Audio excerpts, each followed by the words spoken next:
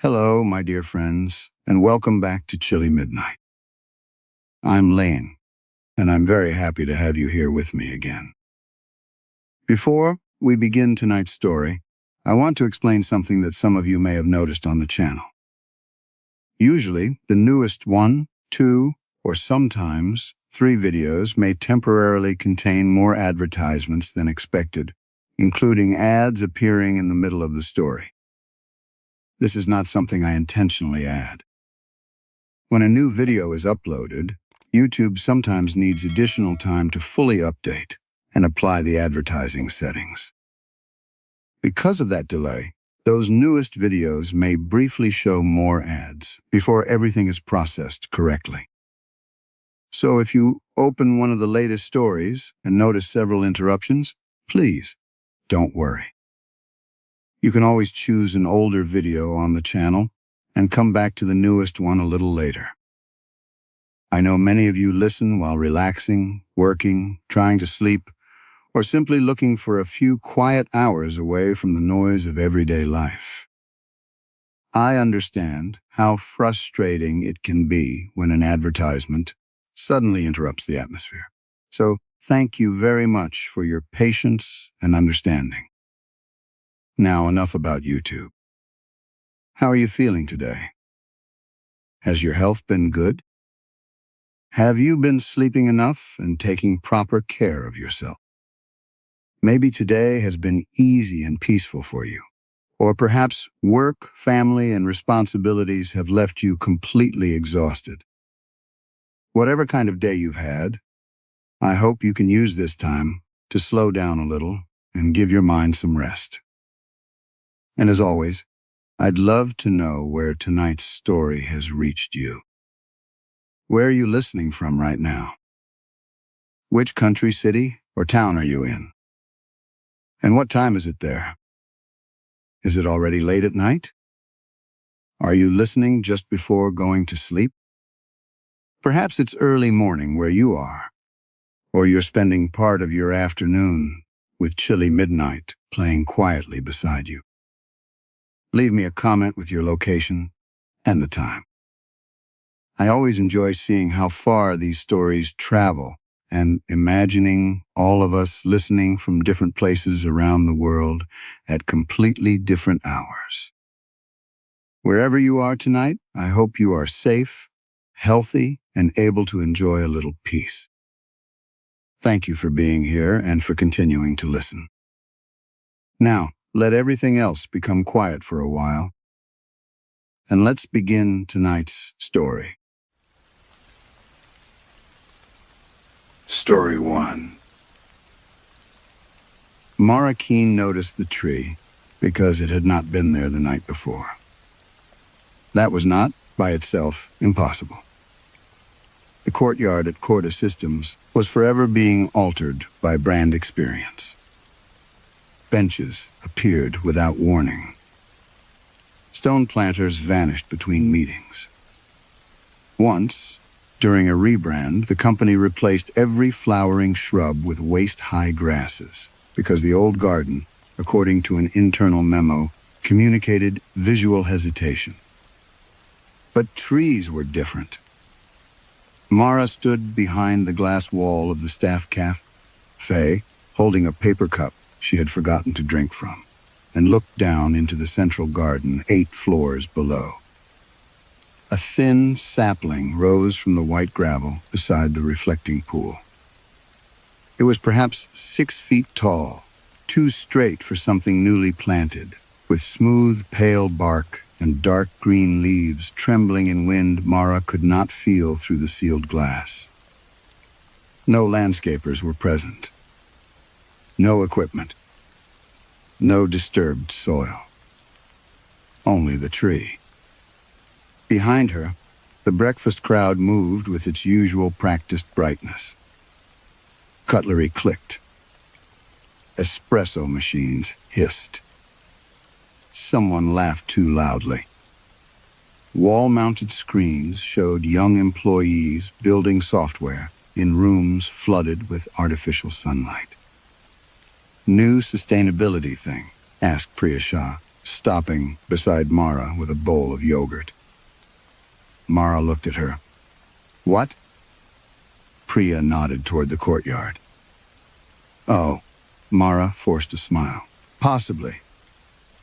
Human resources directors were expected to know things before everyone else did. When they did not, they were expected to behave as if the information had simply not reached the correct stage of disclosure." Mara took out her phone and opened the facilities channel. No announcement. She searched for landscaping, tree, courtyard, biodiversity, planting. Nothing. Priya had already lost interest. By the time Mara returned to her office, 3 people were waiting outside with questions about the restructuring in product operations. 2 wanted reassurance. 1 wanted to know whether role alignment meant redundancies. Mara gave them the approved answer. "We're reviewing where responsibilities sit. No decisions have been communicated because no final decisions have been made." It was a sentence she had used so many times that it no longer felt like language. Her office overlooked the courtyard from the opposite side. From her desk, the sapling was partly hidden by a concrete support column. She could see only its upper branches against the gray London sky. At 10:30, she received a calendar invitation from facilities. "Courtyard access, temporary restriction." No explanation. The meeting had no attendees except Mara and a generic room account.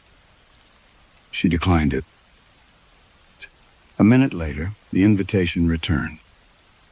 At 11 o'clock, her assistant, Lewis, came in carrying a folder. "Sorry," he said. This was in the printer tray. Mara opened it. Inside was a single sheet from the employee offboarding system. No header. No case number. Just a name.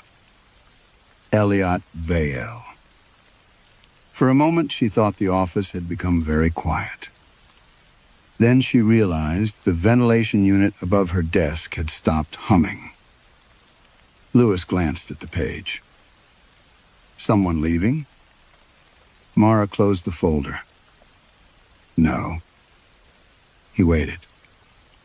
She added, "Old record." When the door shut, Mara did not move. Elliot Vale had not resigned. Elliot had collapsed in a meeting room 22 months earlier after working 3 consecutive nights during the launch of a payments platform. He had died in hospital the next morning. The company record said otherwise. Voluntary departure. Personal reasons. Mara had approved the classification herself. She told herself, as she had told legal, that the distinction had been procedural. Elliot had drafted a resignation email 2 weeks before his death.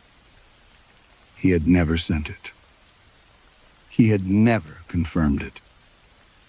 But after the ambulance, the rumors, and the messages from journalists, the draft had become useful. Mara looked toward the courtyard.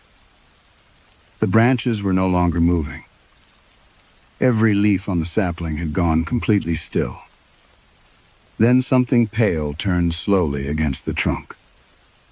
At first she thought it was a tag left by gardeners. She stood, went to the window, and pressed close to the glass. The object was rectangular. White plastic. A photograph in one corner. A blue company logo across the top. An employee identification card. Even from 8 floors above, Mara knew the face. Elliot Vale's card was not hanging from the tree. It was inside the bark. By lunchtime, Mara had convinced herself not to go down to the courtyard. That, more than anything, reassured her. Fear belonged to people who had lost control of the available facts. Mara still had facts. Facilities had probably commissioned some tasteless employee recognition installation without informing HR. Elliot's identification card might have been copied from archived personnel material. Someone in brand experience might even have believed it was meaningful. She spent the afternoon doing what she always did when something threatened to become emotional. She scheduled it. At 1:15, she reviewed product operations headcount. At 2, she met legal about revised termination language. At 3:30, she approved a staff well-being campaign titled Rest Eyes Productive. At 4, she deleted the Elliott Vale offboarding page from her desk and emptied the recycling bin beneath it. The paper was gone. The tree remained. She did not look directly at it again.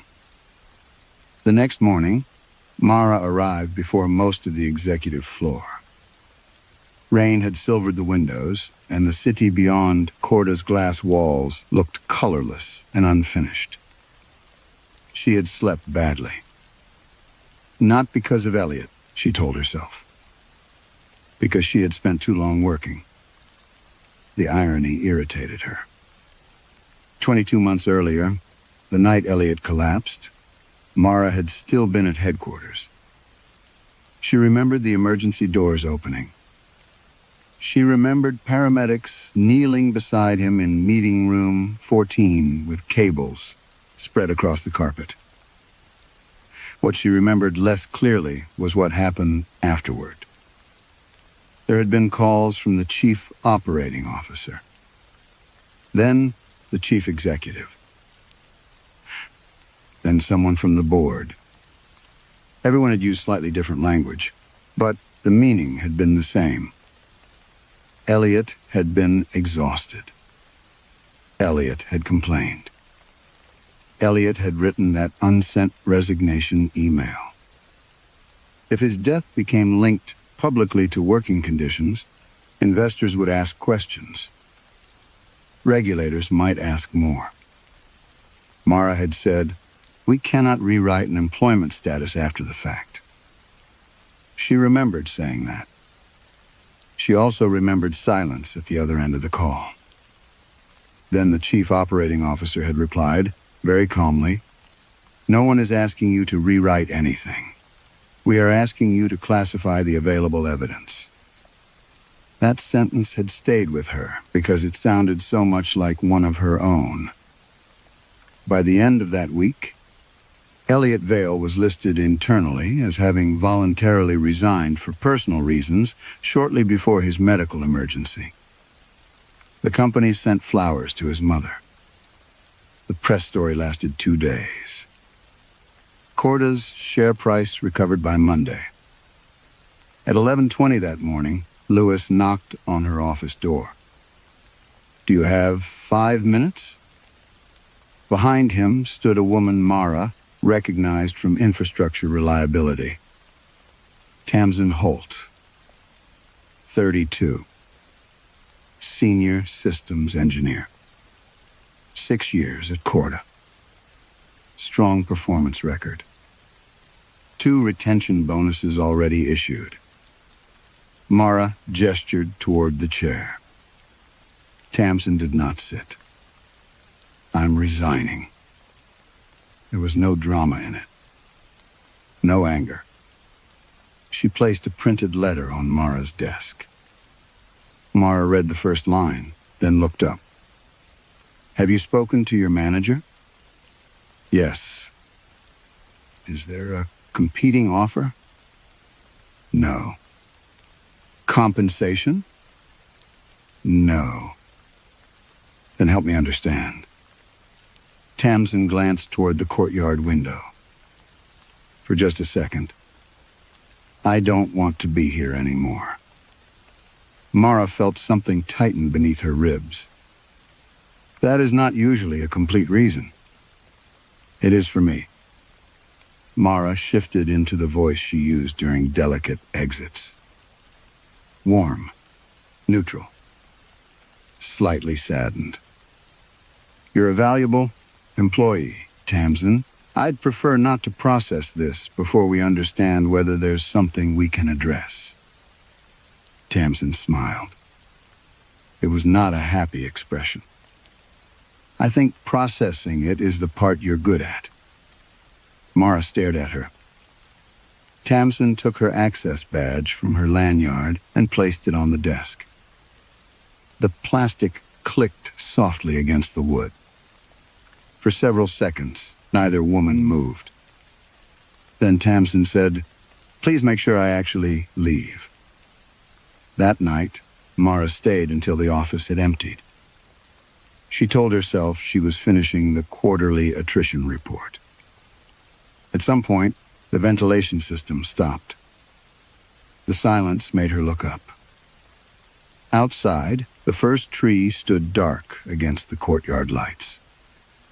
Beside it was another shape. A second sapling. Smaller. Its leaves were still folded inward, as though it had only just opened beneath the rain. The following morning, Tamsin's email account had disappeared. By noon, her name was missing from the infrastructure directory. When Mara asked Lewis where Tamsin had sat, he frowned. Tamsin, who?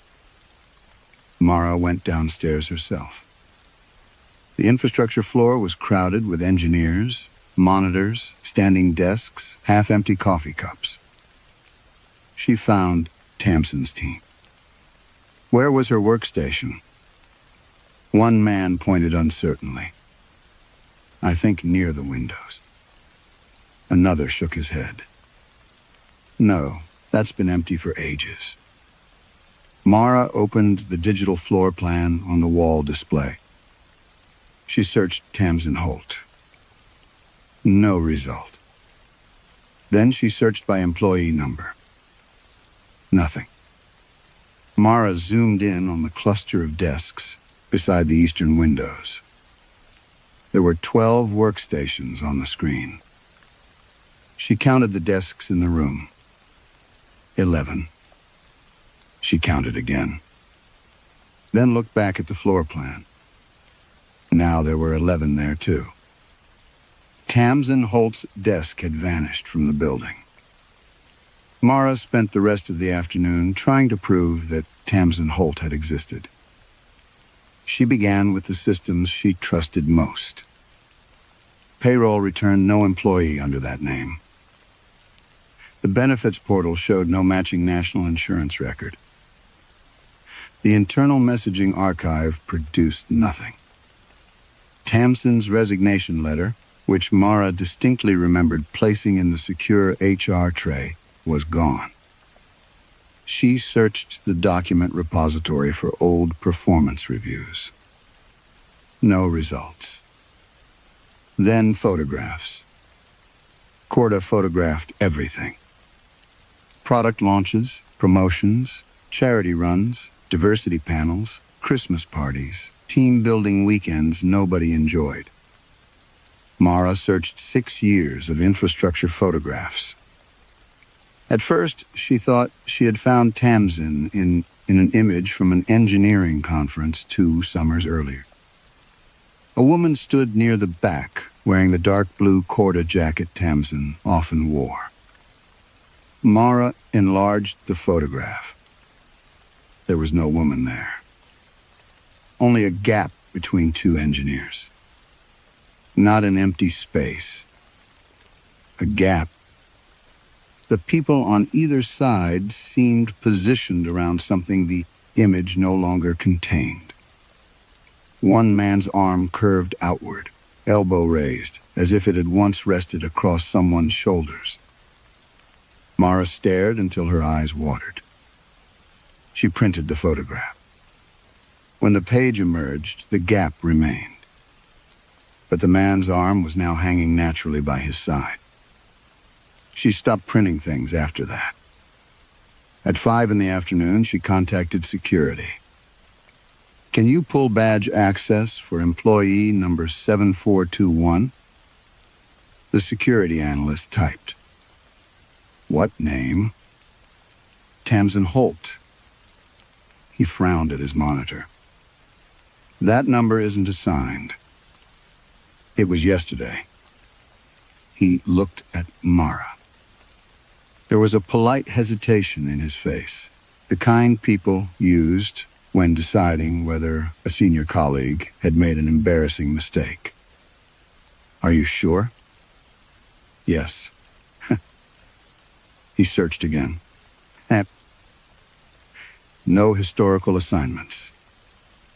Check building access from yesterday morning. Another pause. No activity. Mara leaned closer to the screen. I watched her surrender her badge. The analyst gave a small, uncertain smile. To you? Yes. Do you still have it? Mara did. Or she had. She returned to her office and opened the locked drawer beneath her desk. Inside were spare security fobs, 2 confidential settlement agreements, a bottle of aspirin, and an old employee badge she had confiscated from someone months earlier. Tamsin's badge was not there. Mara sat down slowly. The courtyard was darkening outside. 2 trees stood side by side. The first was already taller than it had been the previous morning. She could not prove that. She knew that. She also knew she was no longer willing to remain 8 floors above them. The courtyard doors were supposed to be locked after normal staff hours, but Mara's executive access opened them. Cold air struck her face. The smell surprised her. Not flowers. Not rain. Soil. Deep soil, wet soil, rich enough to belong in woodland rather than inside a glass corporate headquarters. The gravel around both trunks was perfectly clean. No footprints. No gardening tools. No broken surface where roots might have been inserted. Mara approached the newer tree first. Tamsin's tree, she thought. Immediately, she disliked herself for naming it that. The trunk was narrow enough for both her hands to meet around it. Its bark was darker than Elliot's, with shallow vertical ridges. There was no badge visible. No name. Nothing that could make what she was thinking reasonable. She touched the trunk. Something moved beneath her palm. Mara jerked away. The tree remained still. She waited. Then, angry at herself, touched it again. The vibration returned. Faint. Rapid. Intermittent. Not sap. Not insects. It came in short bursts separated by tiny pauses. Mara had spent more than 20 years in offices. She knew that rhythm. Typing. Her hand remained against the bark. The vibration accelerated. A long burst. Pause. 3 shorter bursts. Pause. Then nothing. Mara stepped back. The courtyard lights flickered once. From somewhere below the paving came the dry, clicking sound of keys being struck. She turned toward Elliot's tree. The pale rectangle of his identification card remained trapped beneath the bark. But the bark around it had thickened. The card seemed deeper now. Mara went to the maintenance cabinet near the service entrance and found a utility knife. She told herself she was only testing the outer layer. The blade entered Tamsin's tree more easily than expected. A thin strip of bark peeled away. The smell of fresh-cut wood filled the courtyard. Beneath it, the timber was pale and damp. Mara cut a little deeper.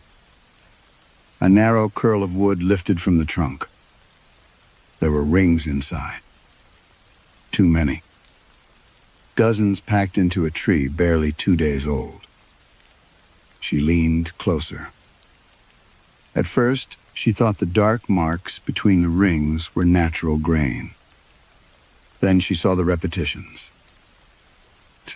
Tiny blocks. Short parallel strokes.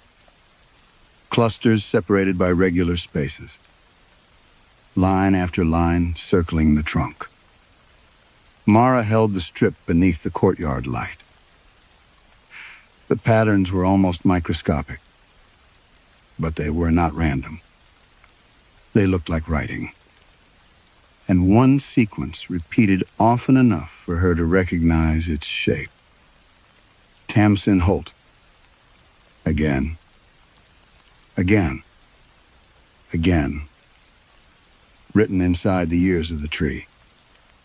Mara carried the strip of Tamsin's wood upstairs in a document envelope. By morning, it was blank.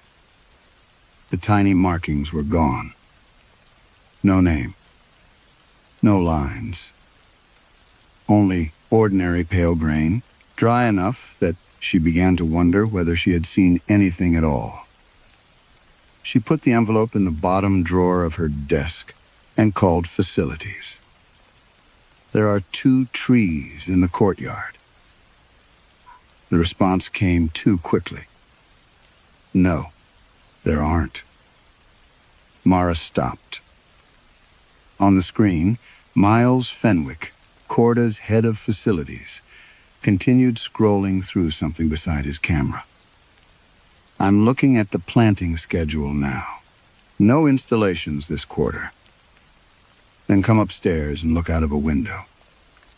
Miles finally raised his eyes.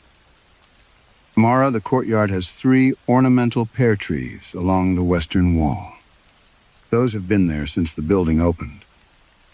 I'm not talking about those. What are you talking about?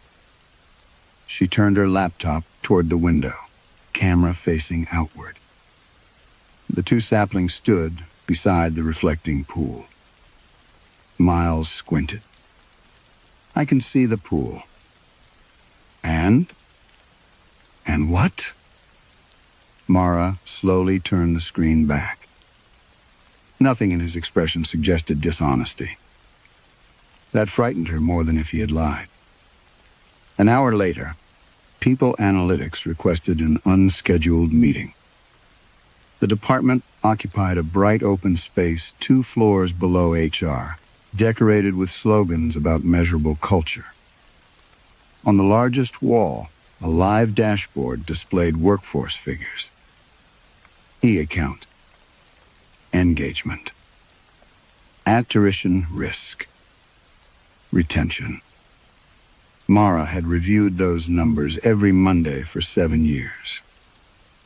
Today, retention showed 99.8%. That's wrong, she said. Harriet Bell, Analytics Director, smiled. We thought you'd be pleased. Last quarter, we were at 87. 91.4. No. Harriet tapped the screen. Historical figure says 91.4. Mara stared at the graph. The line had been climbing for months. Smoothly. Impossibly. Show me voluntary departures. Harriet opened another panel. 7 resignations for the entire year. Mara knew there had been more than 60. She remembered the exit interviews, the severance negotiations, the farewell emails. For several of them, she could still picture faces, or almost picture them. When she tried to hold one clearly in her mind, the features seemed to loosen, What happens to employees after they leave? Mara asked. Harriet laughed softly. They stop being employees. I mean, in the data set, their historical contribution remains aggregated. Under their employee record? Usually.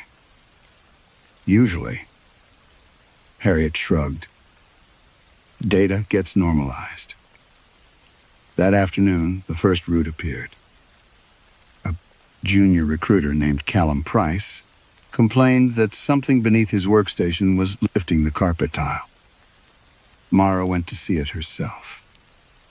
A narrow brown root had pushed through the seam between two tiles and curled around the chrome base of Callum's chair.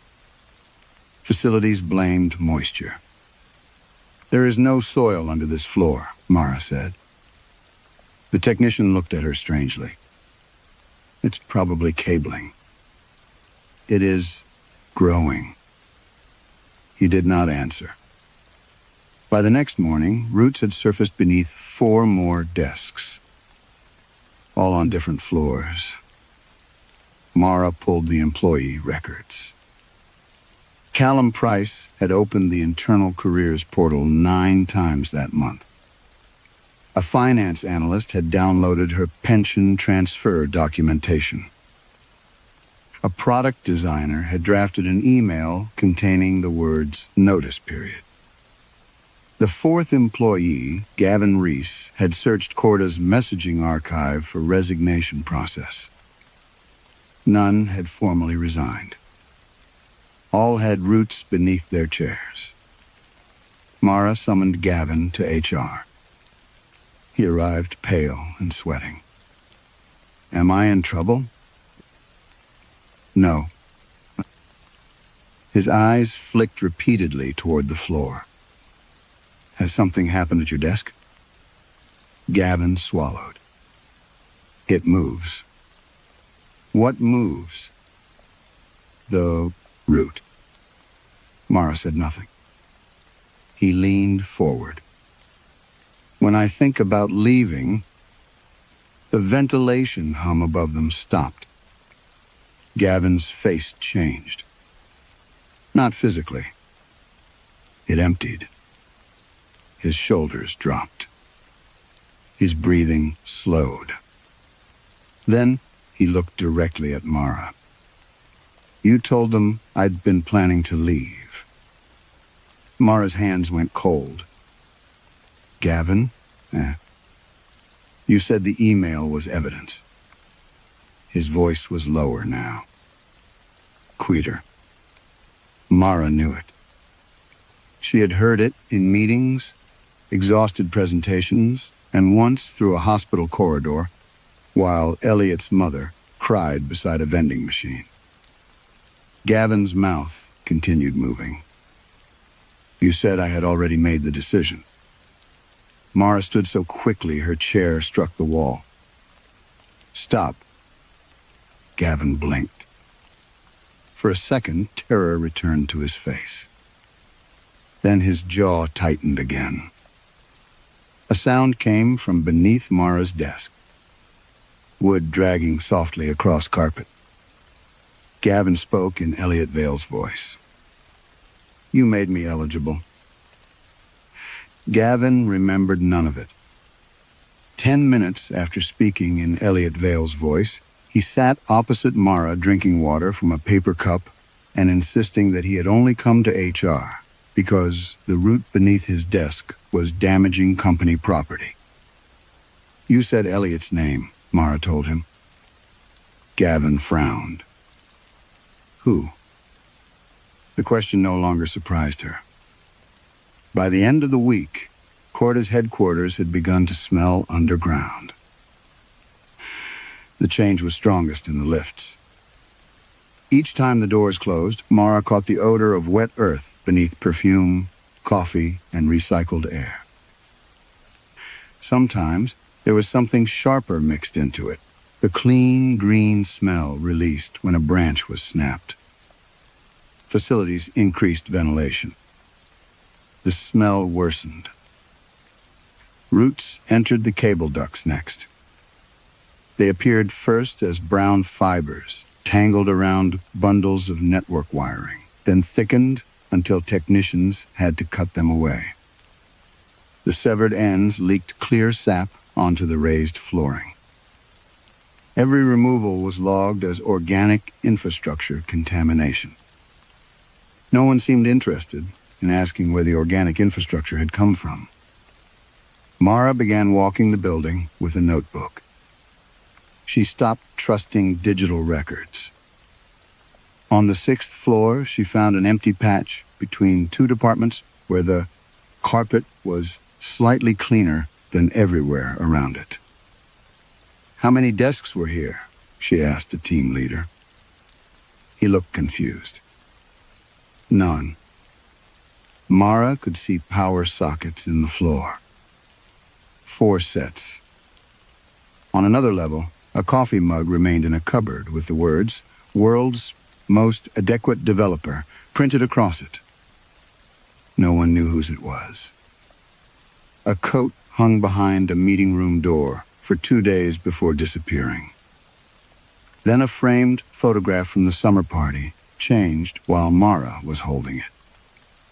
7 people became 6. The space closed naturally. Nobody left a gap. That was the worst part. The building did not erase people by leaving holes. It repaired itself afterward. Mara returned to her handwritten notes and began matching what she remembered against old HR approvals she had signed personally. Andrew Kell resigned after a disciplinary investigation. Tree beside the southern wall. Rosalind Vane left during the acquisition restructure. Thin birch near the cafe entrance. Stephen Morell signed a settlement agreement after alleging burnout. A dark-leaved tree beside the reflecting pool that Mara could not remember noticing before. There were more now. Far more than 2. Once she allowed herself to see them, the courtyard was crowded with trunks. Some were narrow enough to circle with one hand. Others rose past the second-floor windows. She counted 23 before losing track. Every name she could connect to one belonged to an employee whose departure paperwork had crossed her desk. Mara stopped. Not HR generally. Her approvals. Her signatures. Her classifications. She returned to her office and unlocked the filing cabinet where older personnel documents were stored before digitization. She worked through folders until dusk. Resignation. Mutual separation. Voluntary departure. Personal reasons. Role abandonment. Each phrase had once seemed neutral. Useful. Professional. Now she saw how often those words had replaced messier truths. A woman who had left after reporting harassment. A father who had stopped attending work after his flexible hours request was denied. A graduate employee who had suffered panic attacks during a performance improvement plan. Mara had not caused every departure. She knew that. But she had translated them. Pain became absence. Pressure became performance. Fear became personal choice. And once written correctly, suffering stopped belonging to the company. Her desk phone rang. No extension appeared. Mara answered. Silence. Then a faint clicking noise. Typing. She hung up. The phone rang again. This time she unplugged it. The ringing continued. Not from the phone, from beneath the floor. A soft electronic trill pulsed somewhere under her chair, followed by the faint scrape of something moving through the cable space. Mara stood. The carpet tile beside her desk lifted at one corner. Slowly. Not enough to fall aside. Enough for something brown to push through. A root no thicker than her little finger emerged from the darkness below. Mara backed toward the window. The root moved across the carpet with patient, blind certainty. It passed the waste bin, past her shoes, reached the base of her chair, then curled once around the metal leg. Mara stared at it. Every employee touched by the roots had been considering resignation. The first time in more than 20 years, Mara understood what the building believed she wanted. The root tightened around her chair leg. Mara did not cut the root. That was the first decision she made that week, which felt like a decision rather than a reflex. She followed it. The root disappeared beneath the raised floor, joining a thicker strand that ran toward the courtyard side of the building. Mara removed 2 carpet tiles, then 3, tracing the brown line through dust, bundled cables, and cooling pipes. It did not behave like a root seeking water. It behaved like wiring. By evening, most of the floor had emptied. Mara took a torch from the emergency cabinet and used her executive badge to enter the service corridor behind the courtyard. Lifts. The route continued through a metal conduit marked Data Backbone. At the end of the corridor was a locked door. No sign. No room number. She had worked at Corda for 11 years and had never seen it. Her badge failed. She tried again. Red light. Then the route beneath the conduit shifted. A soft cracking sound came from inside the wall. The badge reader turned green. The door opened. Cold air touched her face. Not air conditioning. Refrigeration. Beyond the door, a narrow concrete stairwell descended farther than the building plans allowed. Mara knew the headquarters schematics. HR had been involved in occupancy planning after the last expansion. Beneath the courtyard should have been bicycle storage, utilities, and the lower car park. There was no additional level. Yet the stairs continued. The smell of wet soil grew stronger as she descended. At the bottom, another door stood open. Beyond it was a corridor, lit by white strips sunk into the ceiling. The walls were lined with stainless steel cabinets. Hundreds of them. Each cabinet was refrigerated. Mara could hear compressors cycling behind the walls in slow overlapping pulses. On the nearest door, a printed label read, Ampion 7198.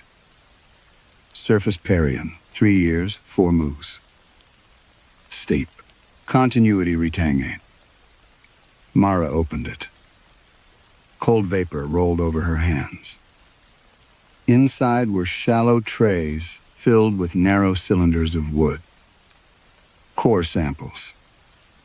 Each was about the thickness of a pencil, sealed in transparent sleeves and labeled with dates, department codes, and something called behavioral yield. She opened another cabinet. 9 years, 2 months. Another. 14 years, 11 months. Another. 6 months. Every cabinet contained wood. Some cores were pale, some dark, Some twisted around themselves as though they had grown under pressure. Mara pulled one sleeve free. The label belonged to Rosalind Vane. She remembered Rosalind's departure. Or thought she did.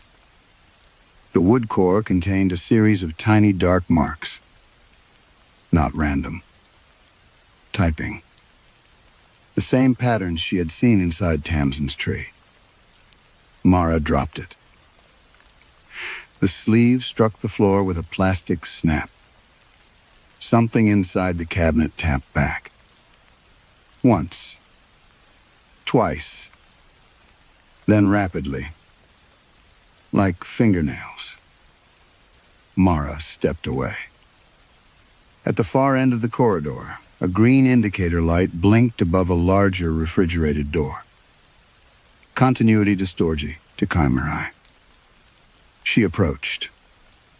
The handle was warm. That frightened her more than the cold. Inside were vertical racks extending from floor to ceiling. Thousands of transparent sleeves hung from them like specimens in an archive. Not cores this time. Slices. Paper-thin sections of wood, each displaying complete rings. Mara lifted the nearest one. A label ran along its edge. Elliot Vale. Surface Year 1. She froze. The next section read, Ellie Oat Vale. Surface Year 2. Then Year 3. Year 4. Year 5. But the rack did not stop. There were hundreds of sections bearing his name. Then thousands. Some were marked Productivity Response. Some Fatigue Threshold. Some Conflict Avoidance. Some Resignation Intent.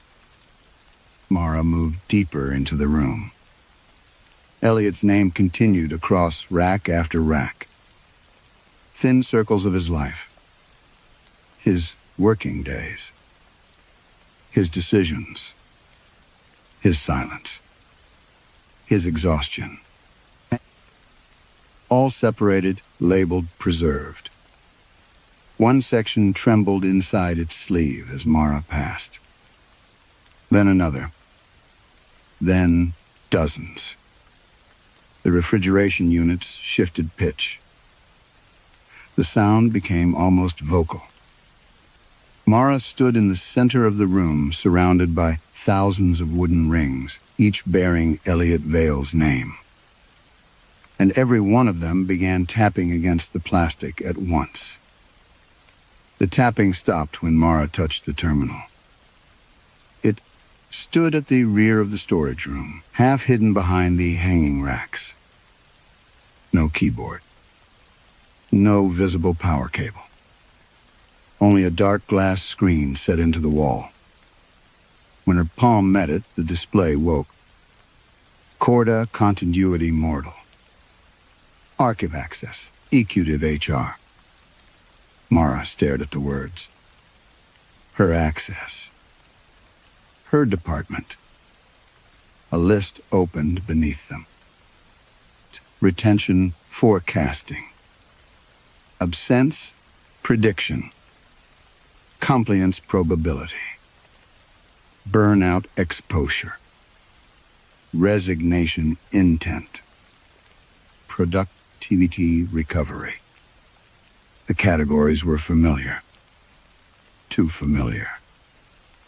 People Analytics used versions of them every quarter. Mara had always assumed the models came from surveys, performance records, payroll patterns, manager assessments, anonymous engagement data. She selected Retention Forecasting. A document opened. Not a presentation. A technical specification. The language was dense, written for people who preferred ethics to appear only in appendices. Mara read slowly. The system did not merely store employee data. It preserved behavioral continuity. Departing workers, the document explained, created an information discontinuity. Once an employee left, the company lost access not only to their future labor, but to the evolving behavioral patterns accumulated during employment. Traditional databases captured decisions. Continuity assets captured tendencies. The biological material in the cabinets was described as adaptive lignified storage. Wood. Living tissue capable of continuing to arrange recorded behavioral signals after employment ended. Mara scrolled. The trees were not memorials. They were processors. Each year of service became a ring structure containing thousands of mapped responses. Fatigue, loyalty, anger, fear, ambition, obedience, social dependency, resistance to management pressure. Corda fed new employee data through those structures. The dead and departed became prediction engines. Mara opened another file. Mortal evacuation, exhaustion threshold. A graph appeared. Elliot Vale's name sat beneath it. His preserved patterns had been used to estimate how long employees could sustain extended work before performance declined. Another model measured the probability that an employee would complain before resigning. Another calculated whether praise, promotion, flexible hours, or implied replacement would delay departure most efficiently. Elliot appeared in all of them, not as a person, as architecture. Mara gripped the edge of the terminal. She remembered his last months. He had asked for additional staff, then 2 days off, then permission to work remotely. Each request had been answered with something reasonable enough to survive scrutiny. Business critical period. Temporary resourcing constraints. Post-launch flexibility review. He had stayed. Of course he had stayed. Corda had already been learning how to keep him. Mara searched the archive for the program's origin. A folder appeared. Growth assets, pilot history. The earliest documents were dated years before Elliot's death. Most were incomplete. Several referred to partial retention specimens produced after ordinary resignations. The results had apparently been inconsistent. Memories degraded. Behavioral models became unstable. Then Elliot died. Mara found the internal review. The wording was almost bloodless. Unplanned biological termination presented unique continuity opportunity. Her stomach tightened. Below it, another sentence. Administrative separation status permits full-service life conversion where departure is classified as voluntary prior to biological cessation. Mara read it twice. Then again. The draft resignation email. The classification. The pressure from the board. The phrase the chief operating officer had used. Classify the available evidence. She opened the attached approvals. Legal. Executive operations. People analytics. Then HR. Her name appeared beside a digital signature.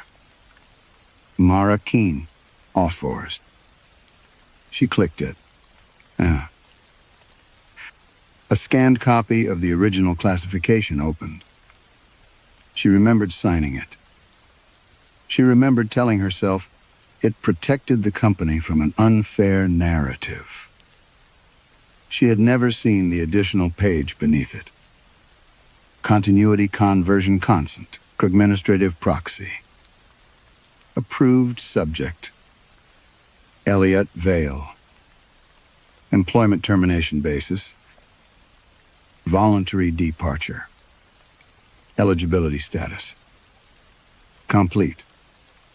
Mara stopped breathing. The final line sat beneath her electronic authorization. Program Resignation. First complete retention asset. Behind her, thousands of wooden slices began tapping again. Not randomly. In sequence. One rack after another. Like applause. Mara read the word consent until it stopped looking like English. Administrative proxy. Voluntary departure. Complete retention asset. The language had been designed to hide the act from anyone unwilling to look closely, including her. She opened the document history. There were notes attached to the conversion protocol, written by people whose names Mara recognized from committees, restructuring meetings, executive retreats. Most had left Corda years ago, or she thought they had. One note described the primary limitation of biological continuity storage. A retained employee could not remain fully present in both forms. The system required what the document called progressive contextual release. Mara opened the definition. The explanation was simple. To preserve an employee's accumulated working experience, the company gradually removed that employee from every context in which they had existed outside the asset. Emails disappeared first. Then access records. Photographs. Payroll history. Physical workspaces. Organizational memory. Finally, interpersonal recognition. The tree did not store what people remembered. It fed on remembering. Mara felt suddenly cold, despite the warm handle of the storage room door behind her. She thought of Lewis asking whether Elliot had been someone leaving. Of Gavin asking, who? Of Tamsin's co-workers looking across an empty space and insisting it had always been empty. The system was not malfunctioning. It was completing the process. She returned to the archive and searched Tamsin Holt. A status page appeared. Conversion active. Consensual release, 63%. Working experience retained, 98.2%. Below that was a list of extracted characteristics. Incident response judgment. Technical intuition. Escalation tolerance. Peer loyalty. Management resistance. Resignation persistence. Mara stared at the last phrase. Tamsin was disappearing, so Corda could keep the part of her that had learned when to leave. Mara searched other names from her handwritten notes. Rosalind Vane. Stephen Morrell.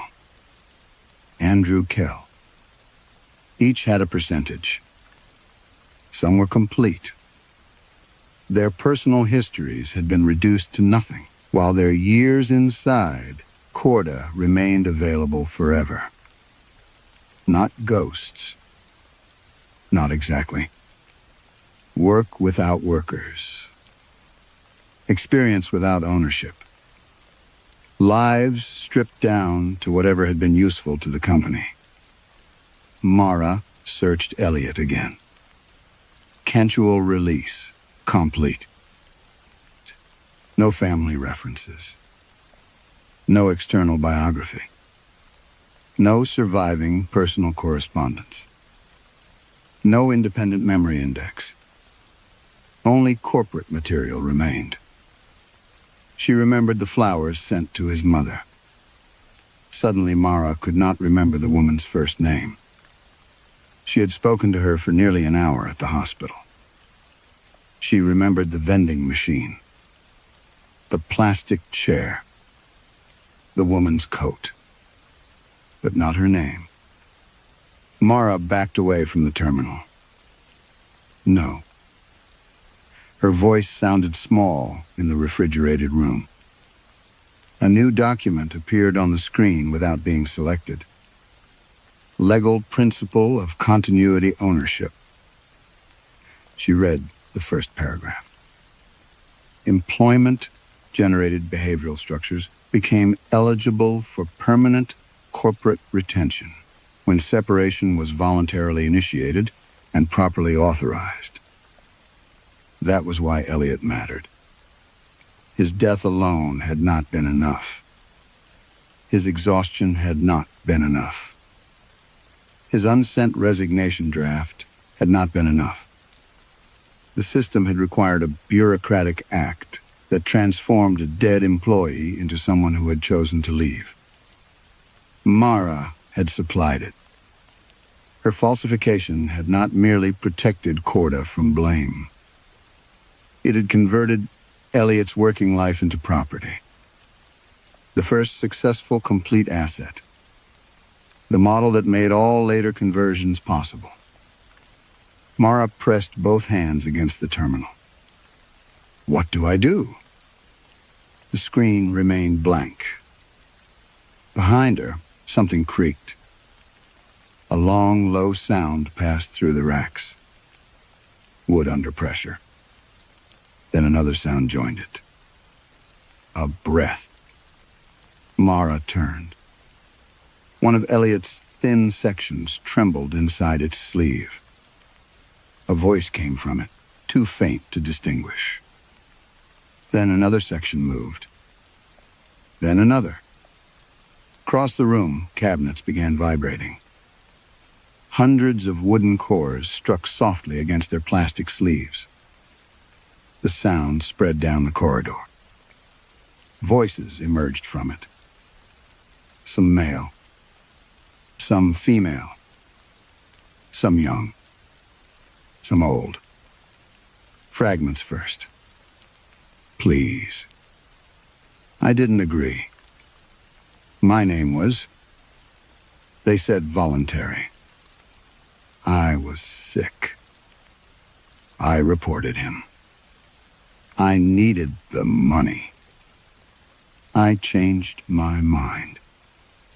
The voices multiplied until the refrigeration room seemed crowded with people who had no bodies left to occupy it.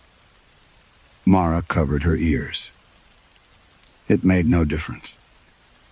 The sound traveled through the floor, through the cabinets, through her hands. Then the voices aligned. Hundreds of erased employees spoke together. Not shouting. Not accusing.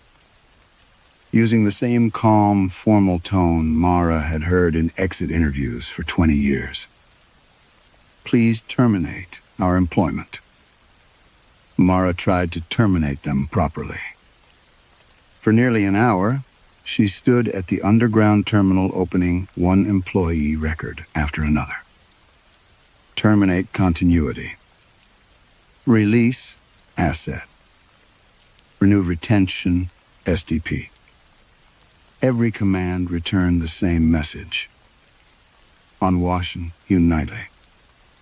She used her executive credentials. She entered override codes. She found an emergency compliance procedure buried in an archived manual and followed every step. Nothing changed. The voices continued around her. Please terminate our employment. Again. Again. Not angry. That made it worse. They sounded patient. They sounded like employees waiting for HR to finish paperwork. Mara finally understood that the system had no procedure for letting them go. Corda had designed resignation as extraction, not departure. The company knew how to acquire. It had never planned to release. Mara went upstairs. In the emergency maintenance store behind facilities, she found 2 battery-powered saws, pruning equipment, protective goggles, and an axe kept for fire response access. Miles Fenwick saw her carrying them toward the courtyard. "What are you doing?" "Removing unauthorized landscaping." He stared at the equipment. "Mara, you said there were no trees." His mouth opened. Nothing followed. Mara pushed through the courtyard doors. The garden had changed again. It was no longer a garden. Trunks crowded the reflecting pool. Roots buckled the white gravel into ridges. Branches pressed against the surrounding glass as if testing the limits of the building. Somewhere within them, leaves whispered without wind. Mara chose Elliot's tree first. His badge was almost completely buried now. Only one corner of white plastic remained visible beneath the swollen bark. She placed the saw against the trunk. For 1 second, she hesitated. Then she pulled the trigger. The blade screamed. Dark liquid sprayed across her hands. Not blood. Sap. Nearly black, thick as syrup, carrying the smell of coffee, overheated electronics, wet soil, and something medicinal Mara associated with the hospital corridor where Elliot had died. The tree shook. All across the courtyard, keyboards began typing inside wood. Mara kept cutting. When Elliot's trunk finally split, a sound passed through the building. A single human inhalation. Thousands of people breathing at once. Then the tree fell. Above her, someone screamed. Mara looked up. Faces were appearing against the windows. Employees stood frozen throughout the headquarters. A woman on the 5th floor dropped her coffee and shouted, a name Mara did not recognize. Someone else began crying. On the 6th floor, 2 men stared at an empty space between their desks, as though a person had suddenly returned there. The memories were coming back.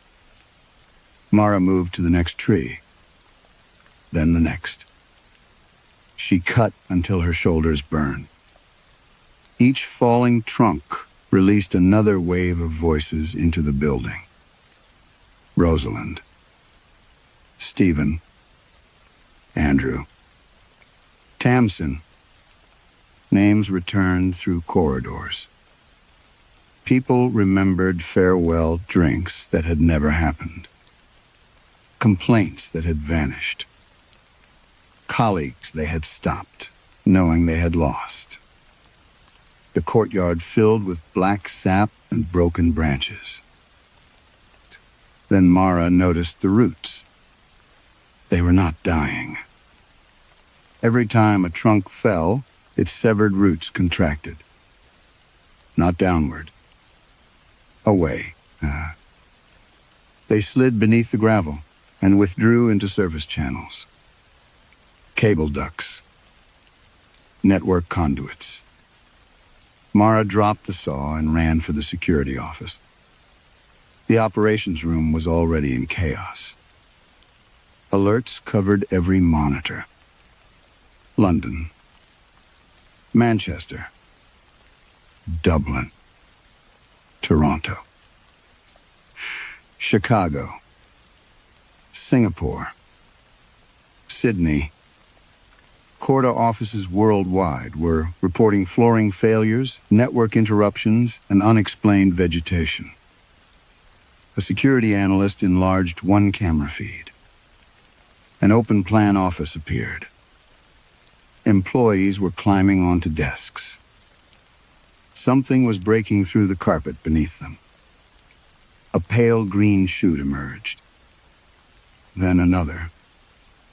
On a second screen, saplings split the floor beside a workstation in Toronto. On another, roots crawled beneath chairs in Singapore. More feeds appeared automatically. Branch after branch.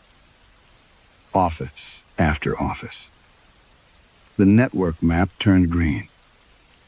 Mara stared at the screens as hundreds of new saplings pushed upward beneath desks around the world. Corda called it the Evergreen Workplace Initiative. The name appeared before the building had finished drying. By Monday morning, the courtyard was sealed behind temporary screens, printed with green leaves and optimistic statements about regenerative design. An internal announcement explained that Corda had begun integrating living infrastructure into offices worldwide as part of an experimental sustainability program. No mention of roots. No mention of the screaming. No mention of employees remembering people who had been erased. Mara read the announcement from a borrowed laptop in a conference room because her own account no longer accepted her password. She called IT. The technician asked for her employee number. Mara gave it. A pause. "I'm sorry," he said. "That's not assigned. I am the Human Resources Director." Another pause. "Who did you say you were?" Mara hung up. Across the headquarters, the returned memories were already weakening. On Friday, Lewis had remembered Tamsin Holt so clearly that he cried while describing her resignation meeting. By Monday, he remembered only that someone from infrastructure had left recently. By Tuesday, he could not remember why Mara kept asking. The trees had been cut down, but the system had learned something from Elliot. Retention did not require preservation in one place. It required ownership. Mara went to People Analytics. Harriet Bell looked up from her monitor with polite confusion. "Can I help?" "It's Mara." "Yes?" "Mara Keene." Harriet waited. HR. Recognition almost appeared, then disappeared. "Oh, are you from a consultancy?" Mara left without answering. Her office still existed that afternoon. For a few hours. The nameplate had been removed, but her files remained in the cabinets. She locked the door and searched them desperately. Personnel records. Executive contracts. Old handwritten notes. Anything carrying her name. At first, she found hundreds. Then dozens. Then 6. She placed them across her desk. One by one, the text changed. Mara Keene, Human Resource Director, became blank. Her performance reviews lost their subject. Her employment contract listed the employer, but no employee. Only one document remained unchanged. A facilities inventory she had never seen before. She unfolded it. Corda Systems, Central London site. Permanent landscape mysterial. Specimen, Keene Mara. Surface comprehension, 21 years, age-regated. Estic, Inestiua. Mara felt something touch her shoe. A root had emerged beneath the desk. Thicker than before. It wrapped around the chair leg, then another root surfaced beside it. She backed toward the door. The ventilation hum stopped. From inside the walls came the soft sound of typing. Mara opened the office door. Lewis was passing. Lewis. He stopped. For one desperate second, she saw familiarity in his face. "Tell me who I am." His expression tightened with embarrassment. "I'm sorry. Should I know you?" The roots reached Mara's ankles. She slammed the door. No one outside reacted. The carpet rose around her in slow folds. Wood pressed upward beneath the flooring, splitting it in long, straight lines. Mara tried to move, but something hard closed around her calves. Not crushing. Measuring. Holding. The room filled with the smell of wet earth. Then Elliot spoke. Not from one place. From the desk. The cabinets. The walls. You classified the evidence. Mara closed her eyes. For years, she had believed language only described reality. Now she understood. Institutions could make language into machinery. Voluntary. Personal. Eligible. Permanent. The words had never hidden what Corda did. They had allowed it. Mara whispered, "I'm sorry." The wood tightened. By morning, her office was gone. In its place stood a mature tree rising through a circular opening in the carpet beside the central HR desk. Facilities praised the installation as the flagship feature of the Evergreen Workplace Initiative. No one remembered who had previously occupied the room. Months later, a new HR manager named Celeste Warren arrived. On her first day, she hung her coat from one of the lower branches. The bark was smooth beneath her hand. She did not notice the tiny lines running through the grain.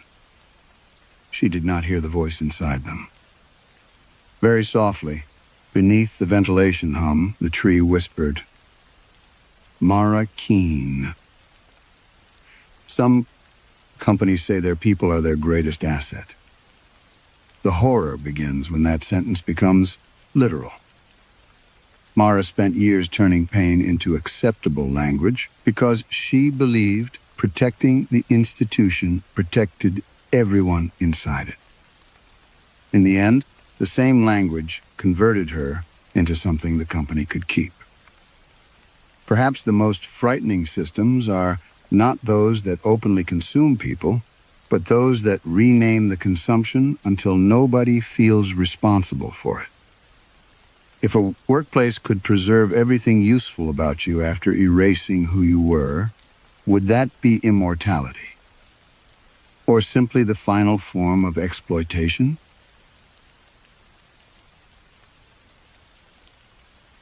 Story 2. By the time Lucas Brandt shut down Hoshgrat's lower chairlift, snow had erased the last footprints beneath the loading platform. He stood beside the control cabinet with one gloved hand resting on the emergency stop housing and listened to the cable settle. There was always a period after shutdown when the mountain seemed unwilling to believe the machinery had stopped. The towers creaked. Steel contracted in the cold. Empty chairs rocked gently above the slope, their safety bars knocking once or twice against the frame before becoming still. Lucas had worked ski lifts for more than 20 years. He knew every ordinary sound they made. That was why the one above him bothered him. A faint metallic humming continued along the cable. He looked at the control panel. Drive motor, off. Backup motor, off. Brake, engaged. Wind lock, active. Everything was exactly as it should have been. Outside, darkness had swallowed the upper half of the mountain. Floodlights illuminated only the loading area and the nearest stretch of piste, where fresh snow drifted sideways through the beams. Beyond that, Hockrat disappeared into cloud. Lucas stepped beneath the station roof and looked upward. Chair 87 moved past him. Empty. Chair 88 followed. Empty. Then 89. He frowned. The chairs should not have been moving at all. The movement was barely noticeable, perhaps the width of his hand every few seconds, but they were creeping uphill. Lucas opened the cabinet again and checked the hydraulic brake pressure. Normal. He pressed his palm against the steel housing.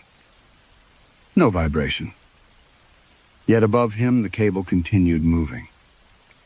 Wonderful, he muttered. The resort had been nearly full all week. A mechanical failure during the approaching holiday weekend would mean engineers, reports, closure notices, refunds, management meetings. All the things Hockrat hated more than bad weather. Lucas took out his radio. Control, lower station. Static answered. He tried again. Nothing. That was not unusual. Heavy snowfall often weakened reception beneath the ridge. He pulled his hood tighter and walked onto the platform. The next chair passed through the loading gate. Empty. Snow lay across the seat in a smooth white layer. Lucas watched it enter the darkness beyond the floodlights. Something about the sight unsettled him. Not fear. Recognition, perhaps. Like seeing an object return to the exact place where you once lost it. He looked away. For years, he had trained himself not to indulge that kind of thought. Machines failed for reasons. Cables stretched. Relays stuck. Ice accumulated inside housings. Wind fooled sensors. There was always a reason. The dangerous thing was deciding there wasn't one. He went into the maintenance room and found his insulated tool case. When he returned, the cable was still moving. One chair every 12 seconds. He timed 3 of them against the second hand of his watch. Perfect spacing. Perfect speed. That made it worse. A slipping brake would not move like that. Lucas stood beneath the terminal wheel and listened. The giant mechanism above him remained completely silent. No motor. No gearbox. No chain. The chairs simply moved. Up the mountain. He followed them with his eyes until the snowfall erased them. Then, sometime after 11 that night, the direction changed. Lucas noticed because the chair nearest him stopped between 2 rollers. For several seconds, everything became absolutely still. Even the wind seemed to withdraw from the station. Then the cable gave a soft metallic shiver. The chair began moving downhill. Lucas stepped backward. Another followed it through the darkness. Then another. All empty. He told himself the system had released stored tension. He even heard himself whisper the phrase. Stored tension. The word sounded stupid in the empty station. He reached for the radio again. Static. A chair emerged from the snowfall. Empty. The next appeared behind it. Empty.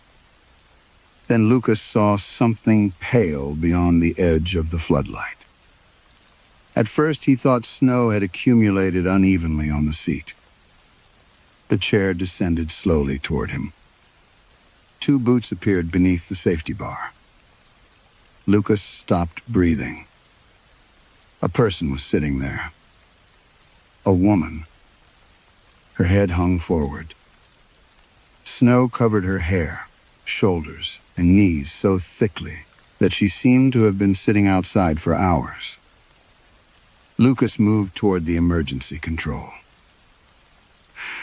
The chair entered the station. Its bar lifted automatically. The woman did not move. Snow slid from one shoulder and struck the platform. Underneath it was an orange jacket. A black circular patch was stitched to the upper sleeve. 3 white letters remained visible beneath the ice. AAS. Alpine Accident Safety. Lucas stared at the patch. He had seen that jacket before. Not recently. Not anywhere he was willing to remember. The chair carried the woman past him. Her frozen face turned slightly as it moved.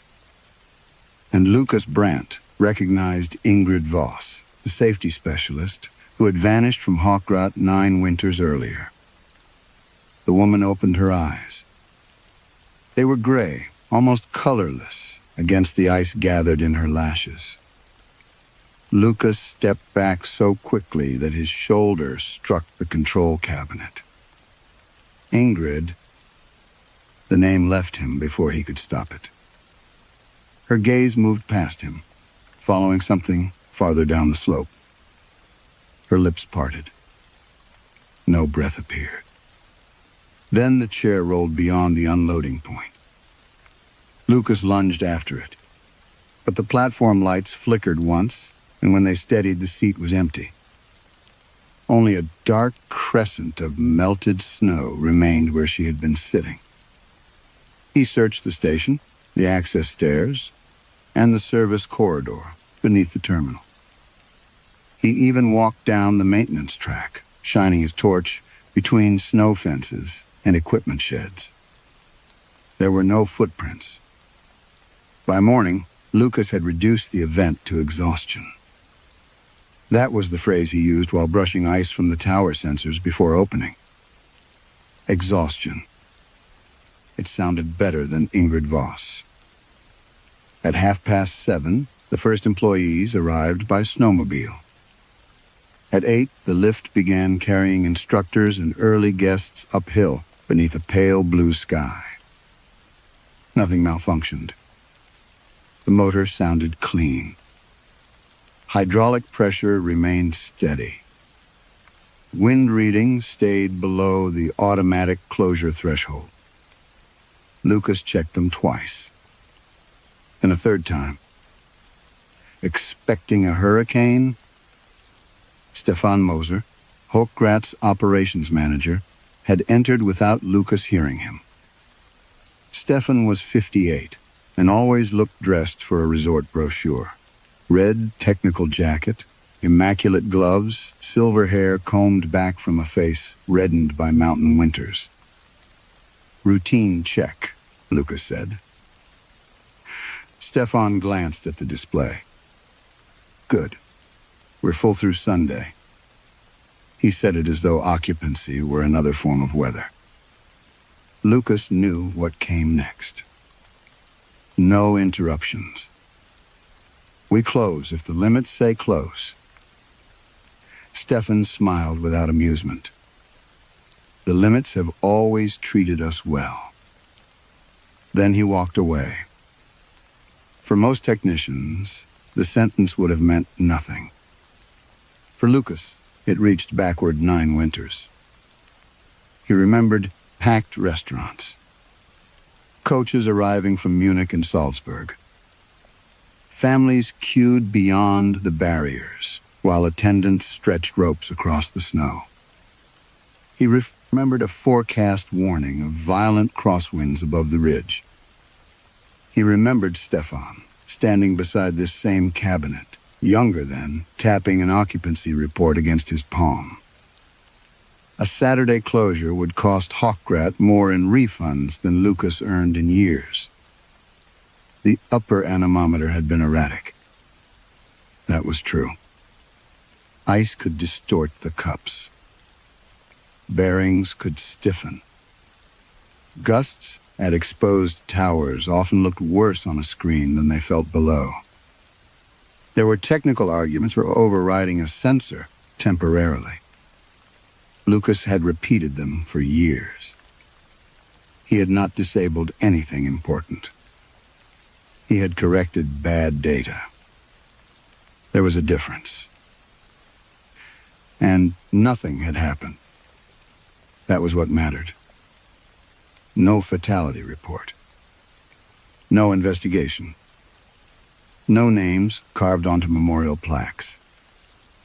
Hawkrat had maintained what its advertising called a perfect safety record. By lunchtime, Lucas almost believed himself again. Then he passed the staff notice board outside the machine room. A framed certificate hung there beneath old inspection photographs. 10 consecutive years without a fatal lift or avalanche in sea tent. Someone had scratched a thin vertical line through the word "without." Lucas rubbed it with his thumb. The mark did not come off. That evening he volunteered for the late inspection. He told Stefan he wanted to monitor the brake. In truth, he wanted to prove the previous night had been fatigue. Snow returned after dark. Near midnight, Lucas stood alone beneath the terminal lights. The lift was shut down. The cable began moving. One chair climbed into the storm. Empty. Lucas waited. Eventually, the direction reversed. The chair came back. A man sat on it. He looked about 60, wearing an old green ski jacket with a torn cuff. Snow filled his collar. His hands rested neatly on his knees. Unlike Ingrid, he was awake. He stepped from the chair when the safety bar lifted. "Sir," Lucas said, "what were you doing up there?" The man looked at him with mild confusion. "I was waiting." "For what?" He glanced toward the village lights below. "For them to remember me." 20 minutes later, Lucas searched every active reservation, season pass record, employee file, and guest registration in Hawkrat's database. The man's face matched no photograph. His name matched no booking. According to Hawkrat, he had never been there at all. The man waited while Lucas searched the database a second time. Guest registrations. Season passes. Staff records. Contractors. Emergency contacts. Archived bookings. Nothing. Lucas turned the monitor toward him. "What's your name?" The man seemed surprised by the question. "Joseph." "Joseph? What?" A pause. Then, quietly, "Keller." Lucas typed it. No result. Joseph watched the screen without concern. His green jacket dripped onto the rubber floor, forming a dark pool around his boots. "You're not registered here." "I know." "Then where did you come from?" Joseph looked toward the mountain. "Up there." "That's not an answer." "It's the only one I have." He walked toward the exit. Lucas caught his sleeve. The fabric was stiff with ice. "Listen to me. You can't just walk into the village." Joseph looked down at Lucas's hand. "You let me down." The words were not accusatory. That made them worse. Lucas released him. Joseph stepped outside. The snow had weakened to a fine powder moving sideways beneath the lamps. He followed the service road toward the cluster of hotels below. Lucas should have called security. Instead, he followed. Hoshgrad at night was almost unnaturally quiet after the restaurants closed.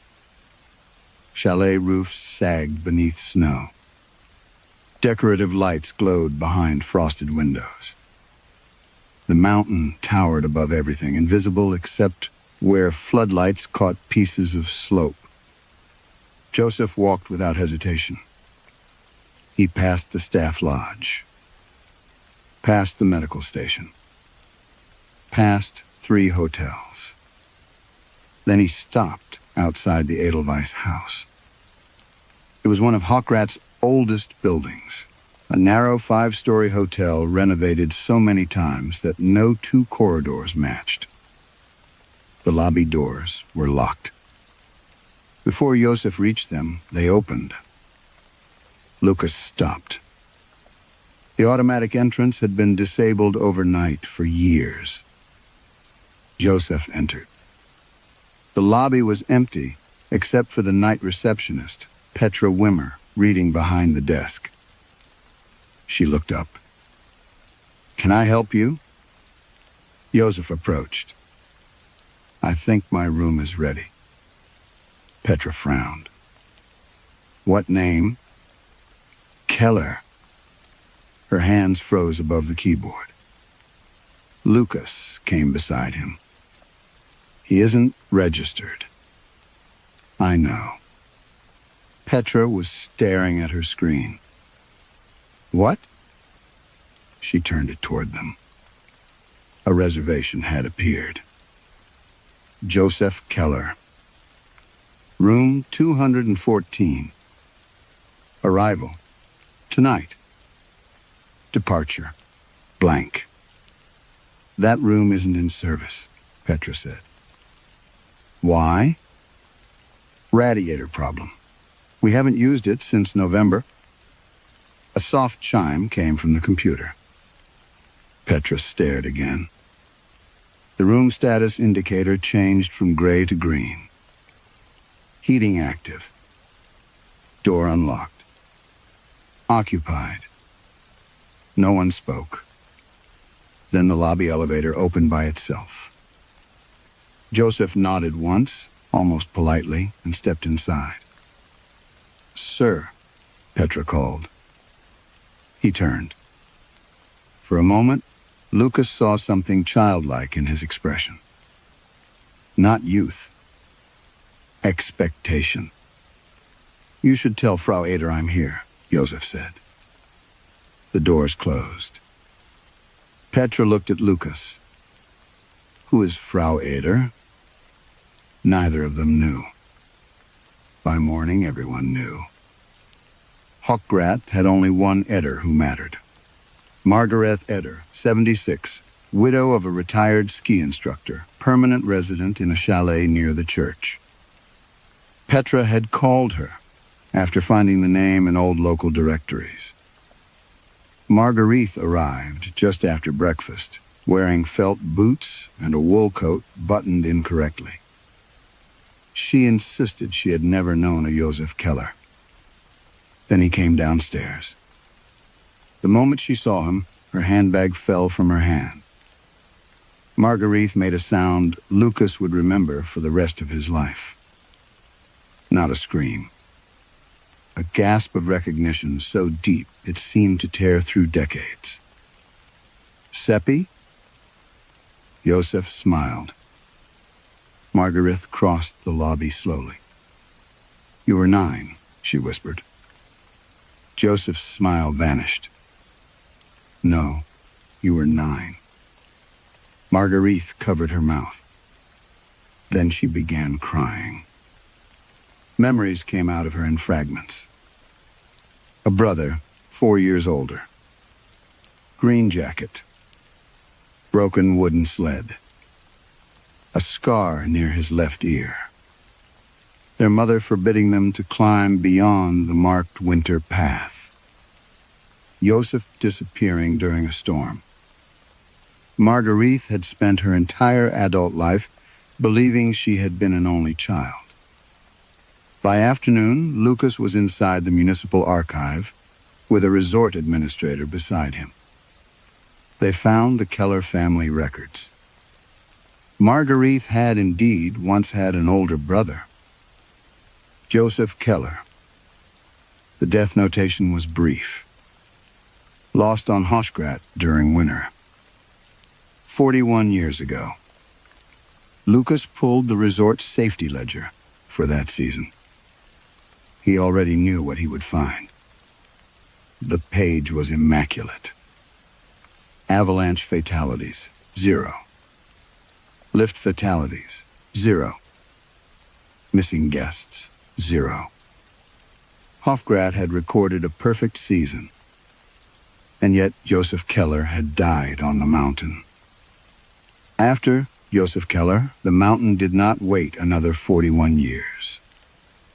It waited one night.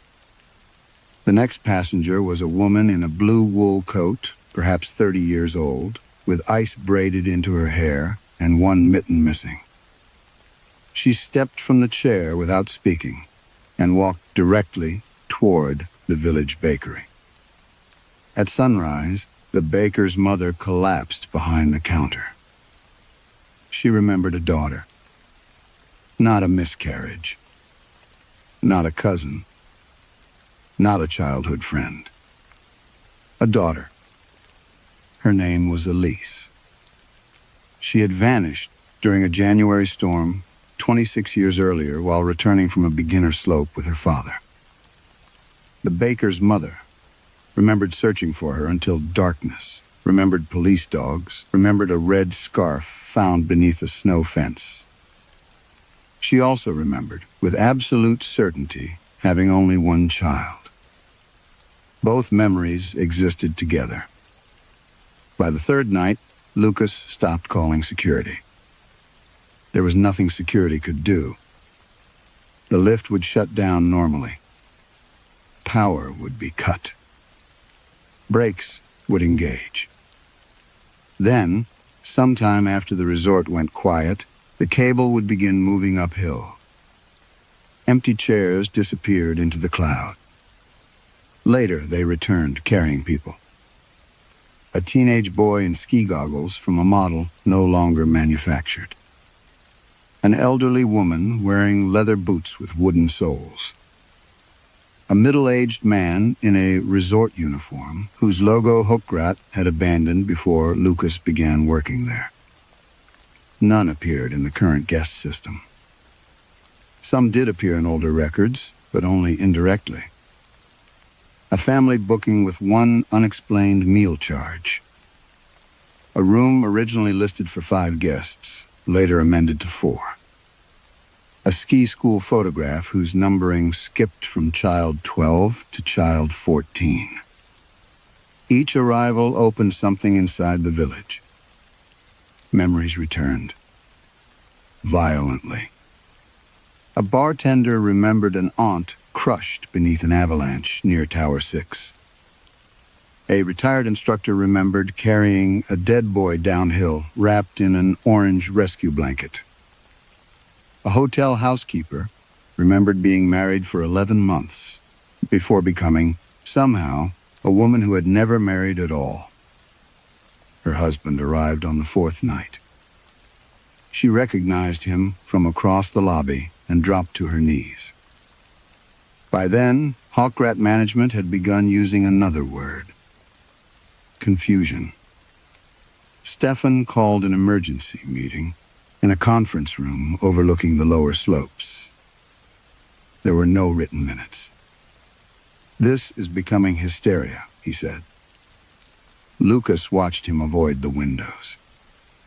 "What do you call Joseph Keller?" "An identification error." "And the others?" "Memory contamination." "From what?" Stefan's jaw tightened. "From people talking." Lucas almost laughed. Instead, he placed copies of the old accident ledgers on the table. Storm seasons, temporary closures, avalanche warnings, mechanical incidents. Every year ended the same way. 0 dead, 0 missing. Perfect safety. There are too many gaps, Lucas said. There are no gaps. There are people. There are stories. They have names. Stefan leaned forward. So do you want to destroy this resort because elderly residents are suddenly remembering things differently? Lucas stared at him. You knew Ingrid Voss. For the first time, Stefan stopped moving. Only for a second. Then he sat back. I knew many inspectors. She disappeared here. No, she resigned. Her body was never found. There was no body to find. The sentence settled between them. Lucas felt cold despite the heated room. That evening, he went through archived storm reports alone. Most were dull. Wind closures.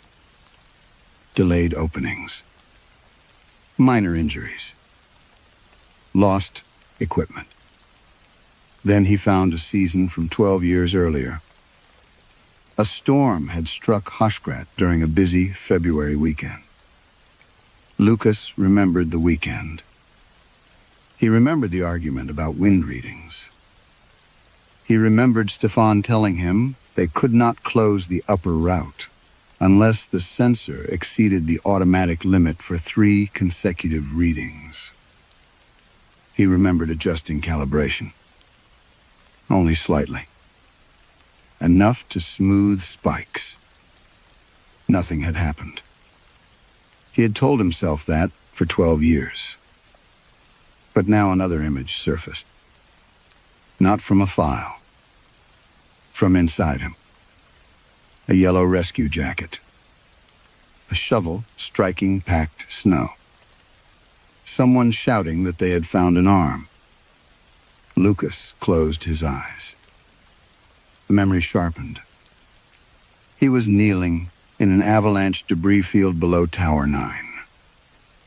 Snow blew across his goggles. A rescuer beside him was digging with both hands.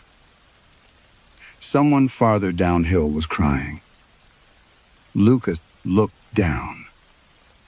A child's red ski boot protruded from the snow. His stomach turned. He opened his eyes. The archive room was silent.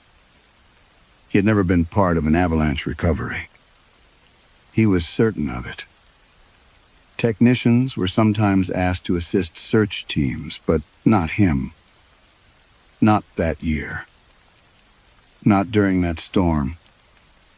He pulled the incident report closer. Official result. No fatalities. No missing persons. No injuries requiring evacuation. Lucas stared at the page until the letters blurred. Then, beneath the fluorescent hum, he heard himself whisper a sentence he did not remember learning. We found 3 before the weather closed in. And with terrible clarity, he remembered saying it before. The memory did not fade overnight. Lucas woke before dawn with the taste of cold metal in his mouth and the image of the red ski boot still lodged behind his eyes. He went to work early. The storm had thickened while he slept. Wind-driven snow crossed the access road in low sheets, and the upper half of Hochgrat had disappeared behind a band of cloud that sat unnaturally still against the mountain. The forecast called for clearing by midday. The cloud did not move. At the lower station, Lucas found the lift already running.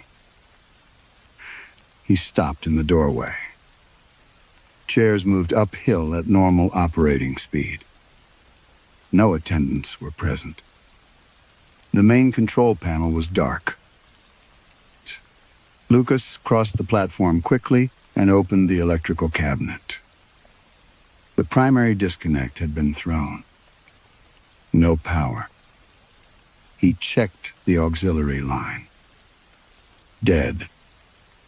Backup generator. Off. Hydraulic system. Inactive. Still the terminal wheel above him turned. Slowly. Silently. The cable passed over it, without the usual vibration of machinery under load. Lucas stood beneath the moving steel and felt something colder than the morning air. He pulled the emergency brake. Nothing happened. The chairs continued uphill. He radioed Stefan.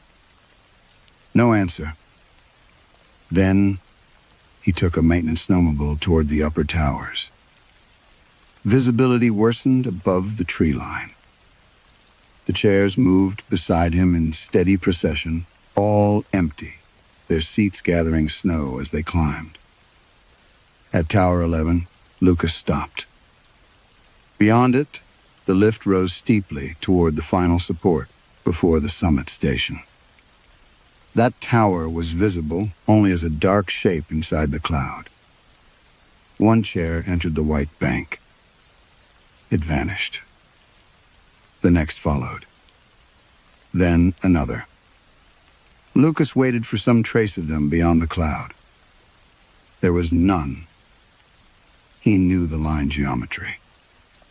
From where he stood, he should have been able to see at least a portion of the cable rising toward the summit. Instead, every chair crossed an invisible boundary and disappeared completely.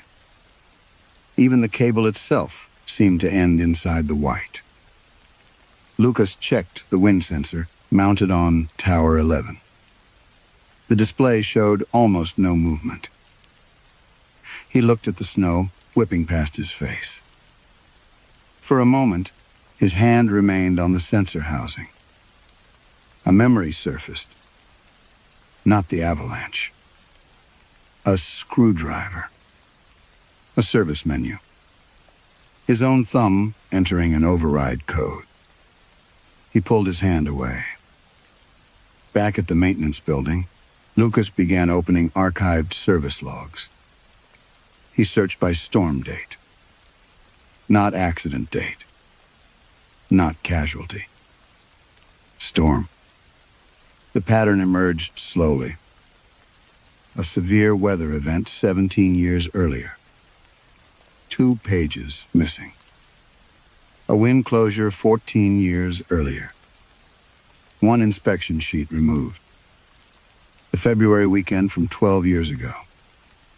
3 consecutive log numbers absent. 9 winters ago, when Ingrid Voss disappeared. An entire section replaced with a clean reprint. Lucas checked electronic backups. The same gaps existed there. Someone had not merely removed paper. The absences had been preserved. He compared them against his employment records. Every missing section corresponded to shifts he had worked. His breathing became shallow. He remembered fragments now. Storm sirens. An empty first aid room. A man shouting into a radio. The red boot. A woman beneath a silver rescue blanket. Then nothing. Each memory ended as though someone had cut the film. Lucas opened an old locked cabinet beneath the archive shelves. Inside were obsolete inspection folders scheduled for disposal years ago. Most contained routine paperwork. He searched until his fingers hurt from cold. Then he found a thin folder without a printed label. Inside was a carbon copy of an incident report. The top third had been torn away. No date. No victim names. No official incident number. Only a description. Upper wind readings overridden during active warning conditions. Lift operations continued despite automatic closure threshold. Subsequent avalanche crossed marked terrain beneath Tower 9. Search initiated before weather deterioration.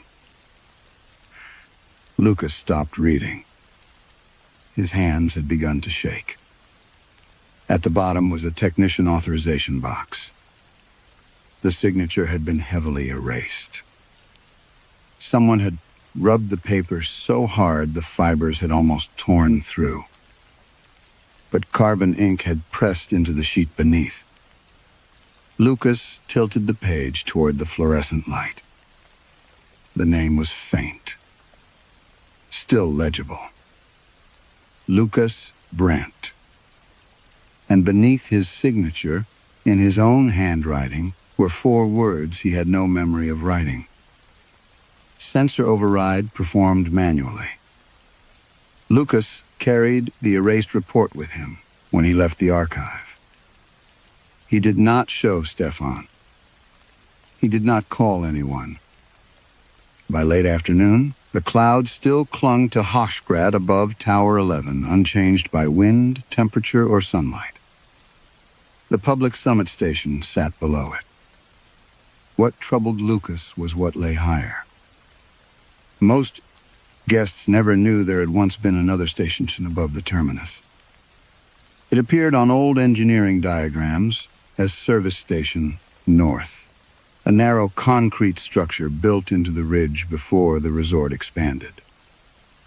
Officially, it had been abandoned after repeated snow loading damaged the access route. Lucas had never entered it. He had been told there was nothing left inside. Near dusk, he packed a climbing harness, headlamp, bolt cutters, radio, and avalanche probe. He took the maintenance route as far as Tower 11, then continued on foot. Snow reached his knees. The cloud swallowed him 20 meters above the tower. Sound changed immediately. The wind vanished. So did the mechanical whisper of the moving cable. Lucas could see perhaps 3 meters ahead. Empty chairs drifted past inside the white. They made no noise. There was something deeply wrong about watching steel move in complete silence. He followed the cable uphill.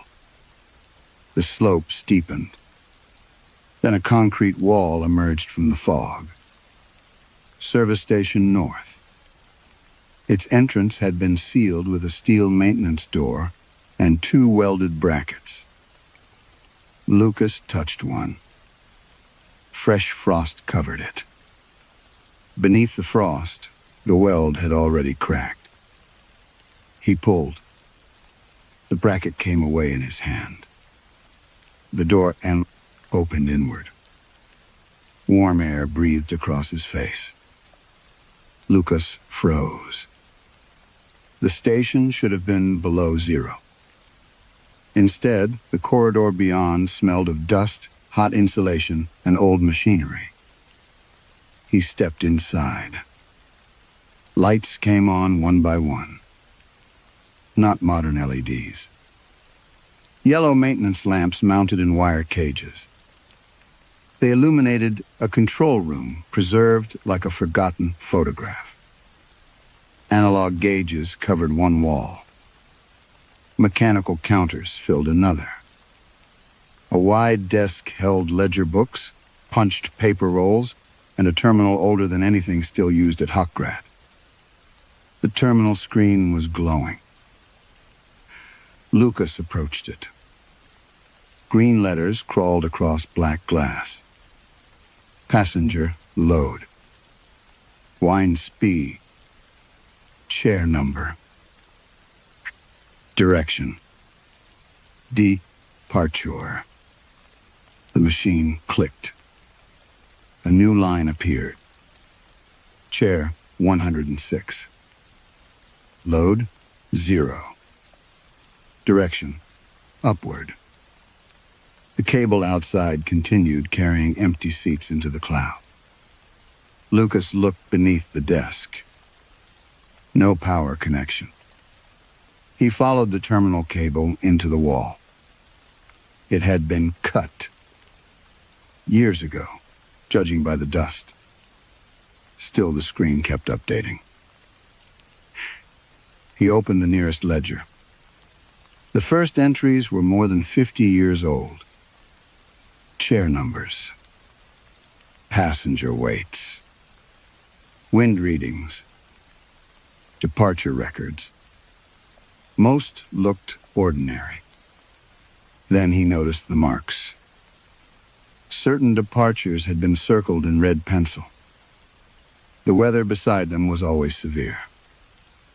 Extreme gusts, whiteout, avalanche warning, lift closure recommended. Yet the departure column continued. Upward. Lucas turned pages faster. A winter 41 years earlier. Joseph Keller. Weight recorded. Chair assigned. Direction upward. No descent.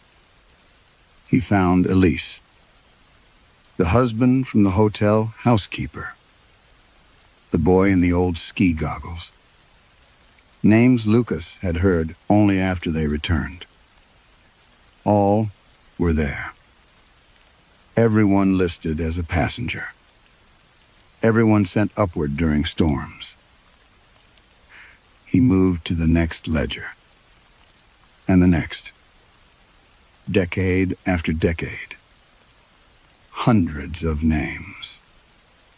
Some had notes beside them. Family, not a fate. Then crossed out. Search suspended. Crossed out. No report required. Underlined twice. Lucas felt pressure building behind his eyes. He reached the years he had worked at Hochgrat. The handwriting changed. Some entries were typed. Others had been made by technicians he knew. Then he found his own initials. Not once. Dozens of times. Beside wind overrides. Beside continued operations. Beside passenger departures during storms he could barely remember. He turned to the February incident from 12 years earlier. 3 passengers. 1 child. All sent upward. No descent entries. His stomach tightened. Lucas pulled open a metal drawer beneath the terminal. Inside were hundreds of small paper cards. Each contained a name, chair number, weight, departure condition, and 2 boxes. Up P. Down. Every card had the first box marked. None had the second. He began sorting through them. Old dates. Recent dates. Storm after storm. Winter after winter. The same pattern. The mountain had not lost these people. Hochgrat had counted them. Lucas looked around the room at the silent equipment still recording the moving chairs. Then he understood what the missing pages in the official logs had concealed. Hundreds of people had gone up this mountain. According to the station above the clouds, not one of them had ever come back down. The upper station had one room Lucas had not yet opened. It sat behind the control desk, separated from the main chamber by a narrow steel door with a faded inspection sticker. The lock had already rusted through. Inside, shelves covered the walls. Not ledgers this time. Tapes. Dozens of them. Old magnetic reels in cardboard boxes. Miniature cassettes. Digital recording cartridges from later years. Each labeled with dates, tower numbers, weather conditions, or employee names. Lucas found Ingrid Voss on the 4th shelf. 3 recordings. He stared at her name for a long time before taking them down. The station still had an obsolete playback unit mounted beneath the shelves. He inserted the first tape. Static filled the room.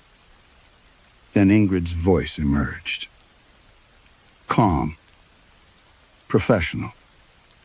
Alive. This is Supplemental Safety Review. Hockrat Upper System. Repeated discrepancies observed between physical wind measurements and recorded control values. Lucas stopped breathing. The tape continued.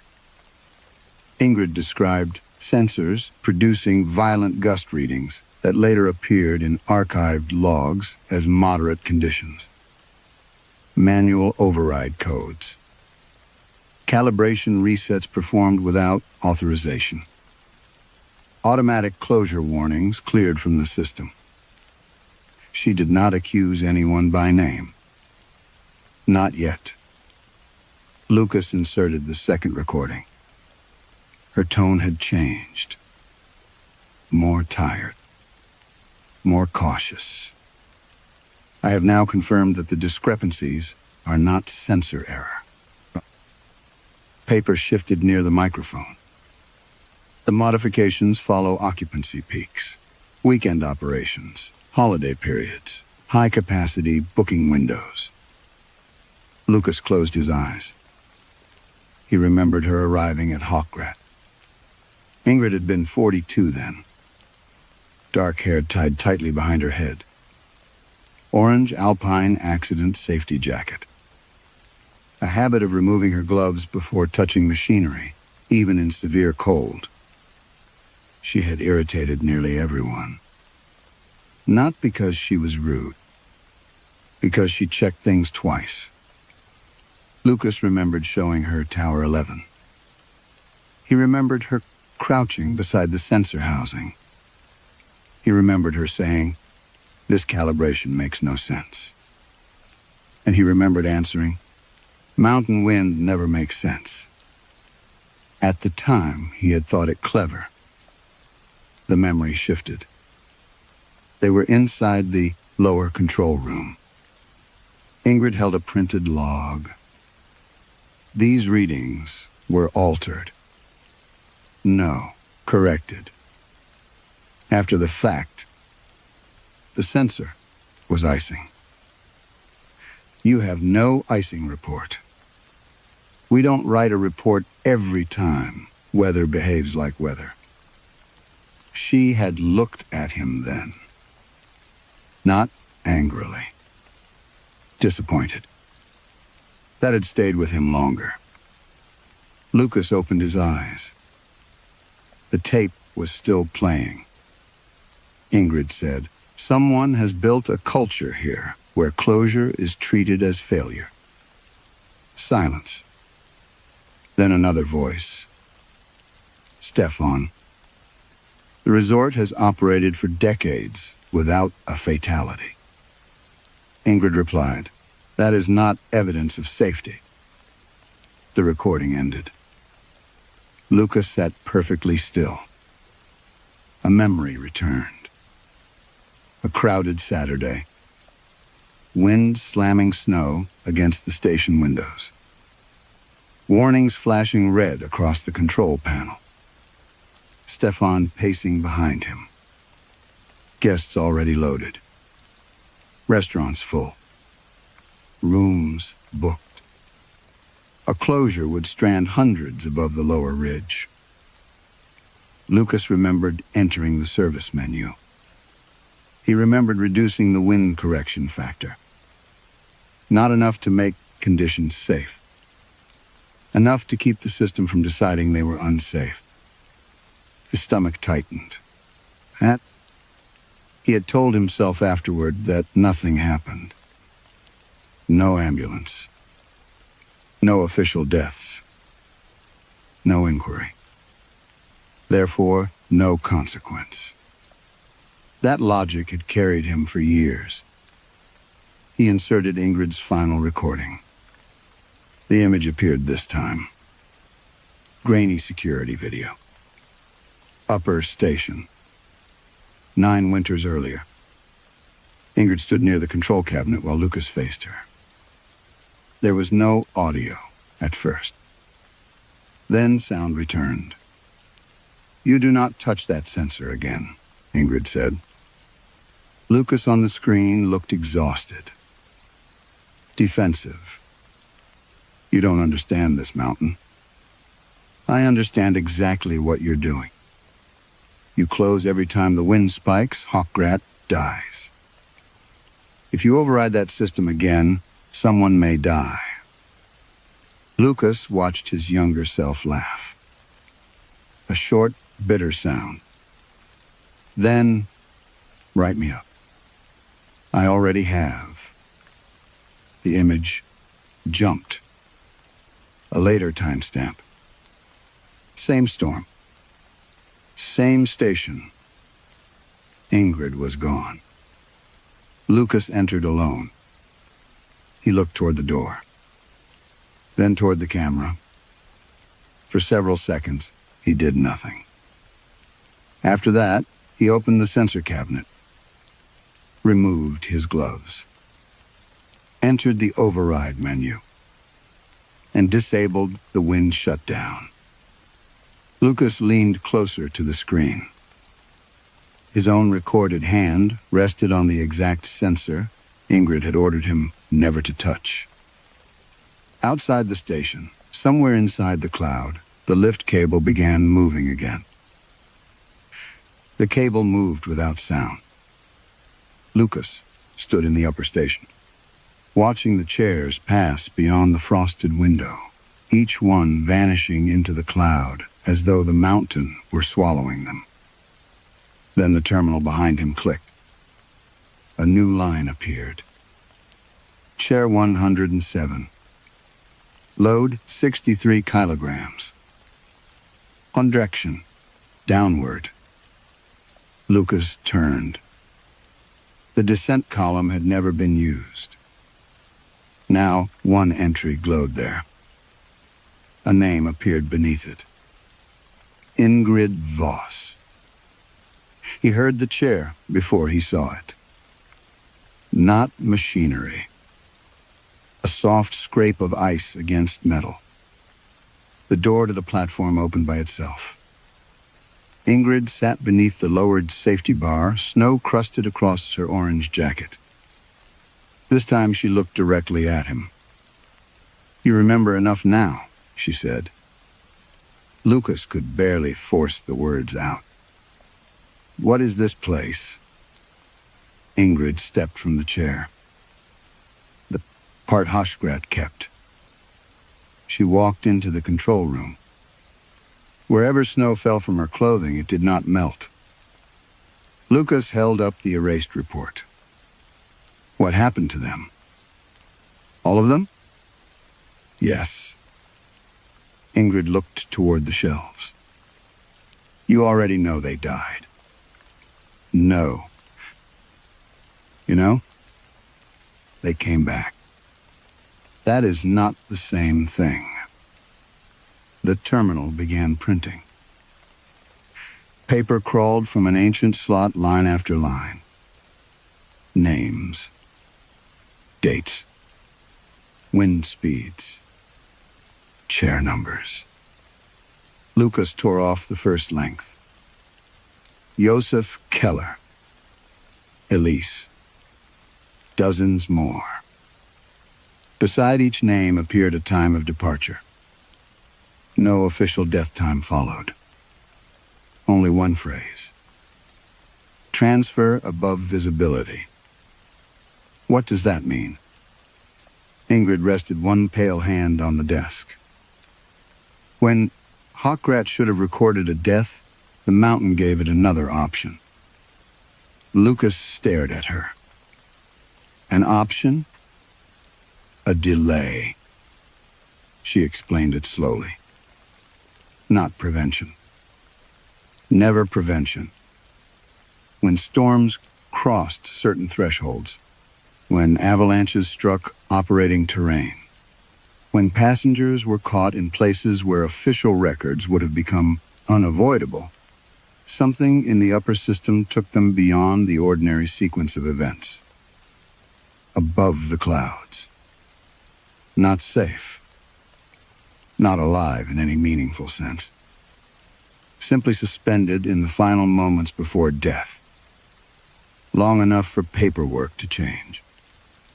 Long enough for searches to be abandoned. Long enough for witnesses to become uncertain. Long enough for families to remember something else. A missing daughter became no daughter at all. A dead husband became a marriage that had never happened. A brother lost in snow became an only child childhood. The resort's records changed first. Then photographs. Then conversations. Then memory. The mountain did that. Ingrid's expression hardened. No. Lucas waited. Hochgrat did. She gestured toward the terminal. The mountain only learned the shape of what people kept asking it to hide. Lucas felt something collapse inside him. The perfect safety record. The framed certificates. The promotional brochures. The decades without fatalities. It had never meant nobody died. It meant nobody remained recognized as dead.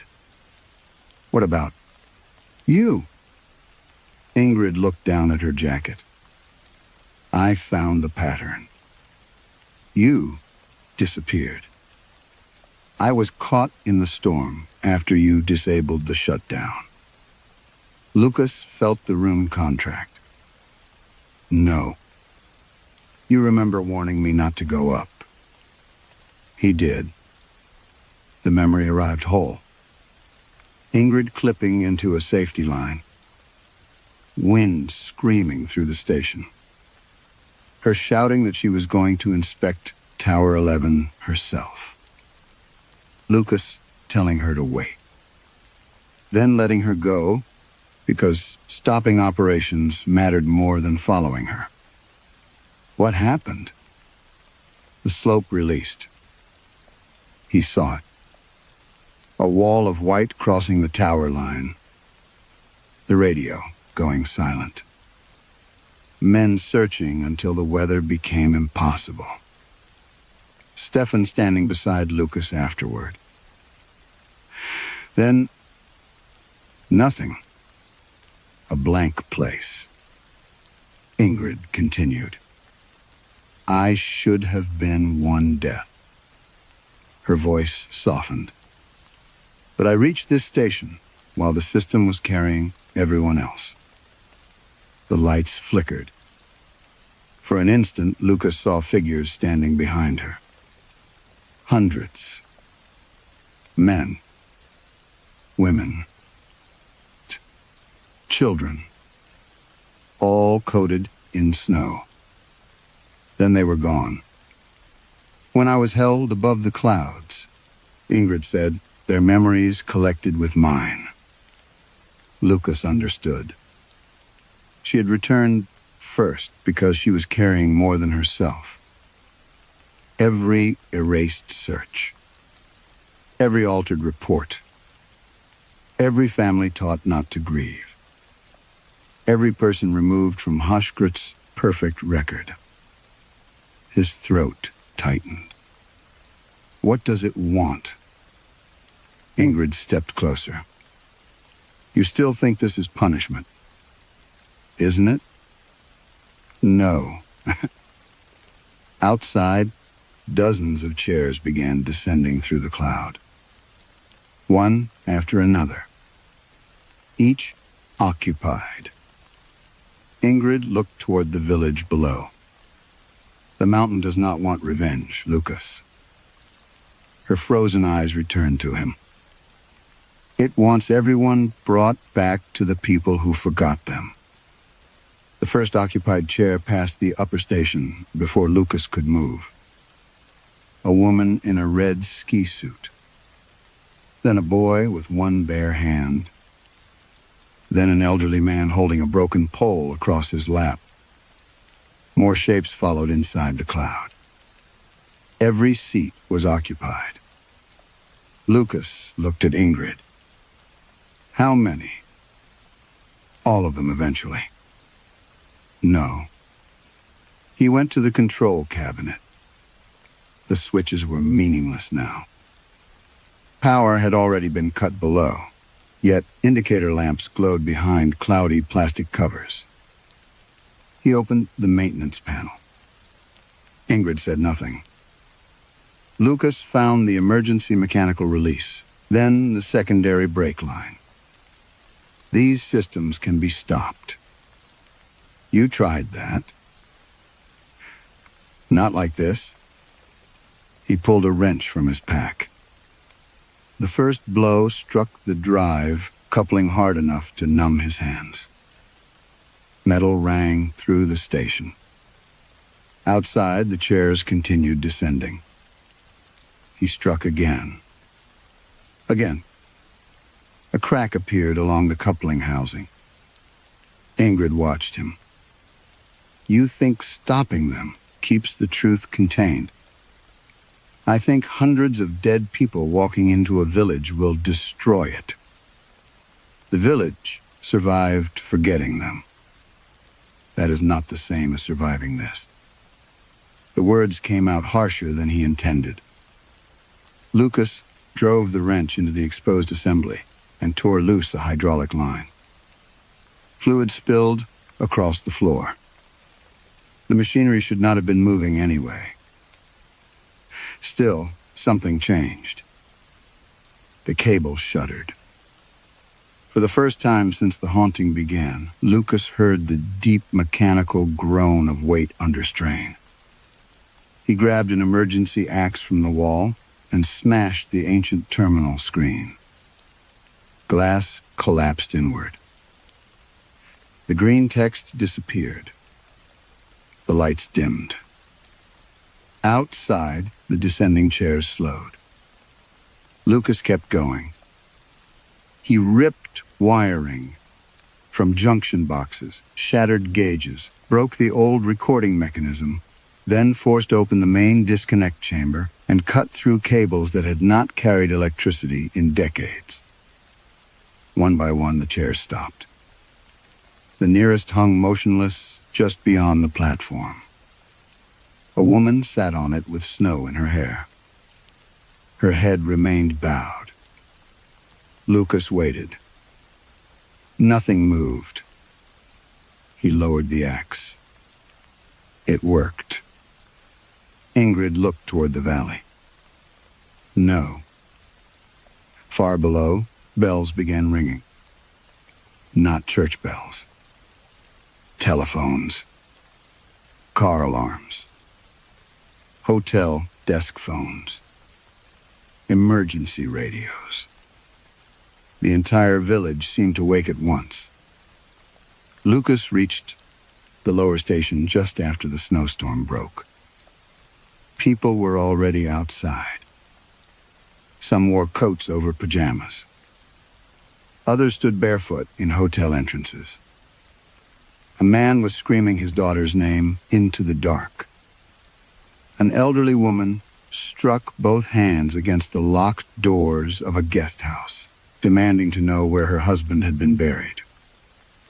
Two brothers argued in the road because one remembered a sister and the other remembered two different versions of her death.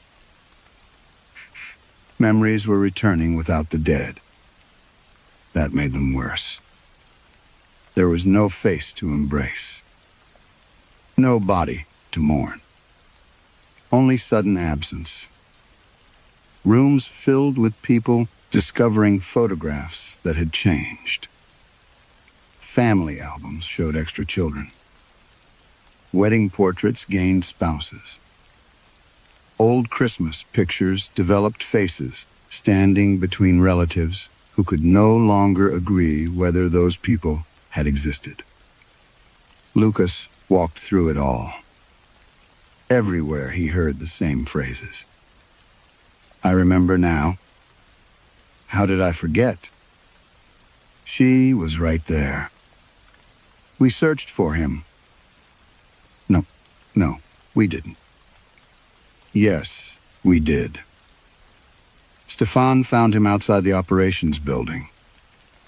His face looked 20 years older. What did you do? I stopped the lift. Stefan seized Lucas by the jacket. You idiot. You knew. I knew enough. How many? Stefan's grip loosened. His eyes filled with something Lucas had never seen there before. Terror. Do you understand what forgetting protected? Lucas pushed him away.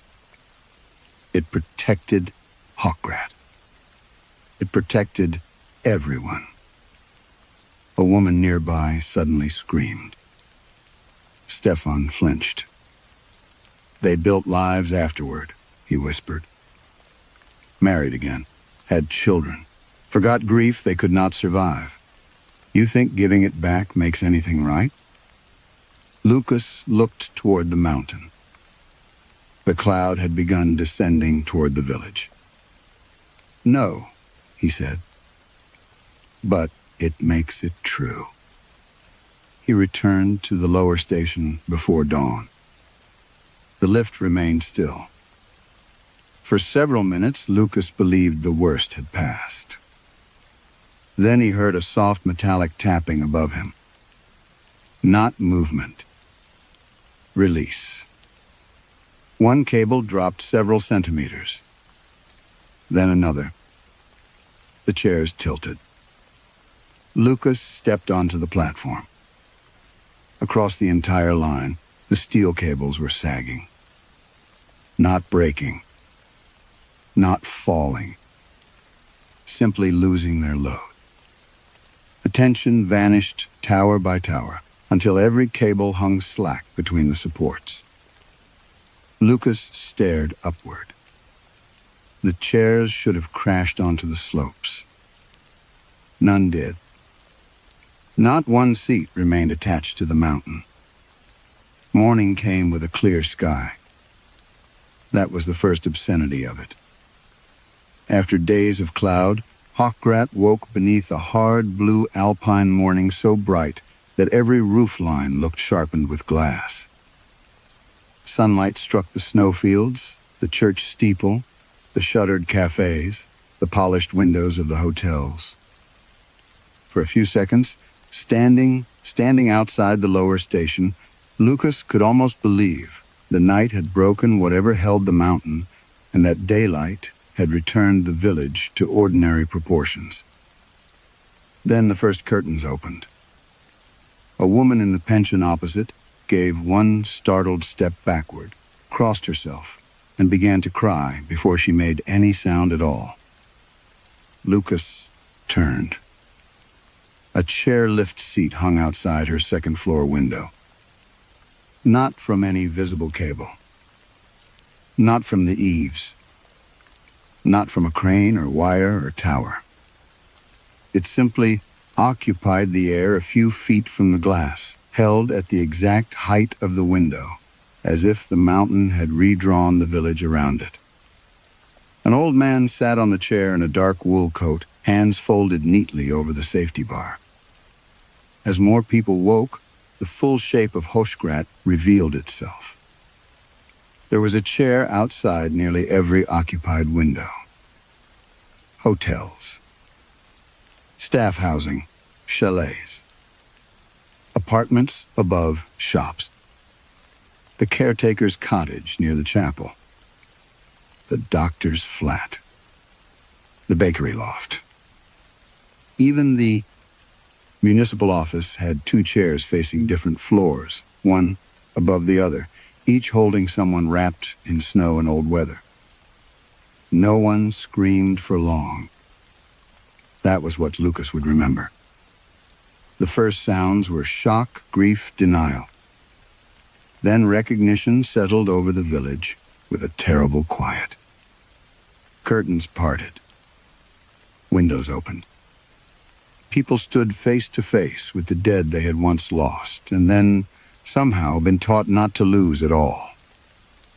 A woman pressed both palms to the glass and whispered her daughter's name.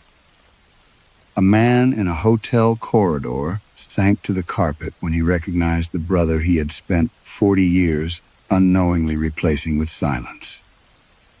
Edelweiss's house, Margareth Eder opened the window to Joseph Keller and reached for him with hands that shook so violently she could barely unlatch the frame. Though the distance between them was only the width of a chair, she moved toward him as carefully as if she were approaching a wild animal she had loved in childhood. Joseph smiled at her, and for the first time he looked neither frozen nor lost. He looked home. Lucas walked through the village like a man crossing the debris field after an avalanche, unable to help, unable to stop counting. Each chair completed a memory. Each face corrected a lie. And with every correction, more of his own memory returned. Not all at once. Not mercifully. In fragments sharp enough to wound. He remembered the Saturday, 12 years earlier, when Tower 9 had gone unstable under a loaded route, and he had silenced the wind shutdown because Stefan was right behind him, and the queue outside the station was still growing. He remembered hearing the release before anyone else recognized it for what it was. He remembered the white fracture racing across the slope. He remembered 3 bodies recovered before weather forced the search to stop. He remembered signing the first report with hands so numb he could barely hold the pen. Then Stefan had taken him upstairs. There had been coffee, blank paperwork, revisions. A meeting where words like uncertainty, exposure time, and unconfirmed passengers were used until they hollowed the event out. Then came the real obscenity, the forgetting. Not instantly, gradually. A missing line in the report. A lost name. A family list shortened by 1. Then another. By spring, what remained in Lucas's memory was not grief, but relief. No recorded fatalities. No investigation. No ruin. He had accepted that relief. That was the truth the mountain had waited to return. Perfect safety had never meant saving lives. It meant removing the witnesses, then removing the memory that witness had ever been needed. Outside the operations building, Stefan sat alone on a bench beneath a chair facing the second-floor office window. A woman in an older resort uniform sat upon it, snow gathered in the fold of her sleeves. Lucas did not know who she was. Stefan did. He was staring at her with the expression of a man who had finally discovered the true cost of a number he once defended. Neither of them spoke. By noon, the village had become a place of open windows. Some people talked to the dead. Some begged forgiveness. Some could do nothing but look. The chairs did not move. They only waited. Lucas returned to his room in the staff lodge after midday, not because he felt safe there, but because he understood there was no longer any place in Hochgrat where he could avoid being known. The corridor was silent. His door stood ajar. Inside, the room was cold, despite the radiator's ticking warmth. He crossed to the window slowly. Outside it hung Ingrid Voss on her chair, orange jacket bright against the snow. Her eyes were open, clear and unblinking, not accusing now, only steady. As Lucas stepped closer, he saw there was another chair behind hers, slightly higher, almost hidden by the angle of the glass. A child sat there. Small body. Red ski boot. Yellow rescue blanket folded across the lap. The face was no longer buried in avalanche snow. It was the face of a boy of perhaps 8, his cheeks pale, his hair flattened under a wool hat. Lucas knew him the instant memory was allowed to become complete. Matthias Hofer, the first child he had helped uncover below Tower 9. The child whose name had been erased from the report he signed. The child whose mother, he now remembered with awful clarity, had begged him at the station to keep the upper route closed because her son was afraid of the wind. Lucas put one hand against the glass. Outside, Ingrid did not move.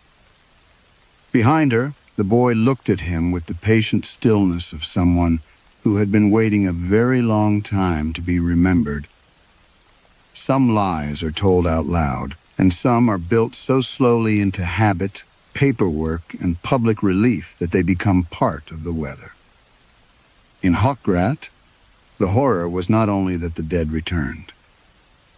It was that forgetting them had made life easier for the living. Lucas did not create the mountain's hunger, but he helped feed it with convenience, fear, and silence. Perhaps that is what lingers after the last image. Not whether the dead came back, but whether memory itself is a duty. If remembering hurts, does that excuse forgetting, or make it unforgivable?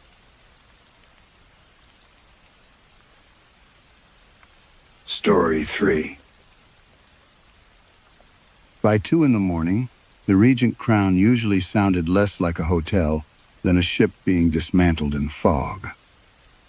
The wind came off the Irish Sea hard enough to press salt through the old window frames. Somewhere above reception, loose guttering tapped against stone. The radiators clicked without giving much heat, and the carpet beneath Callum Price's desk held the permanent, damp smell of raincoats, old beer, and something faintly metallic. Callum had worked nights there, long enough to know which noises belonged. The guest lift cables sighed. The ice machine on the second floor coughed every 11 minutes. Pipes behind the ballroom wall knocked whenever someone in room 28 ran a bath. The service elevator, by contrast, had not made a sound in years. Its doors stood at the far end of the reception corridor, painted the same tired cream as the walls. A brass plaque beside them still read surface only, though the kitchen it had once connected to had been stripped out long ago. The hotel used the shaft for wiring now. Or so Callum had been told.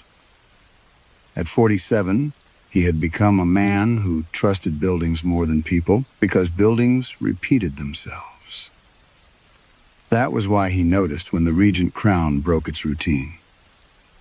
At 13 minutes past 2, he was balancing the day's card receipts when the old bell above the service doors gave a single bright chime. Callum stopped typing. The sound was absurdly clean.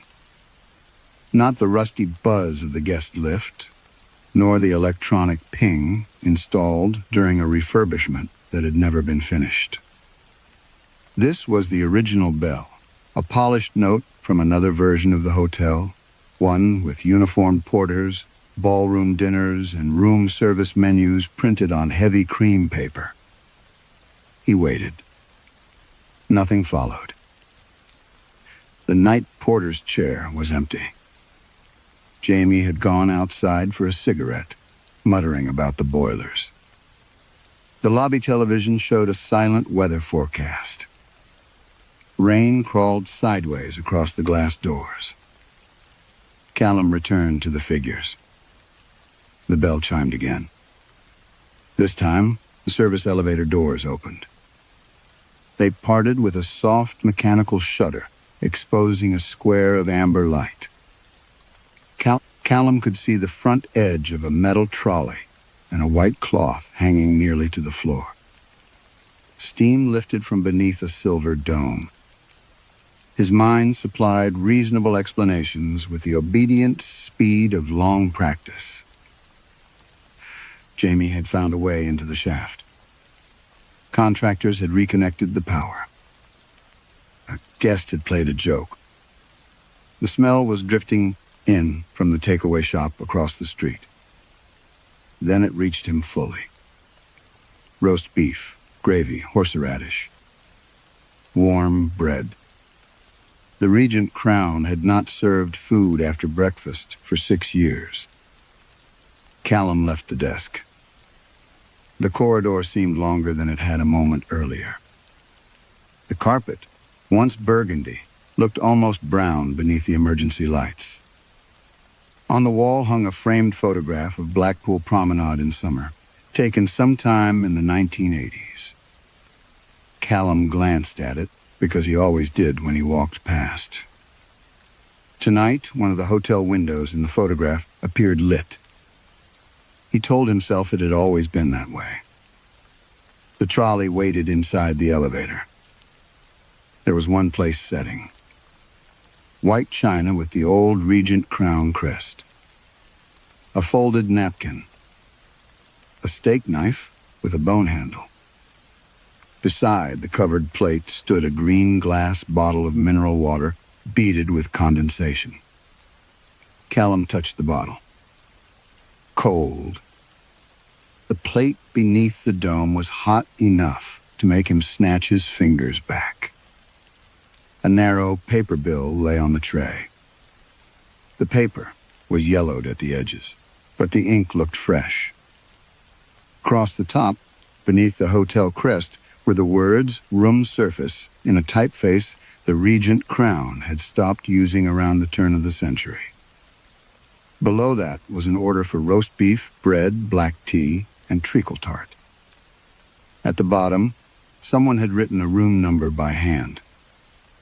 Room 46.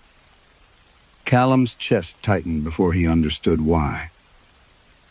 There had been no room 46 on the Regent Crown's floor plan for 20 years. He knew that because he was the person who had removed it.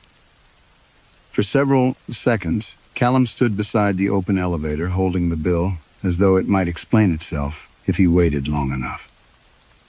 Room 46. The number had not existed on a key rack, booking screen, fire plan, or housekeeping sheet since Callum was 27. But once it had been a real room. He remembered that much before he allowed himself to remember anything else. The service doors closed behind the trolley with a soft metallic sigh. Callum wheeled it into the corridor and left it beneath the dead security camera near reception. He did not remove the silver cover. The smell of roast beef had become unpleasantly rich, filling the lobby with the warmth of a Sunday dining room while rain pressed against the windows. Jamie returned from outside and stopped when he saw it. Where'd that come from? Callum folded the bill. Storage. Jamie looked toward the service elevator. That thing works? Apparently. The lie came too easily. That bothered Callum more than the trolley. He carried the bill into the back office and opened the bottom drawer of the filing cabinet. Behind payroll folders and old fire safety certificates sat a ring of obsolete brass keys that no longer opened anything. Callum moved them aside and found a thin ledger with a cracked green cover. He had not opened it in years. The Regent crown had gone digital gradually, which meant nothing had disappeared cleanly. Old systems lingered beside new ones. Paper registration cards survived in archive boxes. Bills from the 90s were stored beneath unused banquet linen. Guest ledgers had been kept because no manager wanted their responsibility for authorizing their destruction. Callum opened the green book. The paper smelled of dust, damp, and old cigarettes. 20 years earlier, he had been the junior night clerk. His hair had still been thick then. He had worn a tie even after midnight because Mr. Halden, the general manager, considered loosened collars a sign of moral decline. Mr. Halden had come downstairs shortly before dawn. His face had been gray. There had been an ambulance outside, though the siren was off. Callum remembered asking what happened. "Nothing that concerns reception," Halden had said. Then he placed an envelope beside the ledger. Inside had been £300, more than Callum earned in a week. He remembered staring at it. Halden opened the occupancy ledger to room 46. A woman named Eleanor Voss had checked in 2 nights earlier. Callum had seen her only once. Narrow face, dark coat, one gloved hand wrapped around the handle of a red suitcase. She had asked whether room service could prepare something without onions because even the smell made her ill. The request had been written beside her booking in blue ink. No onions. Savory intolerance. Change the status, Halden had said. Callum had looked at him. To what? Never used. But she checked in. Halden's expression had tightened. There will be an inquiry. There are insurance complications. The room was not supposed to be occupied. What happened to her? Halden had pushed the envelope closer. You don't need to know. Callum had known. Not the details, but enough. A body had been taken through the rear entrance before sunrise. So Callum changed the ledger. He drew one neat line through Eleanor Voss's name. He removed the arrival date. Removed the room service note. Then, in the status column, he wrote, "Never used." He had spent 20 years telling himself that was all he had done. A cowardly clerical favor. Nothing more. The woman had already been dead. Ink could not kill her twice. Callum stared at the old page now. The entry was still there. His handwriting looked younger somehow. More careful, more certain. Behind him, something chimed. The service elevator. Again. Callum did not move immediately. A second chime followed. He returned to the corridor. The first trolley was still beside reception. The elevator doors stood open once more. Another silver tray waited inside. This one smelled of grilled sole, parsley butter, and boiled potatoes. Callum approached slowly. The bill rested beneath the water glass. Room 31. Guest, Malcolm Firth. Callum knew the name. Firth had disappeared from the Regent Crown during a winter conference in 1998. His clothes had remained in the wardrobe. His car had remained in the hotel car park for 11 days. Police had eventually treated the case as a voluntary disappearance. Callum read the order. Grilled sole. Potatoes. Tea. Then the final line. A dietary instruction had been typed beneath the meal. no lemon. Serve parsley separately. Gext says citrus reminds him of hospital disinfectant. Callum stopped breathing. He remembered that sentence. Not the general meaning. The exact wording. Malcolm Firth had dictated it to him during a late room service call 28 years earlier, and Callum had written it into the old paper ledger because the kitchen staff kept forgetting. No computer had ever contained it. No surviving menu contained it. No one working at the Regent Crown now could possibly know it. Callum looked toward the elevator. Deep beyond the amber light, somewhere inside a shaft that should have ended in brick and electrical conduit, a knife began chopping steadily against a wooden board. The chopping continued for almost a minute. Callum stood in the corridor with the second bill in his hand, listening to the measured rise and fall of the knife beyond the elevator. Chop. Pause. Chop. Pause. There was something worse about its steadiness than there would have been in frantic noise. Someone was working in there. Someone patient. Jamie appeared beside reception, carrying a mug of vending machine coffee. "You look awful." Callum folded the bill and slipped it into his pocket. "Boiler room's cold," Jamie said. Whatever they fixed last month, they didn't. His attention shifted to the 2 trolleys. "Oh, come on." "Leave them." Jamie lifted one silver dome before Callum could stop him. Steam rose into his face. The roast beef beneath it looked freshly carved, pink at the center, gravy shining around crisp potatoes. No dried edges. No skin on the sauce. Even the horseradish had been spooned into a little china dish bearing the Regent Crown crest. Jamie laughed. "I haven't eaten since yesterday afternoon." "Don't." Jamie glanced at him. "Why?" "I don't know where it came from. That's never stopped hotel staff before." He tore off a corner of bread, dipped it into the gravy, and put it in his mouth. Callum grabbed his wrist too late. Jamie chewed. His expression changed. Not dramatically. That was what Callum remembered afterward.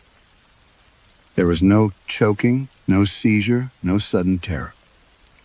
Jamie simply became still for a few seconds, as though listening to something far away. Then he swallowed. "Good," he said. Callum let go of him. Jamie took another piece of bread. I said, "Stop." "All right."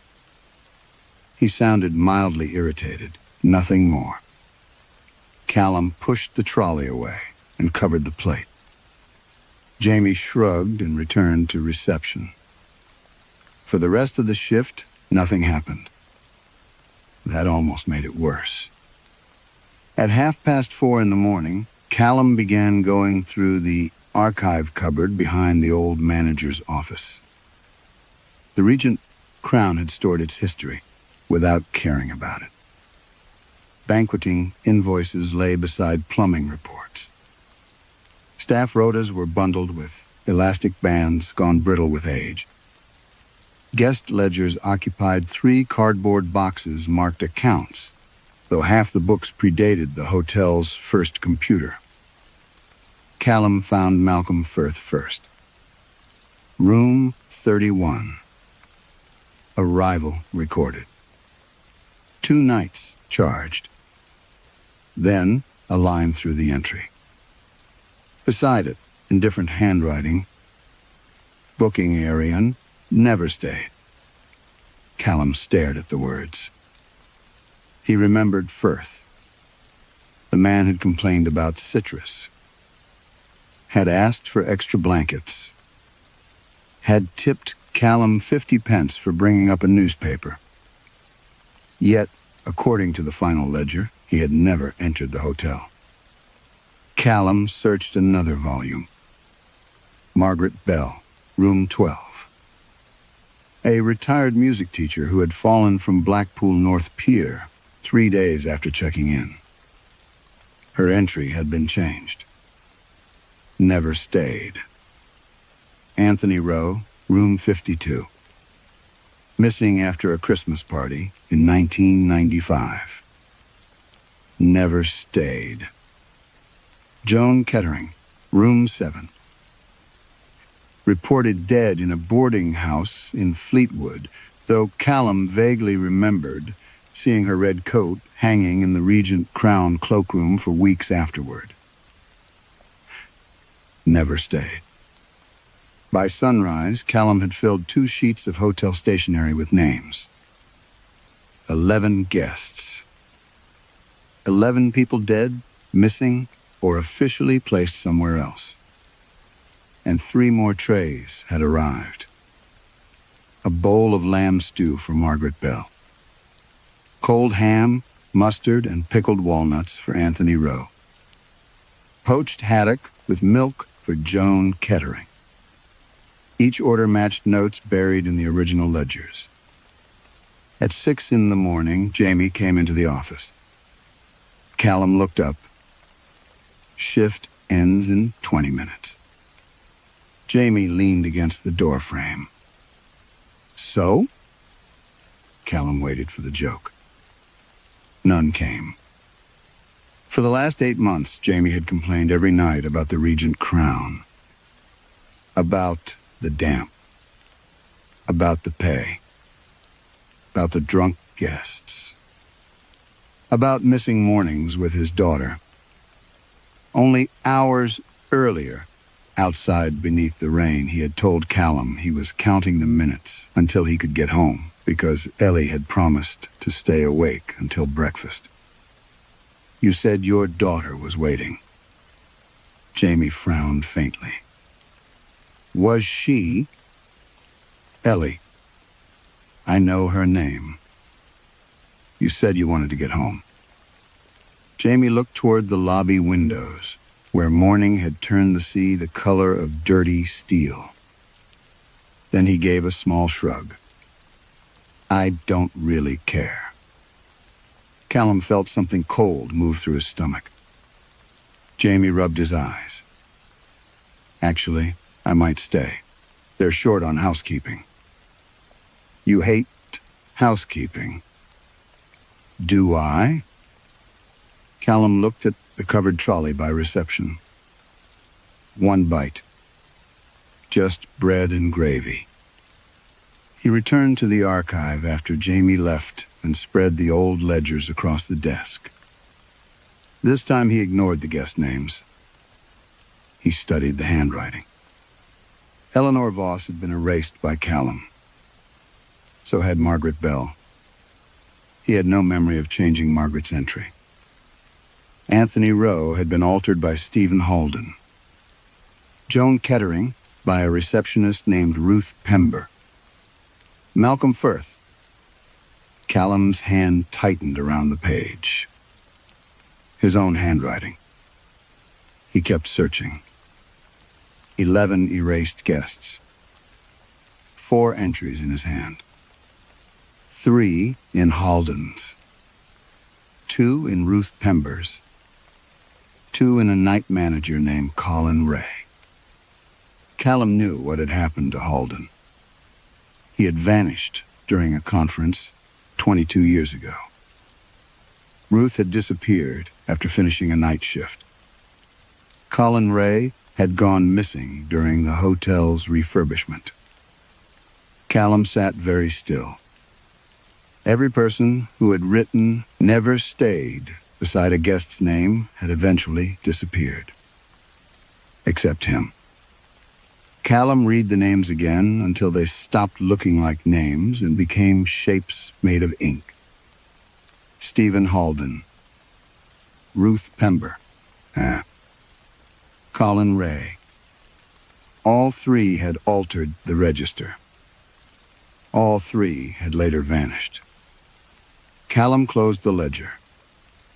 He did not believe in curses. He believed in poor management, failing wiring, sleep deprivation, and the kind of workplace joke that grew cruel because nobody admitted who had started it. By 7 in the morning, he had built a reasonable explanation. Someone had found the old ledgers. Someone knew the service elevator had once connected the kitchen floors. Someone was recreating meals from historical guest notes because frightening the night auditor in a dying hotel was apparently worth the effort.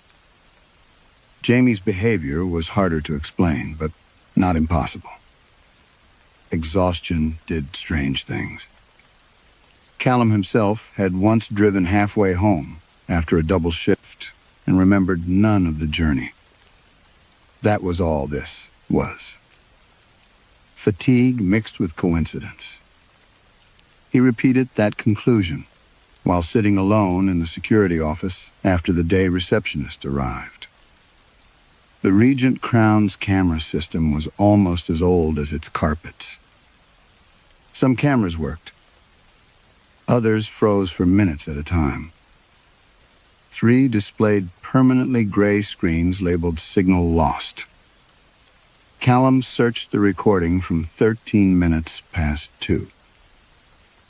Reception appeared first. He watched himself at the desk. The time marker advanced.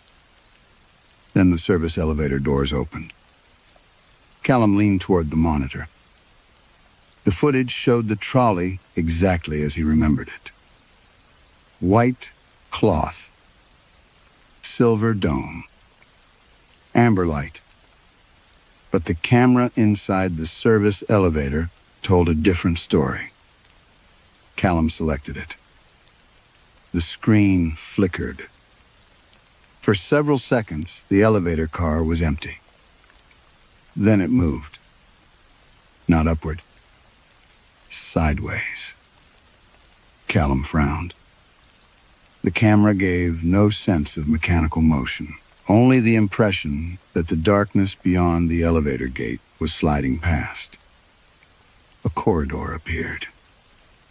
It was narrow, tiled in old cream ceramic, with brass wall lamps and a strip of patterned carpet running down the center. Callum recognized none of it. At the far end stood double doors. One swung inward. A trolley rolled through. No person pushed it. It crossed the corridor alone, entered the elevator, and stopped. Then the doors shut.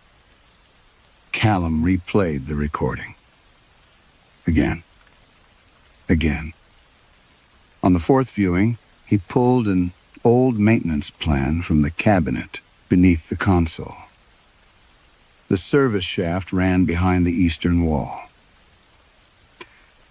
According to every plan made after the refurbishment, there was no corridor there. Only brick. Electrical conduit. A ventilation cavity less than 3 feet wide. Callum left the security office and went upstairs. The 4th floor east passage smelled strongly of damp plaster. Half its rooms were closed because of mold. At the end stood a fire door leading to an unused linen corridor. Beyond that was the wall. Solid. Painted cream. No opening. No door frame. Callum pressed his palm against it. Cold plaster. He knocked once. Nothing. He knocked again. Far behind the wall, something answered. Not a knock. A laugh. Soft. Brief. A woman laughing as though someone had said something amusing across a dinner table. Callum stepped back. Then came the scrape of metal against china. A fork. A plate. Another laugh joined the first.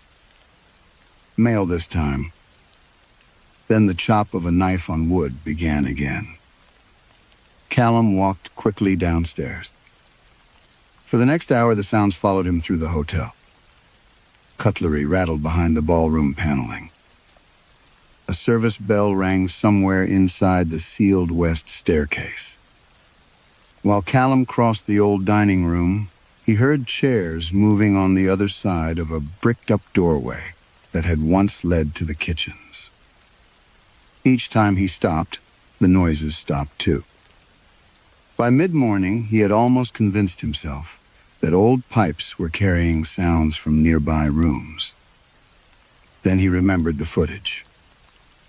He returned to security and copied the elevator, recording to a local drive. This time he increased the volume. At first, there was only static. Then came wheels rolling over tile. A distant hum. Voices. Callum could not make out words. He raised the volume again. The trolley entered the elevator. Behind it, somewhere in the impossible corridor, someone laughed. A knife struck a board. Then a man's voice spoke from beyond the open doors.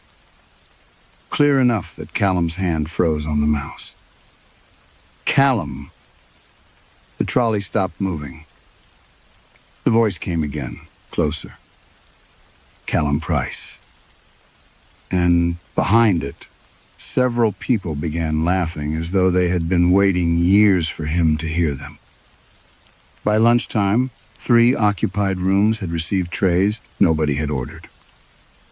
Callum learned about the first from housekeeping. Mrs. Carver in room 22 had found a silver breakfast tray outside her door.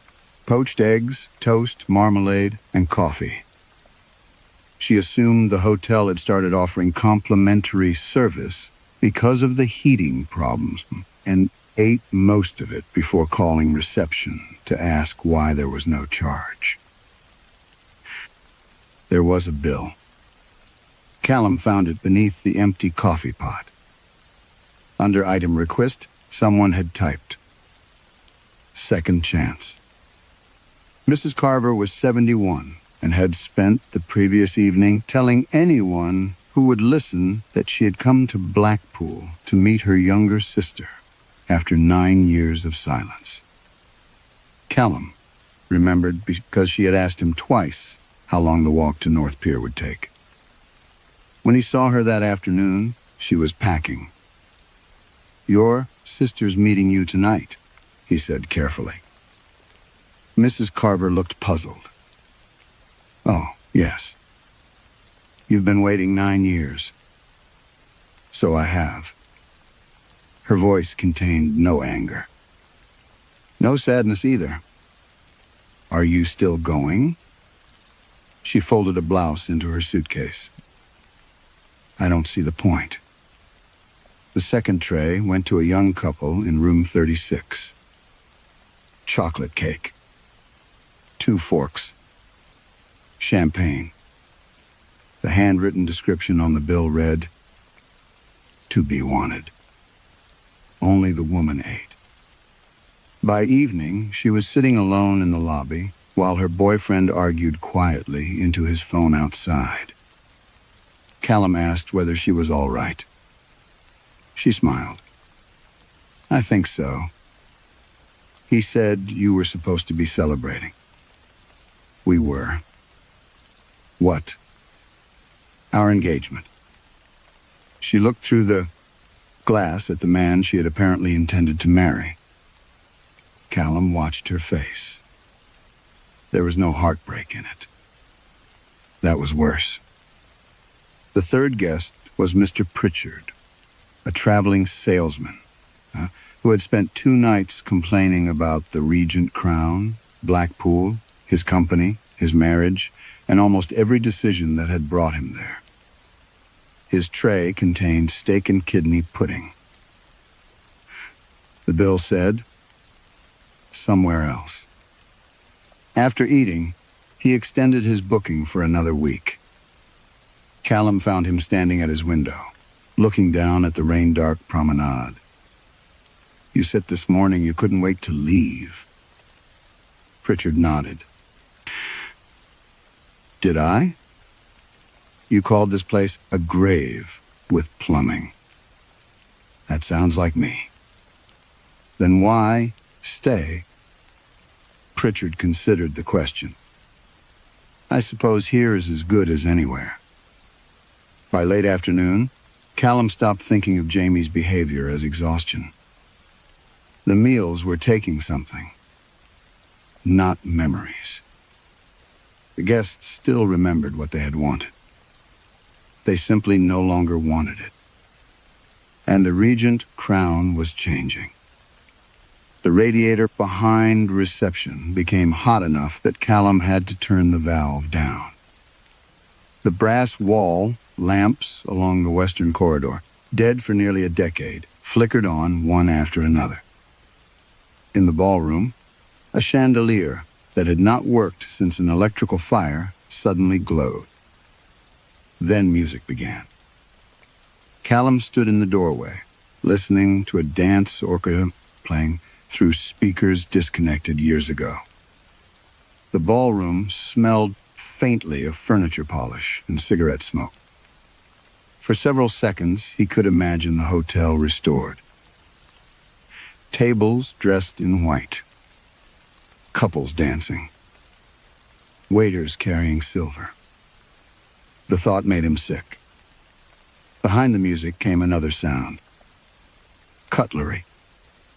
Dozens of knives and forks striking plates behind the walls. Eating.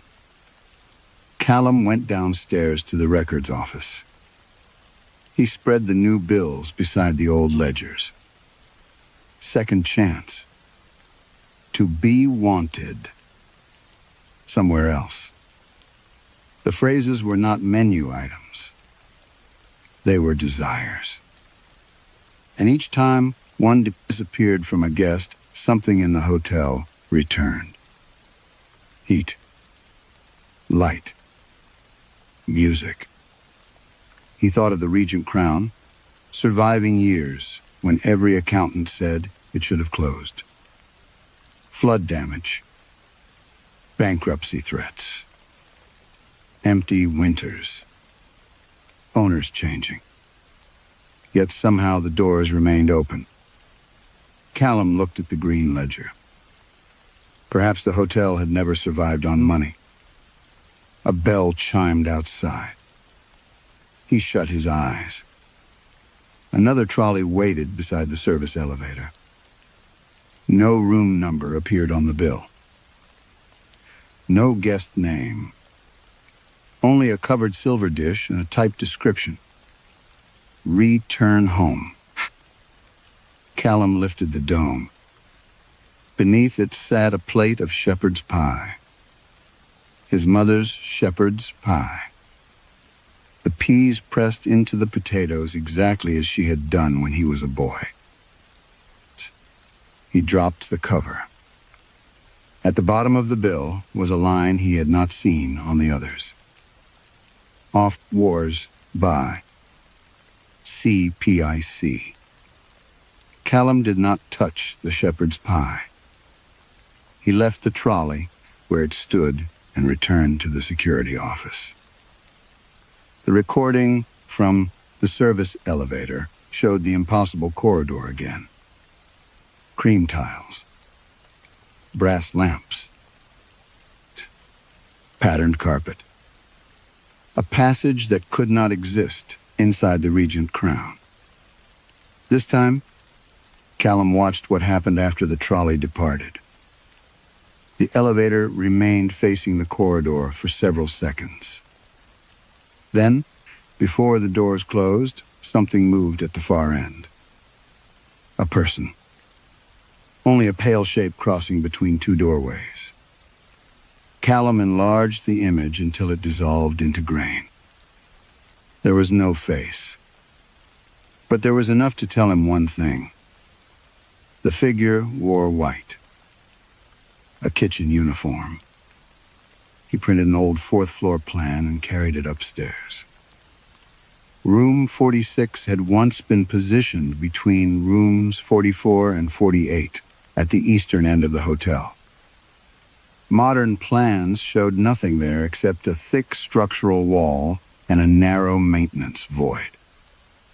Callum remembered the refurbishment. After Eleanor Voss died, room 46 had been sealed. Not renovated. Not renumbered. Sealed. He had never questioned why. The fourth floor was empty when he arrived. Rain trembled against the windows. The corridor lights buzzed overhead. As Callum approached the eastern end, the smell reached him. Onions frying in butter. Roasting meat. Coffee. Warm bread. Then something sweeter. Treacle. He stopped beside room 44. The smell was not drifting beneath any door. It was coming through the wall. Callum pressed his ear against the plaster. For a few seconds he heard only the blood in his own head. Then the kitchen came alive. Knives striking boards. Pans scraping against metal ranges. Plates stacked rapidly. Water rushing into sinks. Service bells. Voices. Dozens of them. Some laughing. Some muttering. Someone coughing repeatedly. A woman called two sole, one without lemon. Another voice answered, parsley separate. Callum jerked away from the wall. Malcolm Firth. The instruction from the ledger. The same words. He walked farther down the corridor until the plaster changed texture. Here. He remembered the dimensions. Room 46 had started here. Callum removed a brass fire extinguisher from its bracket. He hesitated only once. Then he swung it into the wall. Plaster cracked. The sound behind it stopped. Every knife. Every pan. Every voice. Silence. Callum struck again. A section of plaster collapsed inward. There should have been brick behind it. Instead, warm yellow light spilled through the hole. Callum stared. He widened the opening.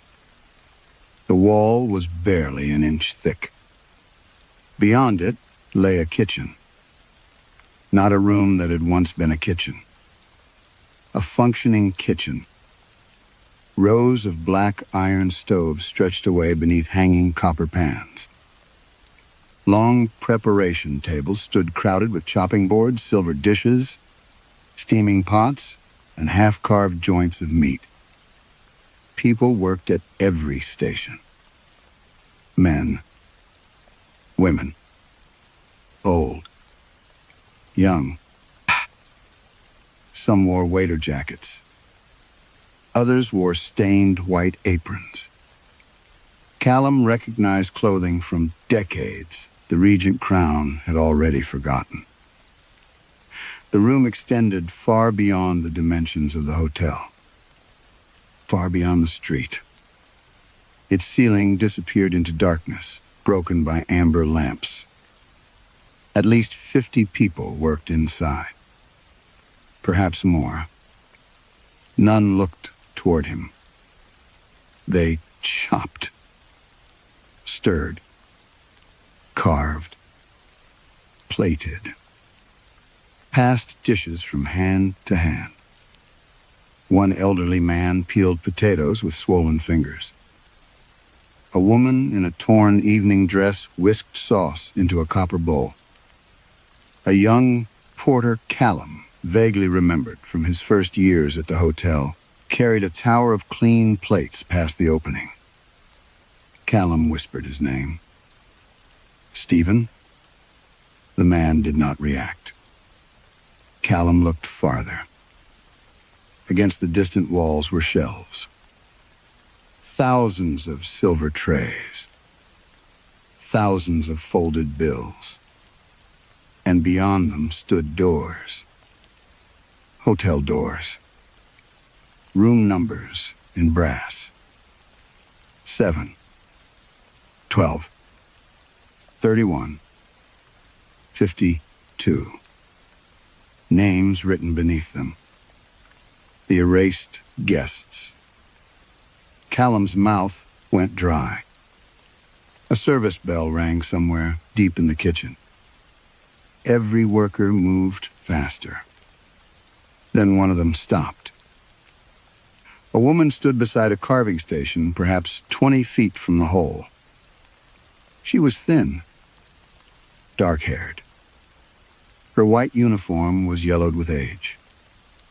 One hand wore a black glove. Callum knew that glove.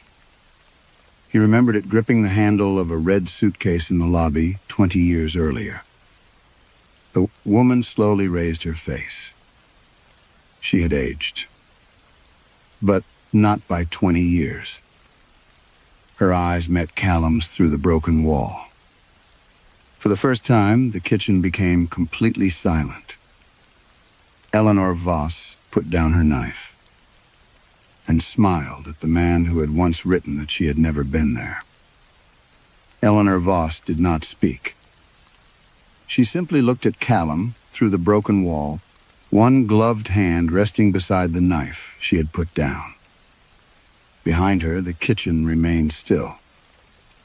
Dozens of faces had turned toward him. Callum recognized some of them. Not clearly. Recognition came in fragments. A porter who had vanished after a summer season. A woman who had argued about a room charge 25 years ago. An elderly guest whose luggage had remained unclaimed for months. People the Regent Crown had processed, misplaced, revised, and forgotten. Callum widened the hole until he could climb through. The moment his shoes touched the tiled floor, the kitchen resumed. Knives fell. Pans scraped. Water ran. Nobody spoke to him. Eleanor returned to carving meat. Callum moved between the preparation tables. The heat was oppressive. Steam condensed on his face. The air smelled of gravy, coffee, frying butter, baked fruit, and something faintly medicinal. On shelves beneath the counters were personal belongings. A watch. Spectacles. Wedding rings. Room keys. A red suitcase. Callum stopped beside it. Eleanor's. The leather was cracked with age. Its luggage tag still carried her name. He looked toward her. She did not turn. Farther inside, the kitchen seemed to expand with every step. There were no windows. No exterior walls. Only ranges, sinks, serving stations, and corridors disappearing into yellow light. A row of cabinets contained old hotel ledgers. Callum pulled one open. The book inside was not like the guest register upstairs. Each page had columns. Guest. Room. Meal. Request. Taken. He read the first entry. Margaret Bell. Lamb stew. Taken, reconciliation with daughter. Anthony Rowe. Cold ham and mustard. Taken, ambition to leave his marriage. Joan Kettering. Poached haddock. taken, fear of being forgotten. Callum turned pages faster. Names from different decades. Different rooms. Different meals. Some requests were small. To sleep without dreams. To stop missing him. To go home. Others made his stomach tighten. To be loved. To forgive myself. To live long enough to see spring. Beside each desire was a notation. Served. Transferred. Consumed. Callum thought of Mrs. Carver calmly abandoning her sister. Of Pritchard extending his stay. Of Jamie saying he no longer cared whether he went home to his daughter. The hotel had not poisoned them. It had served them what they wanted and removed the wanting. He turned another page. The kitchen lights flickered. For one moment the room dimmed. Every cook stopped. Then someone carried a covered tray through a distant doorway. The lights brightened again. Callum understood. The meals were feeding the hotel. Not bodies. Possibility. The warmth returned because someone no longer wanted warmth elsewhere. The ballroom played music because someone had surrendered a future that contained music. The Regent crown lived on what its guests stopped reaching for. Callum moved deeper into the kitchen. At the far end stood another ledger. Larger. Black leather. Its pages were thick and greasy at the edges. The first entries dated back more than a century. The handwriting changed repeatedly. Managers. Clerks. Porters. Owners. Beside certain names appeared the same phrase. Never stayed. Callum found Eleanor. Her page was near the middle. Eleanor Voss. Room 46. Steppy amended. Depolared non. Off wars by night reception. Beneath that was his handwriting. Not copied. Not imitated. His actual handwriting. The same pressure marks. The same hooked tail on the letter R. And below it, written in another hand. Claim sipped. Callum stepped back. His falsification was not just recorded here. It was part of the process. He kept turning pages. Stephen Halden. Ruth Pember. Colin Ray. Each appeared first as an employee. Later, each appeared again. Guest. Callum stared at the final pages. Fresh paper. Recent ink. Several new orders were listed from the past 2 days. Mrs. Carver. The engaged woman. Mr. Pritchard. Jamie Sykes. Then one final slip lay loose between the pages. Callum picked it up. The Regent crown crest stood at the top. Under Jast's name was written, Column Pre-IC. Under room, 46.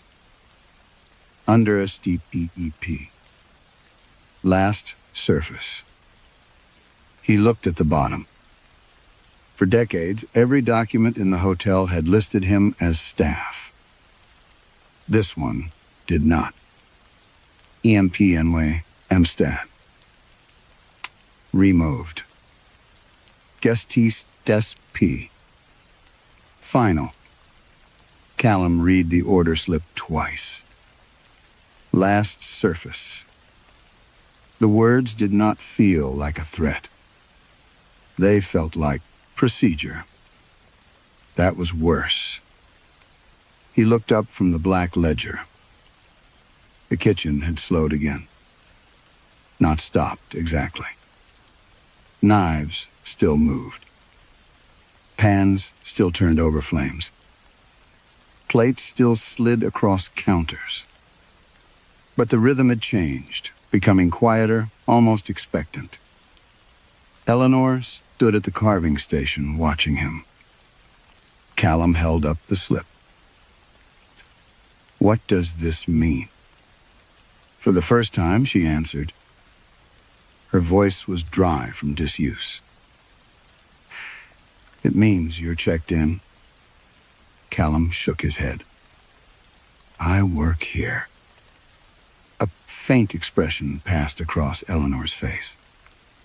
Not amusement. Pity, perhaps. So did they. She looked toward the other cooks. Stephen Halden stood 2 stations away, trimming fat from a joint of beef. Ruth Pember washed glasses at a deep sink. Colin Ray polished silver. Callum felt the old logic inside him fighting for ground. They disappeared. Yes. Because of this place? Eleanor returned the knife to the board. Because eventually, the hotel needed them more than the world did. Callum stared at her. She seemed to understand that he still did not grasp it. The Regent crown has been dying for a very long time, she said. Around them, steam rolled beneath the ceiling. Bad winters, fires, debts, lawsuits, empty rooms, owners taking money out and putting nothing back. Every few years, people said it was finished. Callum remembered those years. The ballroom fire. The failed refurbishment. The receivership notice. The winter when only 3 floors remained open. Yet the hotel had always survived. Eleanor continued. It learned something before any of us were born. People come to hotels carrying futures with them. Callum looked at the second ledger. To go home. To be loved. To live long enough to see spring. Wanting is a kind of movement, Eleanor said. A person reaching toward something that hasn't happened yet. And the hotel takes it. When they eat, Callum thought of the lights returning. The radiators warming. The ballroom music. How? Eleanor glanced at the room around them. You still think buildings are only bricks. That silenced him. She wiped the knife clean. The meals are memories, things people associate with safety, hunger, childhood, grief. Give someone the right food, and they open the door themselves. Callum thought of his mother's shepherd's pie. He had almost eaten it.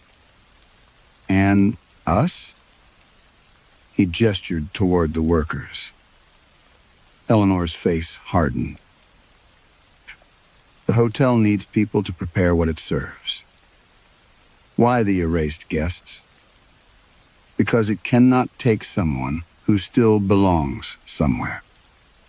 Callum looked at her. She continued. A guest dies in a room. A disappearance becomes bad publicity. Someone panics. Someone changes a ledger. A manager removes a name. A clerk writes that the room was empty. Callum's mouth went dry. The world says that person was never here. And the hotel believes the world. The kitchen seemed colder despite the ovens. Callum looked toward the black ledger. Eleanor Voss. Delaird Oor. Claim sipid. His stomach turned. I thought I was covering up what happened. you were. Eleanor's voice remained calm. But you were also giving permission. No. You removed me from the place where I died. I changed one line. You changed whether I had been here at all. Callum wanted to argue. He wanted to say that ink was ink, paperwork was paperwork, that no sane universe could make a bureaucratic lie into a prison. But the room around him was larger than the hotel. Stephen Halden was 10 feet away, dead or missing or neither, cutting meat without looking up. Callum finally understood why every employee who had falsified the records had eventually disappeared. The hotel had not punished them.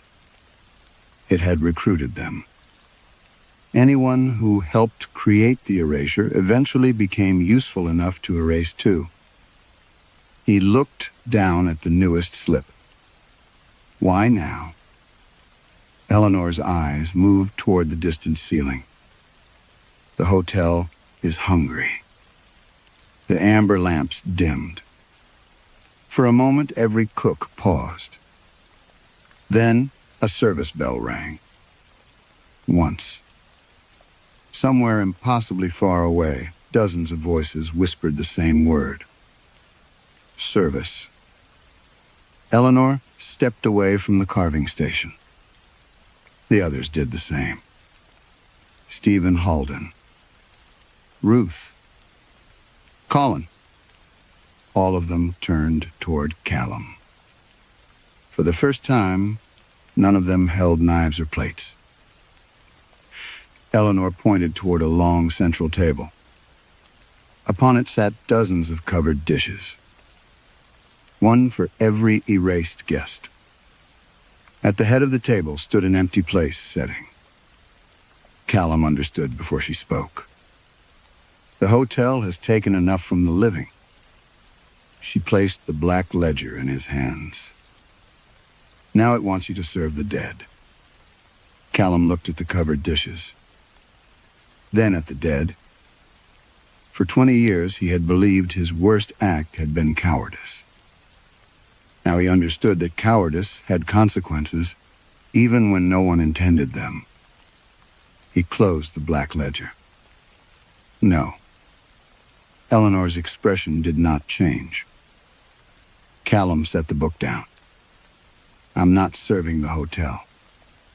For the first time, several of the cooks stopped moving entirely. Stephen Halden raised his head. Callum looked toward the hole he had broken through the wall. Then he understood what he had to do. He climbed back into the 4th floor corridor. The Regent Crown felt different immediately. Warmer. Too warm. The radiators hissed. Lamps burned brighter than they had in years. Somewhere below, the ballroom orchestra played a cheerful foxtrot through speakers with no power. The hotel was feeding. Callum found a fire axe behind glass at the end of the corridor. He broke the case. Then he began destroying the wall. Plaster burst across the carpet. Wooden studs cracked. Each swing opened the impossible kitchen farther into the hotel. The Regent Crown resisted. Lights flickered violently. Doors slammed along the corridor. The elevator bell rang again and again. Callum kept swinging. Behind the wall, the cooks watched. He tore away enough material that there was no longer a hidden opening. There was a doorway. A wide one. Visible. Undeniable. Then Callum went downstairs to reception. The old green ledger still lay on the desk. He opened it to Eleanor Voss. His handwriting stared back at him. Never used. Callum drew a line through those words. Above them he wrote, Eleanor Voss stayed. He restored the arrival date, the room number. Then he turned the pages. Malcolm Firth stayed. Margaret Bell stayed. Anthony Rowe. Joan Kettering. Every erased guest. He wrote until his fingers cramped. Some names had no surviving arrival date, so he left the space blank rather than invent one. That mattered now. No more convenient corrections. No more making records tidy by making people disappear. When he finished, Callum carried the ledger into the abandoned dining room. The ballroom music faltered. One trumpet held a note too long, then stopped. The hotel became very quiet. Callum unfolded the old dining tables. He found linen in a service cupboard and laid it across them. Silverware came from drawers that should have been empty. Plates waited in stacks outside the impossible kitchen. The dead began bringing the dishes forward. But Callum stopped them. "No," he said. He took the first tray himself. Margaret Bell's lamb stew. He carried it into the dining room. A woman followed. Not a cook now. A guest. Callum pulled out a chair. "Margaret Bell," he said. Her face changed. Something returned to it. Not life. Recognition. She sat. The nearest radiator went cold. Callum returned for Anthony Rowe. Then Joan Kettering. Malcolm Firth. Eleanor. One by one, he carried their meals into the dining room and spoke their names before seating them. With each course, the Regent crown lost something. The chandeliers dimmed. The ballroom went silent. The smell of polish vanished from the corridors. Wallpaper curled away from damp plaster as though decades of borrowed preservation were ending all at once. Outside, rain pushed through window frames. The building began remembering its age. Jamie appeared in the doorway. He looked pale. "What are you doing?" "Giving it back." Jamie stared at the tables. Perhaps he could not see the guests. Perhaps he could. His eyes filled suddenly with tears. "My daughter." Callum stopped. Jamie pressed both hands against his face. "I need to go home." Something in the hotel groaned. Not timber. Something deeper.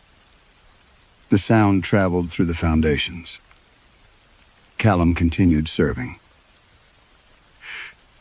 As desires returned to the living, the hotel surrendered what it had bought with them. Heat. Light. Music. Years. By the final meal, the dining room was lit only by emergency lamps. Eleanor sat at the far end of the table. Before her was roast beef, bread, black tea, and treacle tart. The same meal that had arrived first. Callum placed it down. She looked at him. "You remember now?" He did. Not only the money. Not only Halden. He remembered, seeing her body being carried through the rear corridor. He remembered knowing exactly what he was helping erase. Callum pulled the old ledger from beneath his arm and placed it beside her plate. "Eleanor Voss," he said. "Room 46. Her eyes closed. Callum stepped back. At that moment, every service bell in the Regent crown rang once. the bells stopped. For several seconds, nothing in the Regent Crown moved. Then the hotel exhaled. Callum felt it through the floorboards first. A long, settling shudder that ran beneath the dining room and out toward the sea. Plaster dust fell from the ceiling. Somewhere upstairs, glass broke. The emergency lights died. When Callum looked back toward the tables, the guests were gone. No chairs had moved. No doors had opened. The plates remained. Some were empty. Others held only cooling traces of gravy, sauce, crumbs, and tea. Eleanor's chair stood pulled slightly away from the table. Beside her plate lay the green guest ledger. Callum opened it. Every restored name remained.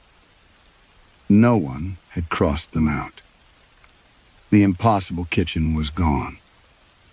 Where the fourth-floor wall had been broken open, Callum found brick, insulation, and corroded pipes. There was no doorway beyond them. No tiled corridor. No vast room beneath amber lamps. The service elevator vanished with it. Not merely stopped. Vanished. By morning, contractors examining the damage insisted there had never been a service shaft in that section of the hotel. The Regent Crown closed 3 days later. Officially, the reason was structural instability. The overnight collapse had exposed rot in the eastern wall, dangerous wiring, severe damp, and enough deferred maintenance to make reopening financially impossible. Nobody mentioned the dining room. Nobody mentioned the trays. Jamie went home to Ellie before sunrise and did not return. Mrs. Carver called her sister. The engaged woman left with her fiancé. Mr. Pritchard checked out that afternoon and drove away without arguing about the bill. Callum stayed long enough to speak to the police. Then to the owners. Then to a solicitor who advised him several times to stop talking. He did not. He told them about Eleanor Voss. He told them about the money. About Halden. About the altered register. He admitted changing 4 guest entries, including 3 he had almost completely forgotten altering. Investigators searched the hotel archives. Some evidence survived. Most did not. Eleanor's name appeared in an old booking book, but the page listing room 46 had water damage across the relevant lines. Malcolm Firth had stayed somewhere in Blackpool, but no document conclusively placed him at the Regent Crown. Margaret Bell's family remembered her talking about the hotel. The hotel's own records insisted otherwise. The strangest problem was architectural. Old plans did show a room 46. Later plans did not. No planning application clearly documented its removal. No surviving contractor remembered sealing it. When investigators opened the wall completely, they found only a narrow void thick with dust. Inside lay one object. A bone-handled steak knife. Nothing else. By autumn, the Regent Crown stood empty behind temporary fencing. Its sign was removed. Windows were boarded. Rain worked steadily into the roof.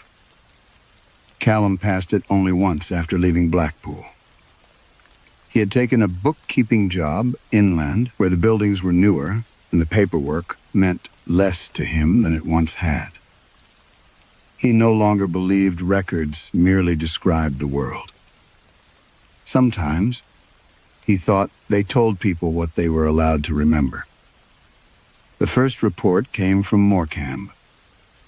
An elderly widower woke to find a silver tray outside his bedroom.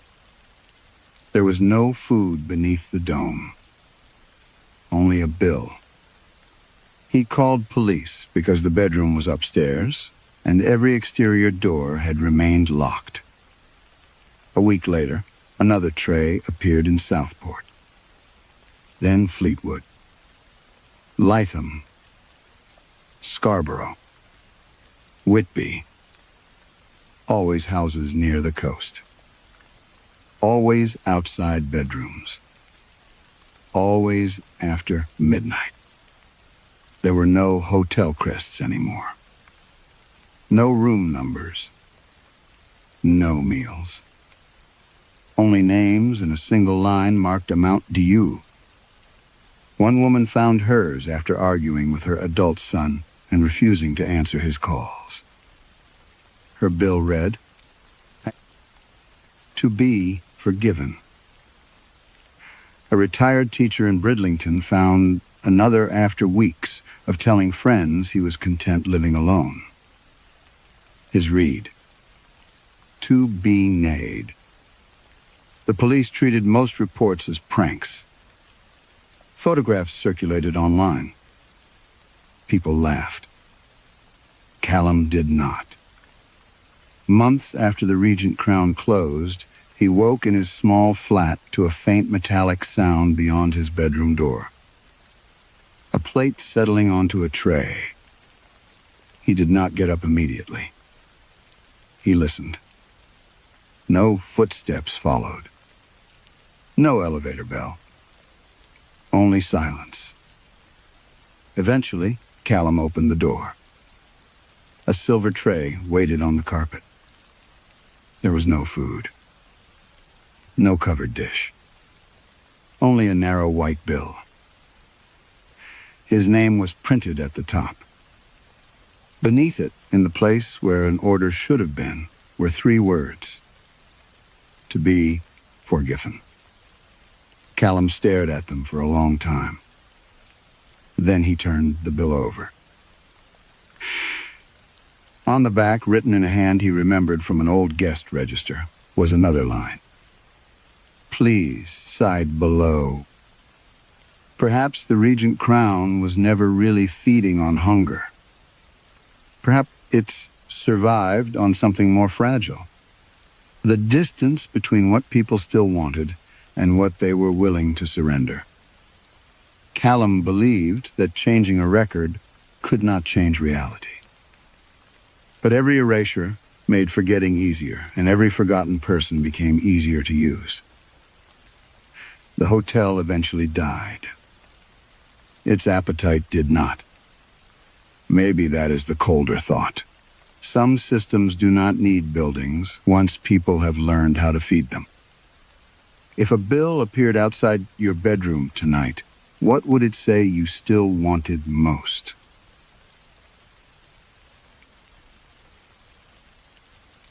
Story 4. On nights when the laundromat was quiet, Elena Ruiz could tell which machines were running without looking up. Washer 2 had a loose bearing that made a dry, insect-like tick during the spin cycle. Washer 9 shuddered when someone overloaded it with blankets. The large commercial dryer near the vending machine gave one soft metallic cough whenever its gas valve opened. Elena had owned Lakeshore Laundry for 11 years, long enough for its noises to become a second language, and long enough to hear immediately when one of them did not belong. That Thursday, the wrong sound came from Washer 6.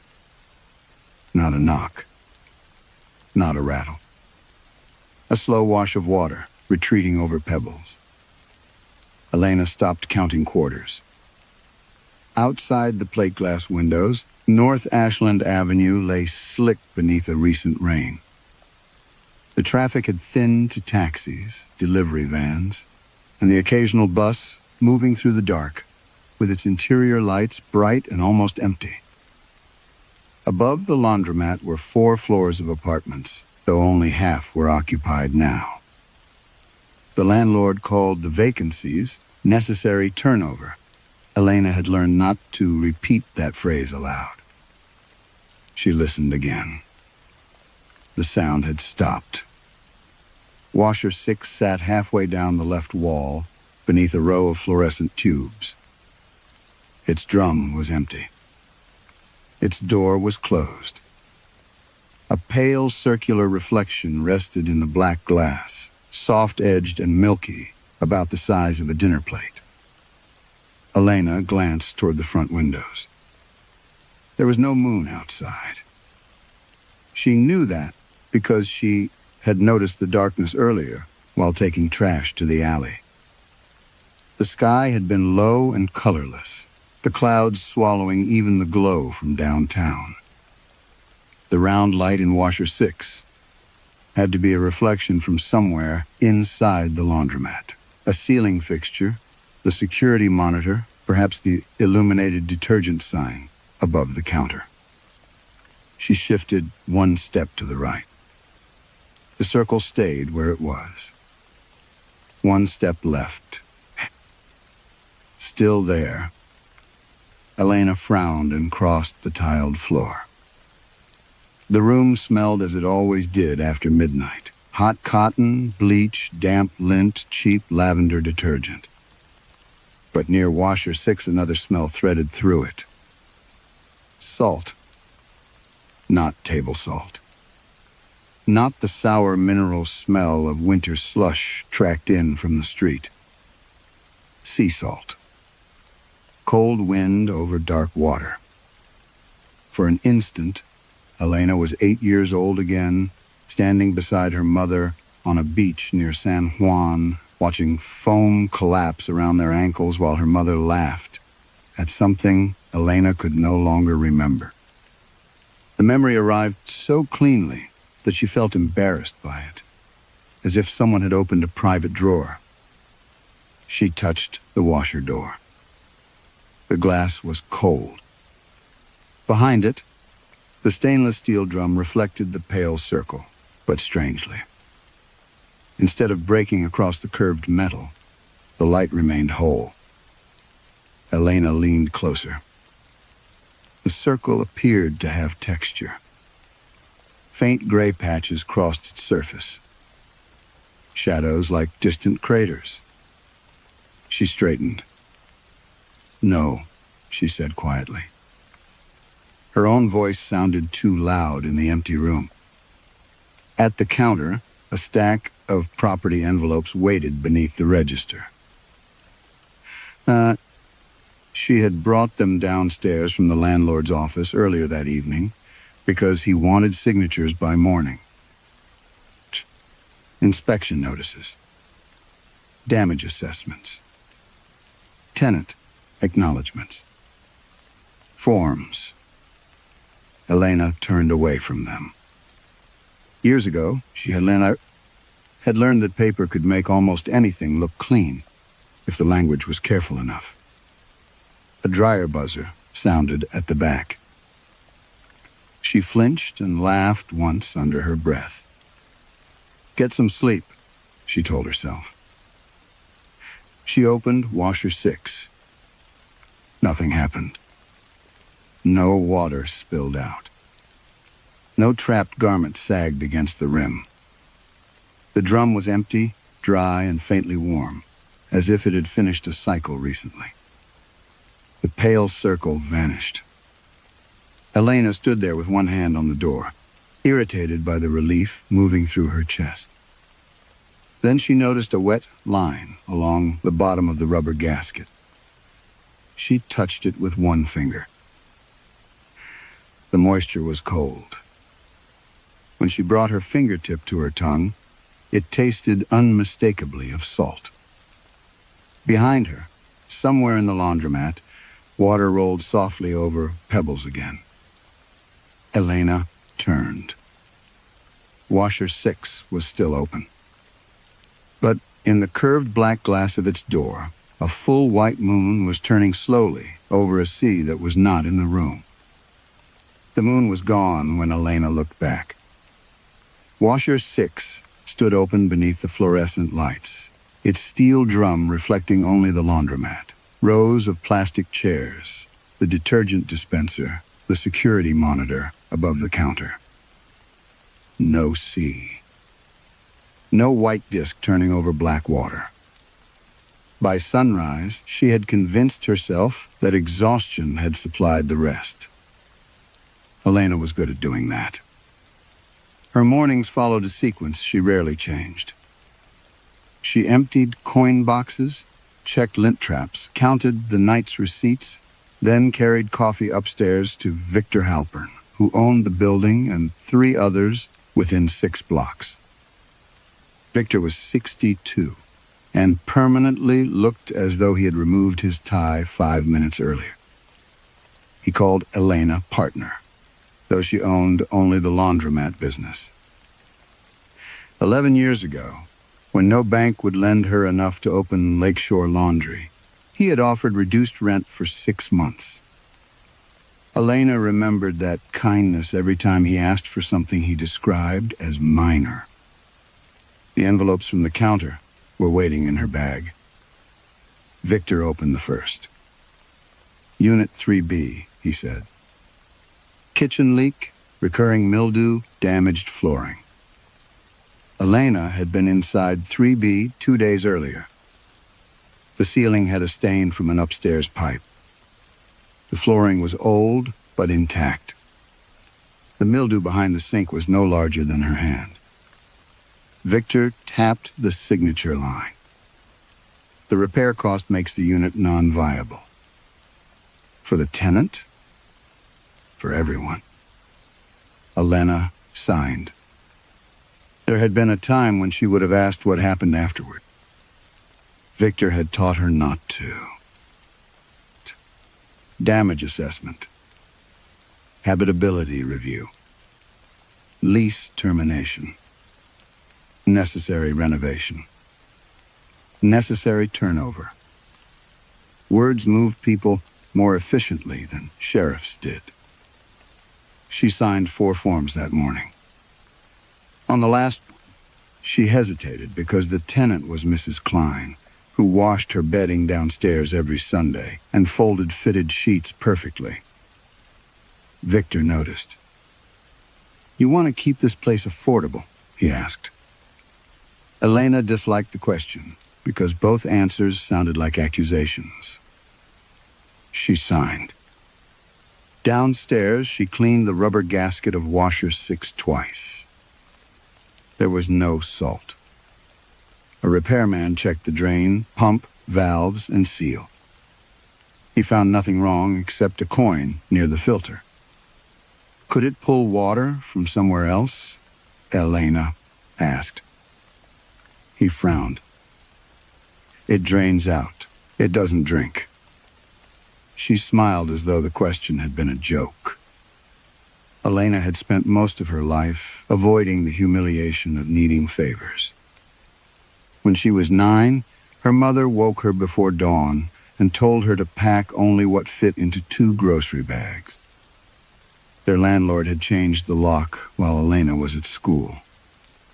Another year, they spent 6 weeks sleeping behind a cousin's beauty salon. At 13, Elena understood that a bedroom was not yours because your clothes were inside it. It was yours only while someone with paperwork agreed. Her mother called every move temporary. Elena built her adult life around never hearing that word again. That was why the laundromat mattered. It was rent she could pay. A business license bearing her name. Machines bolted to concrete. She could touch them and believe they would still be there tomorrow. She told herself the upstairs tenants had choices. She told herself Victor followed the law. Most of all, she told herself she had never evicted anyone. She only signed reports. That was different. Near midnight, the laundromat filled briefly with people finishing late shifts. An older woman, Elena, vaguely recognized, chose washer 6. Elena nearly told her it was broken. Instead, she watched. The cycle began normally. Halfway through, water slid softly over pebbles. Elena looked up. Something pale moved behind the round glass. Not moonlight. Fabric. When the machine stopped, the woman pulled out her clothes. They smelled faintly of winter lake water. Then she reached into the drum again. Her hand emerged holding a small yellow t-shirt. It was dripping. Across the chest was a faded cartoon sun. Inside the collar, a child's name had been written in black marker. The woman's face emptied of color. "Why is this in your machine?" Elena stared at the shirt. The woman turned the collar toward her. "I know this," she whispered. "It came from the apartments on Bell Avenue." She looked at washer 6, then back at Elena. Those apartments were demolished 12 years ago. For several seconds, Elena said nothing. The woman held the yellow shirt by its shoulders, as water threaded from the hem and tapped against the tile. "Bell Avenue?" Elena asked. The woman nodded. "My sister lived there." Elena knew the block. Or rather, she knew what stood there now. A narrow condominium building with frosted balconies, underground parking, and a small landscaped courtyard that smelled of cedar mulch in summer. Victor had once complained that the developer had overpaid for the land. "What was the address?" Elena asked. The woman gave it. Elena felt something tighten behind her ribs. The number meant nothing at first. Then she remembered an old redevelopment packet Victor had left in his office years ago. 6 addresses listed in a column. Structural instability. Emergency clearance. Demolition approved. She had signed 2 inspection statements attached to that packet. Not the Bell Avenue property itself. Something adjacent. Close enough. The woman turned the shirt over. This belonged to Mateo. "Your nephew?" "My sister's boy." "Where is he now?" The woman looked at Elena strangely. "California." The answer should have relieved her. It did not. They searched the washer together. The drum was empty, except for 3 grains of pale sand caught inside the perforated steel. Elena pinched one between her fingers. It was coarse and cold. Chicago winter grit was darker than that. Beach sand near the lake was finer. The woman left with the shirt sealed inside a plastic grocery bag. She refused Elena's offer to wash the load again. "You should shut that machine down," she said. Elena did. She unplugged washer 6 and taped an out-of-order sign across the door. At 2 a.m, the drum began turning. No lights came on. No water entered. The machine simply rotated behind the handwritten sign, slow enough that Elena could count each revolution. She called Victor. He answered on the 4th ring. "What happened?" "I need you to send someone downstairs tomorrow." "You already had a repairman." "This is different." Silence. Victor had always disliked descriptions he could not put into a form. "What is it doing?" Elena watched the dark glass. Turning. Then unplug it. It is unplugged. Another silence. "Go home, Elena."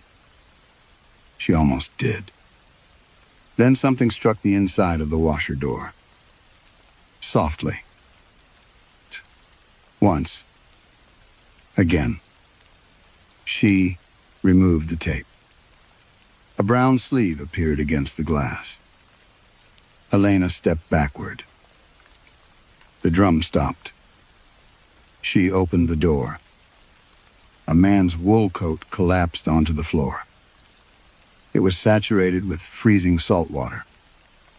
More clothing followed when she pulled at it.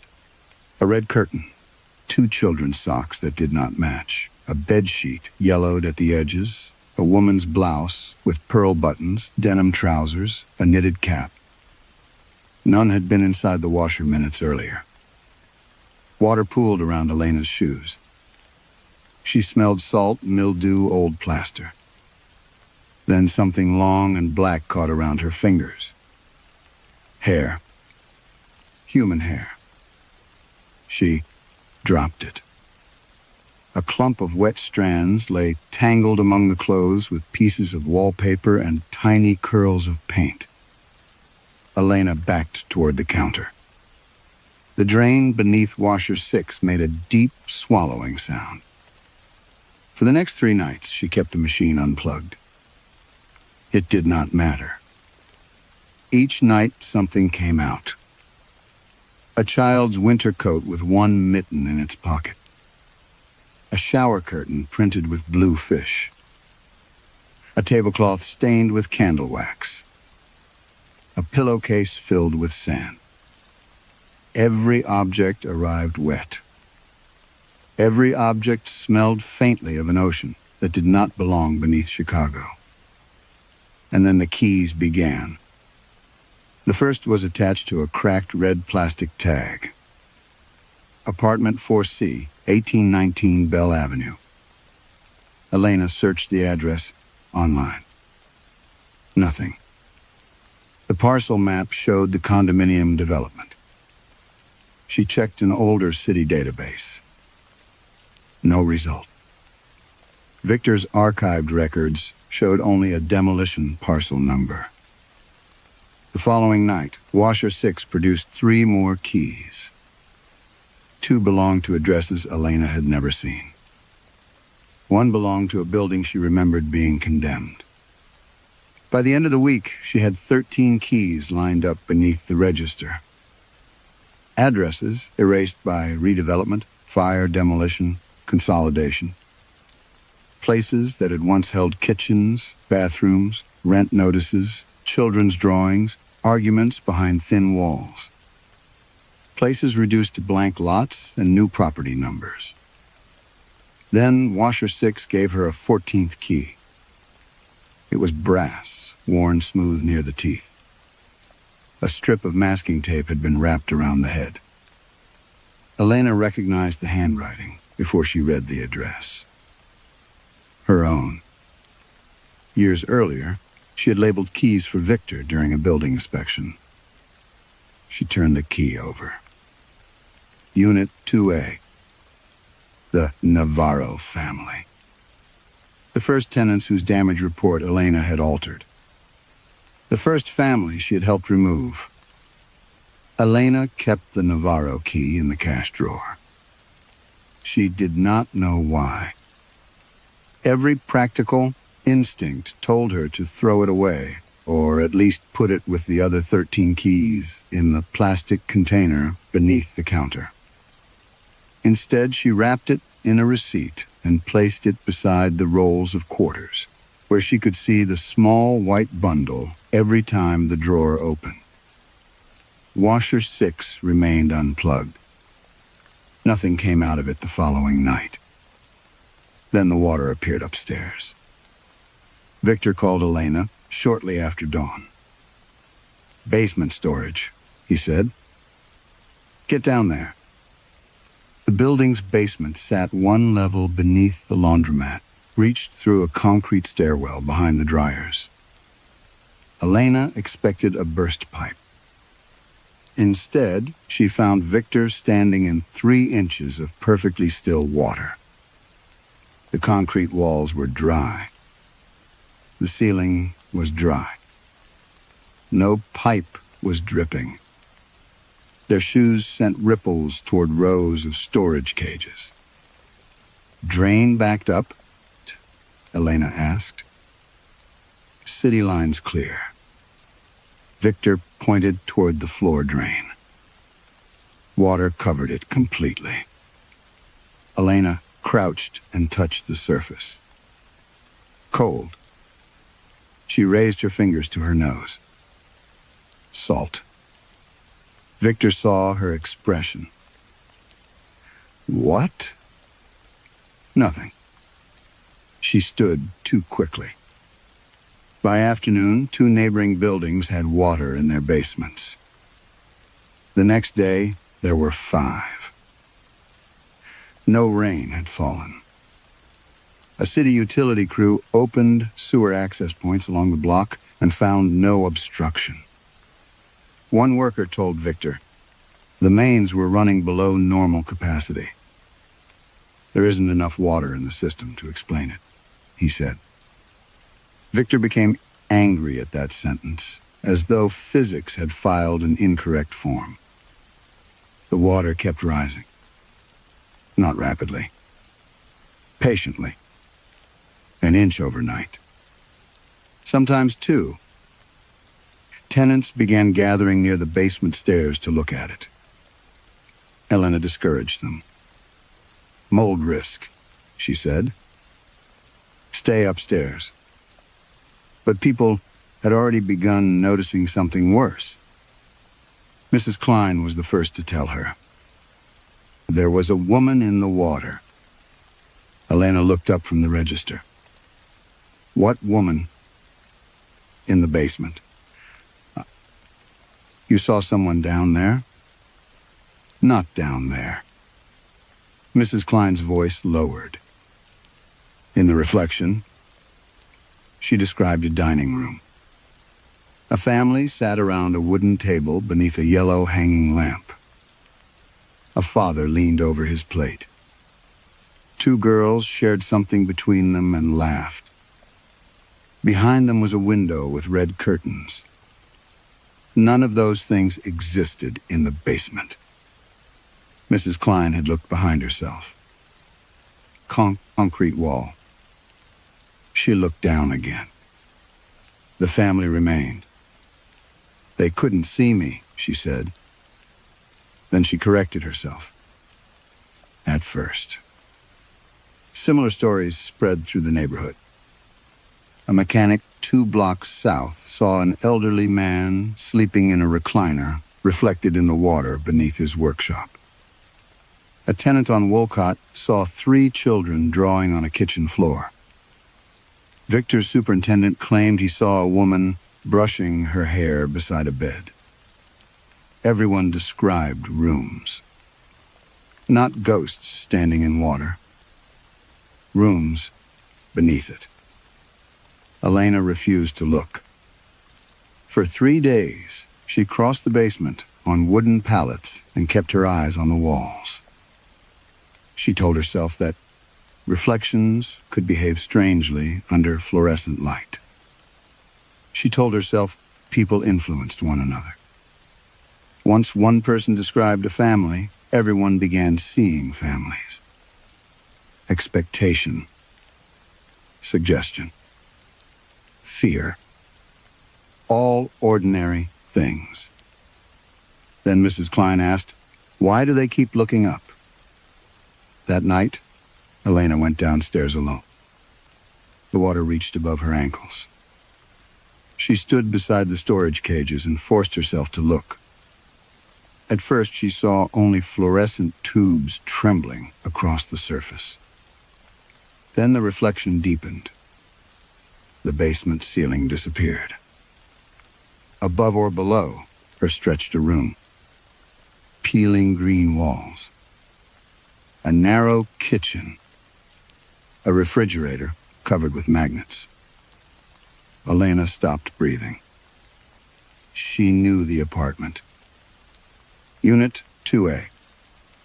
The Navarro's apartment before Victor renovated it.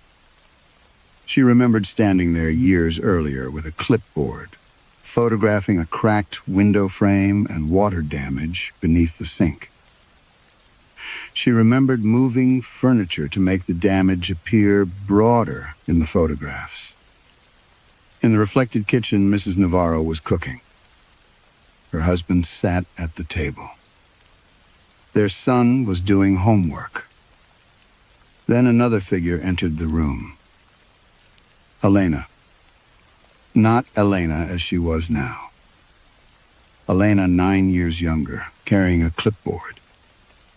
The reflected Elena crossed the kitchen, knelt beside the sink, and reached behind a cabinet. The real Elena whispered, "No." Below her, her younger self pulled a bottle of water from her bag and poured it slowly across the floor. Elena did not remember pouring the water. She remembered the apartment. She remembered Victor standing behind her, impatient, because the Navarros had refused another rent increase. She remembered photographing the warped cabinet base. She remembered signing the assessment afterward. But not the bottle. In the basement reflection, her younger self emptied it deliberately across the kitchen floor. Then she stood, stepped backward, and took photographs. The image dissolved when Elena kicked at the water. The reflected apartment shattered into strips of fluorescent light. She climbed the stairs without looking down again. By morning, the laundromat smelled damp. Not the ordinary dampness of wet clothes and steam. This had weight to it, a basement smell spreading upward through concrete, plaster, rust, old wood sealed behind walls. Elena ran both dehumidifiers. Their collection tanks remained empty. Yet moisture filmed every metal surface. Coins stuck together inside the change machine. The front windows fogged from the inside. The paper labels on detergent boxes curled at their corners. And washer 6 was no longer the only machine that moved. Washer 3 turned first. Then 8. Then 11. They rotated without power, one after another, never at the same speed. Some moved clockwise. Others dragged slowly backward. Customers complained. Elena began closing sections of the laundromat with yellow cleaning signs, pretending there was an electrical fault. Victor came downstairs that afternoon. You can't block half the machines. They're moving unplugged. Then replace them. It isn't the machines. Victor gave her the look he used whenever he wanted a problem reduced to cost. What exactly are you saying? Elena almost told him about the basement reflection. Instead, she asked, "Do you remember the Navarros?" His expression changed so slightly she might have missed it if she had not been watching. Which Navarros? 2A. Elena, I've owned hundreds of units. You asked me to exaggerate the water damage. I asked you to document damage.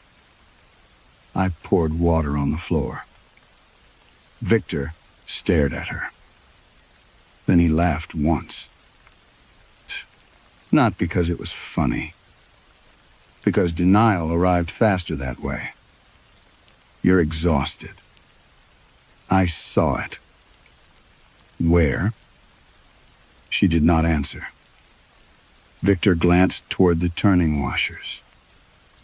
For the first time, his confidence weakened. Then he saw the floor. A white line had appeared between the tiles near washer 9. At first, Elena thought detergent had spilled. She crouched. Salt crystals filled the grout.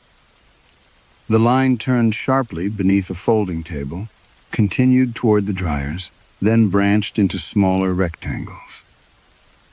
Victor frowned. What is that?" Elena followed it.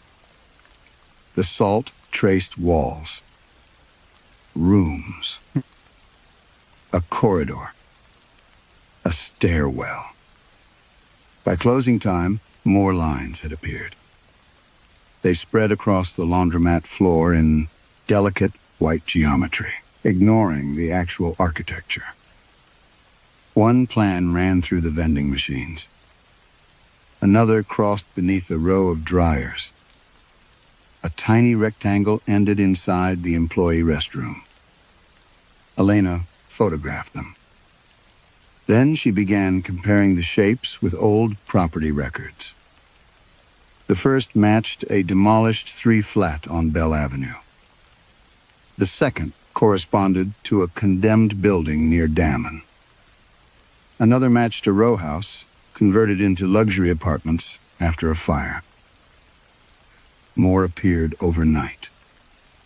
Properties removed through redevelopment. Buildings cleared after alleged structural damage.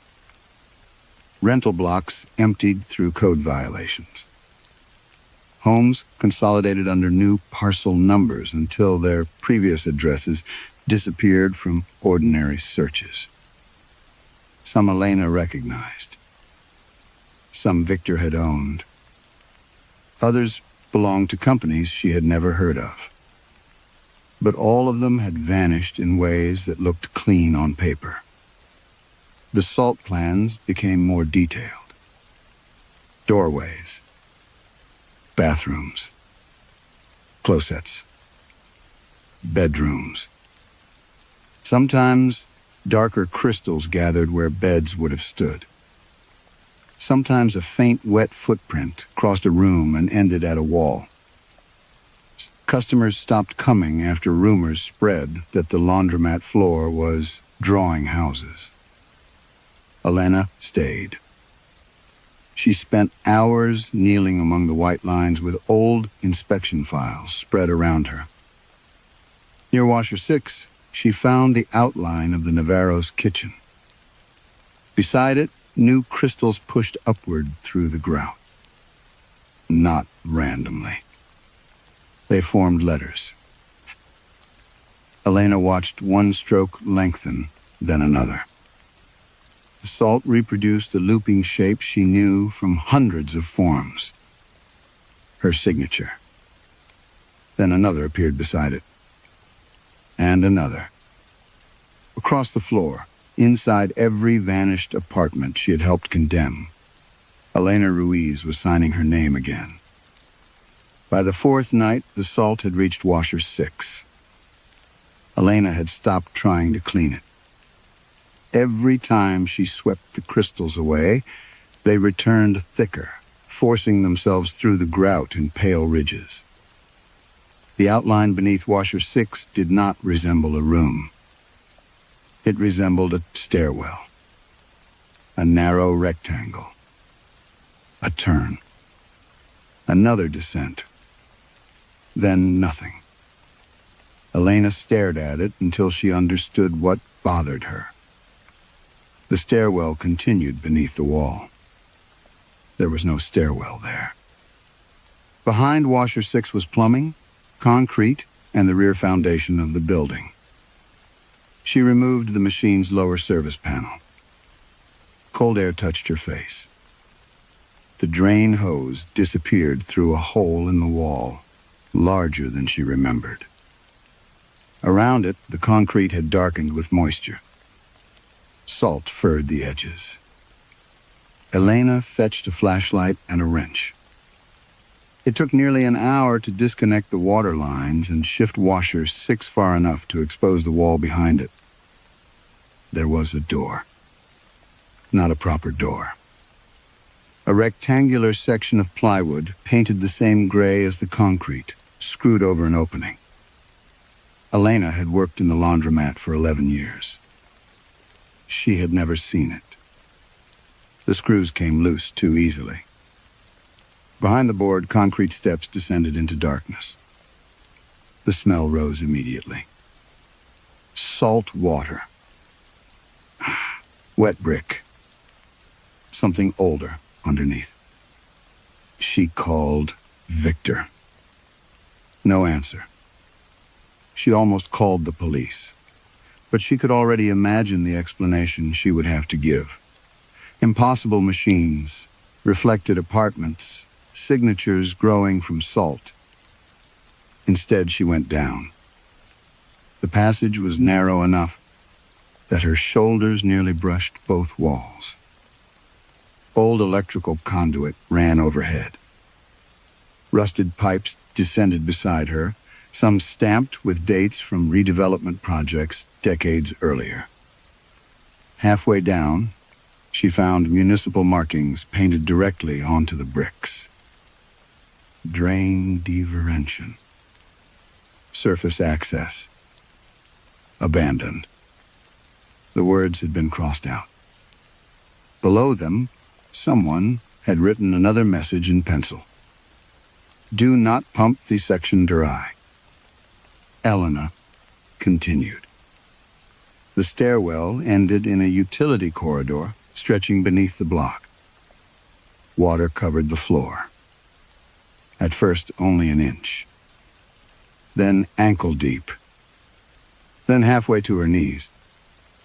Her flashlight revealed branching tunnels, capped pipes, brick arches, old valves frozen beneath mineral crust. The city had built over itself so many times that Elena had never wondered what remained underneath. Now she began seeing addresses, painted on pipes, scratched into concrete, written on metal tags hanging from abandoned valves. Bell Avenue, Wolcott. Damn it. Addresses from the Keys. She followed them. The tunnel narrowed beyond a broken junction chamber. Part of the retaining wall had collapsed inward, exposing soil and fractured masonry. Beyond it came a pale light. Elena switched off her flashlight. The glow remained. She climbed through. The tunnel ended above an impossible shore. For several seconds, her mind rejected the scale of what she saw. Water stretched into darkness farther than the beam of any flashlight could reach. A lake. No. Something larger. Its surface was almost perfectly still, black except for a broad path of silver light. Elena slowly lifted her head. There was no ceiling. Above the underground lake hung a sky. Dark blue. Cloudless. And in the center of it was the moon from Washer 6. Full. White. Enormous. Rotating so slowly she could see the shadows on its surface moving. Elena's legs weakened. Then she looked down. The lake was reflecting Chicago. Not the Chicago above her. Another one. Buildings extended beneath the surface upside down, their rooftops nearest the water and their foundations descending into impossible depth. Brick apartment blocks. Wooden porches. Fire escapes. Corner stores. Church towers. Narrow houses pressed shoulder to shoulder. Some structures she recognized from old photographs. Others she knew only from addresses that no longer existed. Every window glowed. Inside them, people moved. Cooking. Sleeping. Carrying babies. Sitting at tables. Living. The underground lake held entire neighborhoods. Not drowned. Preserved. Elena stepped closer to the edge. One rooftop lay directly beneath her. A woman stood on it. Then another figure appeared. Then 10. 20. Across the reflected city, doors opened.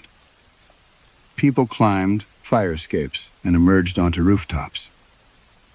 Elena watched them spread block after block until hundreds stood beneath the second moon. No one spoke. No one waved. They simply raised their faces. And at the same moment, every one of them looked up at Elena. The people below did not move until Elena stepped back from the ledge. Then, almost together, they lowered their faces. One by one, they disappeared from the rooftops. Doors closed. Windows darkened. The underground city resumed whatever imitation of life it had been performing before she arrived. Elena remained at the broken wall. Her breathing sounded too loud. At the edge of the lake, something floated toward her. A manila folder. It moved without wind or current. When it touched the concrete, Elena crouched and lifted it from the water. The paper should have dissolved. Instead, it was dry. Across the front was stamped, Habitability Review. Inside were inspection forms, photographs, tenant complaints, notices of structural deficiency. She recognized Victor's company logo. Then she saw her own name. Elena flipped through the pages. The Navarro apartment. Unit 2A. The original inspection photographs were there. Not the version she remembered submitting. These showed a stained cabinet, cracked plaster, an old but usable kitchen. Then came a second set. The floor soaked. Damage spreading beneath the sink. The photographs she had taken after pouring the water. Her signature appeared beneath them. Unsafe for continued occupancy. Elena sat on the concrete. She remembered more now. Not all at once. Pieces. Victor telling her the Navarros were 6 months behind on a rent increase they disputed. Victor saying eviction court could take forever. Victor placing a bottle of water beside Elena's clipboard. She had understood without asking. She had poured it. Then she had forgotten. No, not forgotten. Filed away. There was a difference. Another object tapped against the shore. A key. Then another. Then dozens. They drifted toward her across the black water. Each was tagged with an address. Elena collected them until her pockets were heavy. Behind the keys came more papers. Condemnation orders. Insurance claims. Demolition permits. Emergency vacancy notices. Documents from buildings across several blocks. Some bore Victor's name. Some belonged to redevelopment companies, banks, municipal departments, property trusts. The pattern became obvious. A building was declared unsafe. Tenants were removed. The address disappeared from active property records. The parcel was merged, renumbered, redeveloped. Within a few years, nobody referred to the original building anymore. Then another kind of document began arriving. School enrollment forms, utility bills, birthday cards, takeout menus, church flyers, handwritten rent receipts, proof of ordinary life. Each belonged to an address that official databases no longer recognized. Elena looked across the water. The impossible buildings beneath the surface were not copies of what had been demolished. They were everything the city had stopped acknowledging. Memory preserved as architecture. A bedroom existed because someone had slept there. A kitchen remained because meals had been eaten there. A staircase survived because thousands of feet had climbed it. The city above could erase a parcel number. The drains had kept the rest. Elena opened another folder. Inside was a list of properties she had inspected for Victor. Bell Avenue, Wolcott, Marshfield. 3 addresses she had helped classify as uninhabitable. Beside each was a column titled Steepy of Resident Memory. The entries made no sense. Persistent. Fading. Residual recognition. Then, beside the Navarro property, erasure complete following final habitability certification. Elena stared at the sentence. Her report had not simply removed them from an apartment. It had finished something. The building had already been stripped from maps, ownership records, neighborhood plans. Her signature had converted a lived-in home into an officially empty structure. After that, forgetting became easy. The lake moved. For the first time, a ripple crossed its surface. On the far side, windows began going dark in sequence. One building, then another, then another. Elena gathered the papers and climbed back through the broken retaining wall. By the time she reached the laundromat, dawn had begun whitening the windows. She went straight to Victor's office terminal and opened the municipal property database.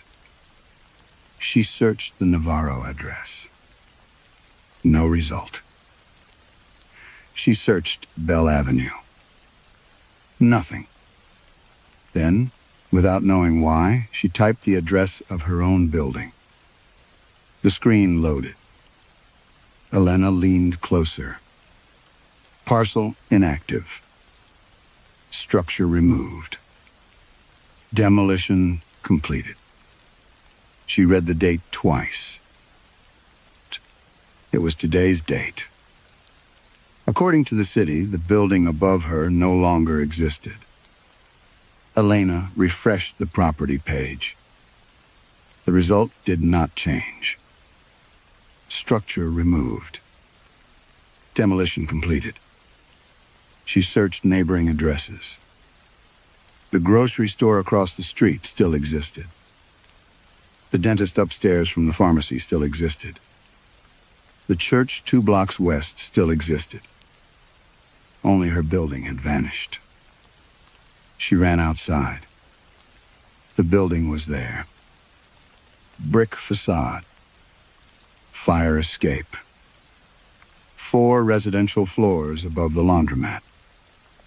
Mrs. Klein's curtains in the second-floor window. Victor's office, blinds half closed. Cars passed without slowing. Nothing had changed, except a delivery driver standing beside the curb. He stared at the address on his phone, then at Elena. "I'm looking for 2117. This is 2117. The driver frowned. "No, it isn't." Elena pointed at the metal numbers above the laundromat door. They were gone. 4 pale rectangles remained where screws had once held them. She backed inside. Washer 6 was turning. The machine was still disconnected from electricity and water, but its drum rotated with the slow certainty of something obeying a different mechanism. The black glass contained the moon. Elena approached. This time she did not mistake it for a reflection.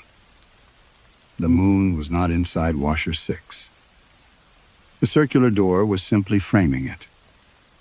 When the drum turned, the stars behind the moon remained still.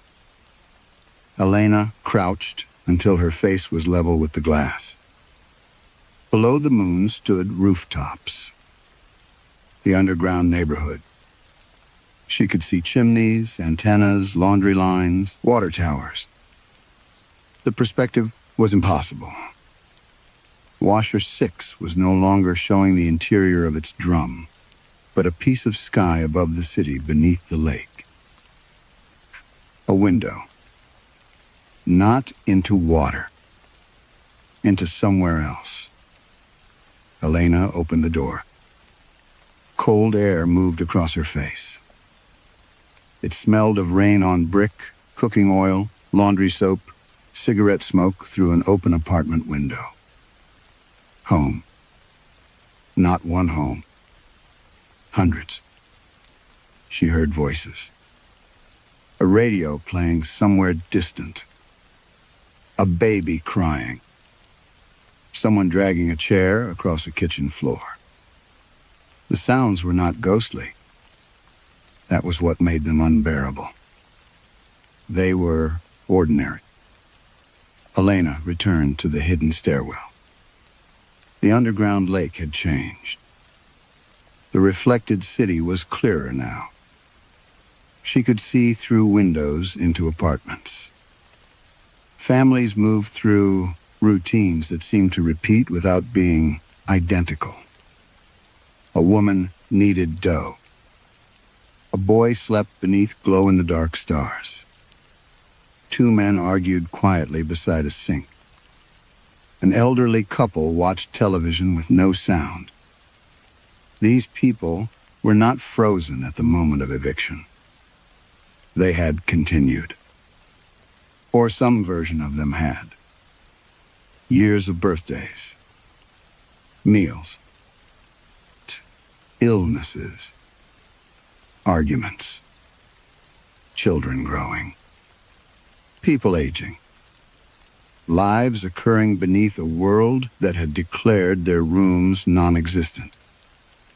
Elena understood then what the records meant by fading memory. The people above had not forgotten all at once. They had been persuaded gradually. A demolished address disappeared from maps. Mail stopped arriving. Schools changed records. Old photographs lost context. Neighbors moved. Developers renamed streets and buildings. Eventually, someone would say, "There used to be apartments there," and another person would ask, "Are you sure?" The city did not erase buildings. It taught people how not to remember them. The drainage system had carried everything else downward. Water from sinks.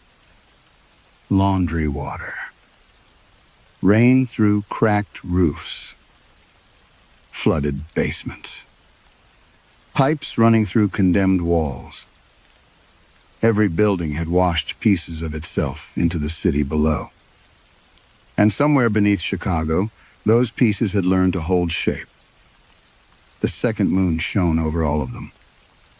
Elena looked up at it. She wondered whether it was a moon at all. Maybe an underground city needed a sky. Maybe enough forgotten windows had remembered looking upward. Across the lake, people began stepping onto rooftops again. This time, Elena did not retreat. Mrs. Navarro appeared among them. Older than Elena remembered. Beside her stood her husband and son. The boy was a man now. Mrs. Navarro looked directly at Elena. Her mouth moved. No sound crossed the water. Then voices rose from hundreds of rooftops at once. Not screaming. Speaking. The lake carried the words toward Elena with terrifying clarity. She expected accusations. punishment. Perhaps forgiveness, which frightened her more. Instead, Mrs. Navarro raised one hand and pointed upward, toward the city built over their bedrooms. The voices spoke together. Put them back. Elena stared across the water. Mrs. Navarro shook her head, as though correcting a misunderstanding. Not us. She pointed again. Our houses. Elena spent the morning trying to put the houses back through paperwork. It was useless. The city database rejected old addresses as invalid. Archived parcel numbers redirected to newer developments. Victor refused to answer his phone. When Elena finally reached someone in records, the clerk told her there was no mechanism for restoring a demolished structure to an active address. But people lived there. Then you need historical records. I have historical records. Then the address is historical. The distinction made Elena feel suddenly ill. By afternoon, her own building had begun disappearing in smaller ways. Mail was returned. A utility account listed the property as inactive. 2 tenants called because ride-share drivers could no longer locate them. Mrs. Klein came downstairs holding a lease and asked why the street number had vanished from the top. Elena did not tell her. She locked the laundromat before sunset. Washer 6 turned steadily in the empty room. The moon filled nearly half its glass now. Elena spread the old keys across the folding table. 14 pieces of metal. 14 doors. And beneath them, hundreds more. She finally understood what the people below had meant. They did not need to be brought back. They had never left. The world above had been built by removing the places that proved they belong. Elena looked at Washer 6. If the machine was a window, then the drain was the connection. She fetched tools from the maintenance closet. The front panel came off first. Then the pump housing. Then the steel frame. She worked until her knuckles split and her wrists shook. Behind the drum, the drainage assembly should have been ordinary plastic pipe. It was not. The hose entered a black opening in the wall no wider than her fist, but when Elena shone a flashlight into it, the beam traveled downward farther than the building could possibly allow. She heard the lake. Not loudly. Close. She cut the hose. Nothing spilled out. She widened the opening with a hammer. Concrete fractured. Salt poured from the cracks. The moon inside the washer brightened. Elena struck again. The wall opened. For one instant, she expected water to explode through the laundromat and drown everything. Instead, cold night air moved out of the hole. Somewhere beyond it, people were talking. A train passed.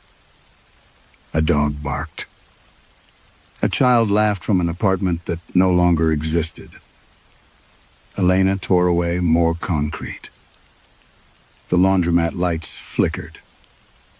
Outside, every street lamp on the block went dark. She stopped. Silence settled over the neighborhood. Not ordinary nighttime silence. Absence. Elena crossed to the front windows. The opposite sidewalk was gone. Not damaged. Gone.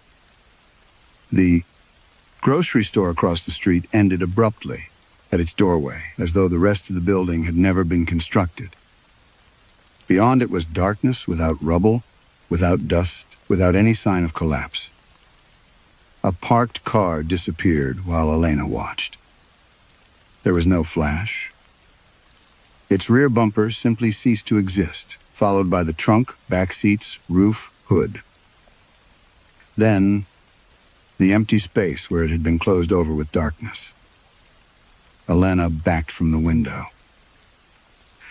The salt plans on the floor were changing. Walls sharpened. Doorways thickened. Names appeared beside rooms. Addresses, not drawn now, embossed into the tile. Below her, through the broken opening, the underground city grew brighter. Windows glowed warmer. Street signs became legible. Fire escapes cast shadows. The people beneath the second moon were becoming more solid as the neighborhood above became less so. Elena understood. She had imagined restoration as recovery. A forgotten house returning beside a new one. An erased address reappearing on a map without disturbing what had replaced it. But space did not work that way. Memory did not either. The luxury apartments on Bell Avenue occupied the rooms where the Navarro family had once lived. New walls stood where old walls had been declared uninhabitable. Every redevelopment had required something else to become absent. There was no empty place waiting for the truth. The truth had been built over. Another section of the street vanished. The laundromat windows now looked across a narrowing strip of pavement toward blackness. Elena turned toward Washer 6. The moon had grown so large that almost no darkness remained around it. She finally understood what opening the machine had begun. The houses below could return, but the world above would have to give their space back. By morning, North Ashland Avenue had a gap in it. Not a crater, not ruins, a gap. Several blocks of Chicago had simply stopped being there. News crews arrived first, then police, utility workers, city engineers, and people holding phones toward an absence they could not explain. Roads terminated at clean edges. Sidewalks ended in neat lines. Water pipes and electrical conduits stopped beneath the ground as though they had never been connected to anything beyond. There was no debris, no smoke, no bodies, no evidence that buildings had collapsed. Maps updated before noon. The vanished blocks appeared as undeveloped municipal land. Satellite imagery from previous years changed next. Where apartment buildings, shops, garages, and Elena Ruiz's laundromat had stood, archived images now showed empty lots, temporary fencing, patches of weeds. People argued about it online for several days. Some insisted there had been businesses there. Others said they were confusing the area with streets farther south. A man remembered buying detergent from a laundromat on that block, but could not remember its name. Mrs. Klein's niece tried to file a missing person report and discovered there was no record of her aunt ever renting an apartment there. Victor Halpern's company records still existed. The properties did not. Within weeks, even the mystery began losing its shape. People remembered that something strange had happened. They simply stopped remembering what was missing.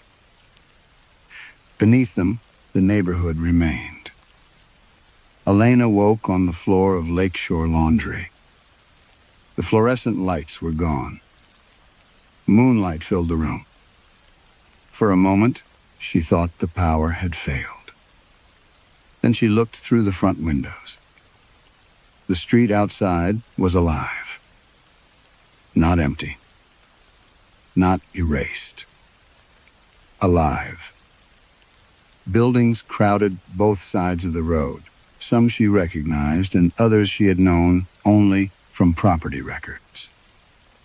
The old Bell Avenue apartments stood beneath rusted fire escapes. A bakery occupied a corner where a glass condominium tower had been above. Wooden porches leaned toward narrow alleys. Laundry moved on lines between buildings. Above everything hung the second moon. It was enormous now, no longer confined to Washer 6. It occupied the whole sky. Elena stepped outside. People watched her from windows. No one seemed surprised to see her. Mrs. Navarro stood across the street beside the entrance to her building. Her son was there too, grown now, carrying groceries. Elena crossed toward them. "I put them back," she said. Mrs. Navarro looked around. "No." Elena waited. "You stopped keeping them out." There was no gratitude in her voice. No anger either. That was worse. Elena looked back at the laundromat. Her name was gone from the window. The sign still read Lakeshore Laundry. But beneath it, another family name appeared in faded gold lettering, belonging to someone who had operated a wash house there long before Elena arrived. The neighborhood had restored what belonged to it, not what belonged to her. She remained there anyway. Perhaps because there was nowhere else to go.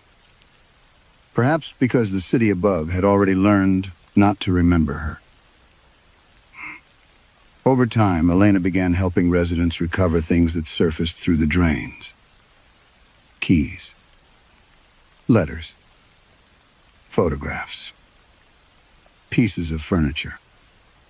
Sometimes, whole doors appeared standing upright beside the lake. She stopped asking who owned what. She listened. That became her punishment. Or perhaps the closest thing to redemption available.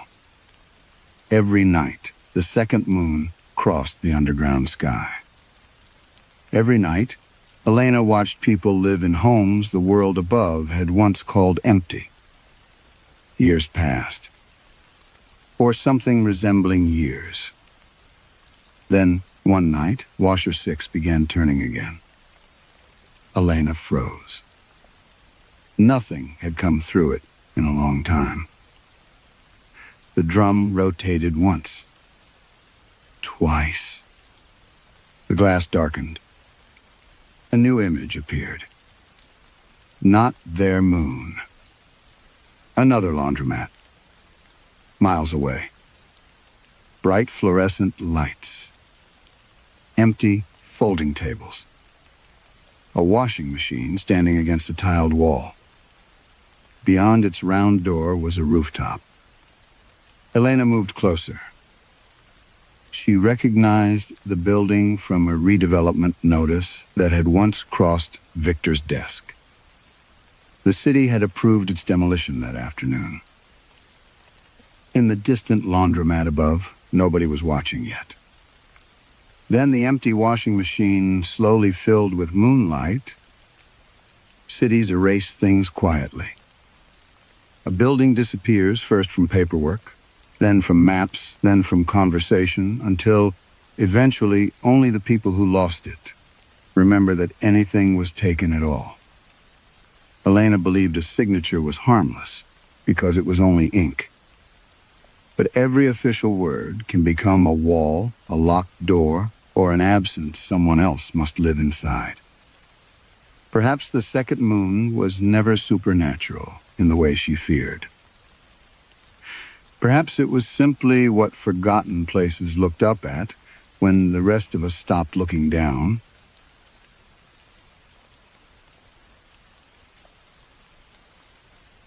Story 5. By the time Priya Nair reached Northreach Cold Logistics, snow had erased the county road behind her. The warehouse stood alone beyond a line of black spruce, a low white building sunk into January darkness, its loading bays glowing under sodium lamps. From a distance it looked warm. Priya knew better. The walls were layered with insulated steel, the floors ran over coolant lines, and even the office windows carried a rim of frost where warm administrative air met the refrigerated shell. She parked beside the employee entrance and sat with the engine running. The dashboard thermometer read 17 degrees below zero. Her phone showed 2 missed calls from her mother in St. Paul and 1 email from Northreach marked urgent review. Priya opened neither. She had spent 6 months learning how not to read certain things until she had enough energy to lie to herself about them. Inside, the night shift supervisor, Curtis Bell, handed her a visitor badge without smiling. "You picked a good night," he said. "For what?" "The heaters are acting up again." Priya clipped the badge to her coat. "Emergency heat or comfort heat?" Curtis looked toward the freezer doors. "Depends who you ask." He was in his late 50s, broad through the shoulders, with red skin around his nose from years of cold air. Priya remembered him from the inspection in October. He had stood near the same desk while the operations director explained that replacing the emergency heating loops would require shutting down 2 freezer zones. 3 days of lost product movement. $250,000 in penalties. Priya had written the variance herself. Temporary approval, she had called it. Mitigated risk. Her signature had made the faulty system legal for another winter. She followed Curtis through the hygiene station, pulled on insulated overalls, and entered freezer 2. The cold struck differently from outdoor cold. Outside, wind moved. Snow hissed. Trees creaked. Here, the air was mechanically still, as though the warehouse had removed weather from winter and preserved only temperature. Pallets rose in blue racks beneath fluorescent lights. Frozen poultry, vegetables, ice cream, prepared meals. Everything had a barcode, a temperature range, a route number, a customer. Everything except the pallet sitting alone and receiving lane 6. Priya slowed. It was wrapped in clear plastic, but there were no cartons beneath the film. The shape inside was rectangular and uneven, almost like furniture covered for storage. Frost had formed on the wrap in delicate fern patterns. Where did that come from? Curtis kept walking before realizing she had stopped. What? That pallet. He stared at it. For a moment, his expression was not confusion.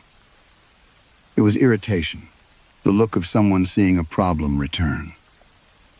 Night transfer, he said. From where? Not on my sheet. Priya stepped closer. A paper label had been fixed beneath the plastic. No product code. No lot number. No supplier. Only an address. 418 Harrow Lane. Bemidji, Minnesota. Below it, in smaller print, was a line that read, Received. Midnight. Priya touched the plastic with one gloved finger. The material flexed inward. Behind it came a faint metallic ticking. She leaned closer. It sounded like the pipes in her childhood home after the furnace shut off. "Who unloads these?" she asked. Curtis did not answer immediately. Priya turned. He was watching the ceiling cameras instead of her. "Curtis. Forklift usually finds them here." "Finds them?" He rubbed his mouth. "That's what I said." The fluorescent lights dimmed. All along the freezer wall, temperature displays refreshed at once. Priya watched the nearest one settle at 22 degrees below zero. Then 23. Then 24. The compressors did not change pitch. No fans accelerated. Yet the temperature continued falling. Curtis swore under his breath. Priya looked back at the pallet. The frost on the plastic had thickened. For one impossible instant, she could see through it. Not boxes. Not machinery. A bedroom window rimed white from the inside. A bed beneath it. And above the bed, suspended like smoke, a pale cloud shaped exactly like the breath of someone who had just stopped breathing. Then the plastic clouded over again. Priya stepped back so quickly, her heel struck the floor drain. "What is in there?" Curtis finally looked at her. His face had gone colorless beneath the cold. "You signed the winter system," he said. Before Priya could answer, something inside the wrapped pallet exhaled. The pallet did not move again. Priya stood in receiving lane 6, with one hand still gripping the metal drain grate beneath her boot, waiting for some second breath that would prove the first had not been imagination. Nothing came. Only the low electrical hum of the freezer lights and the thin ticking behind the plastic. Curtis Bell turned away first. "You should see the maintenance logs," he said. Priya looked at him. "You heard that. I said you should see the logs." That was breathing. Curtis started walking toward the personnel corridor. She followed.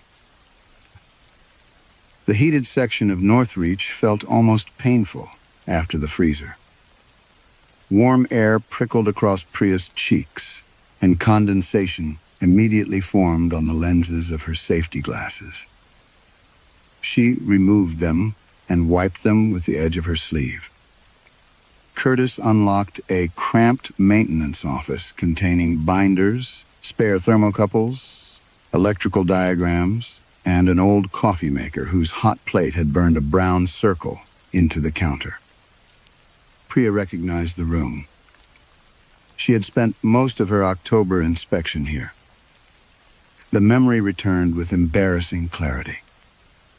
Operations Director Glenn Avas had sat across from her, with a spreadsheet open on his laptop, while she explained that the emergency heating loops along the worker egress routes were operating below specification. "If those lines freeze," she had said, "you lose safe evacuation temperatures." Glenn had nodded sympathetically. Then he had shown her the cost of shutting down the freezer zones. He never told her to approve the variance. That was the part Priya hated remembering. He had only shown her numbers until signing seemed like the reasonable thing. Temporary operation. Additional monitoring. Increased inspection frequency. Acceptable risk. The language of respectable surrender. Curtis pulled a binder from a shelf. "You remember Malik Henson?" Priya searched her memory. Maintenance technician. Younger guy? 32. Worked refrigeration controls. She remembered a narrow-faced man with a Minnesota Vikings cap tucked into his back pocket. During the inspection, he had interrupted Glenn twice. Once to say the heating problem was not intermittent. Once to say, "You're measuring the wrong side of the system." Priya had told him she would review his concern later. She never had. What about him? Curtis opened the binder. A maintenance sheet had been removed from its plastic sleeve. The empty space seemed louder than the pages around it. He disappeared 4 days after you signed. Priya stared at him. You mean quit? I mean, nobody knows. Police report. His sister filed one. Northreach? Said he abandoned his position. Curtis sat heavily. His locker stayed full for 3 weeks. Priya remembered Malik watching her sign the variance. Not angry. Disappointed. That was worse.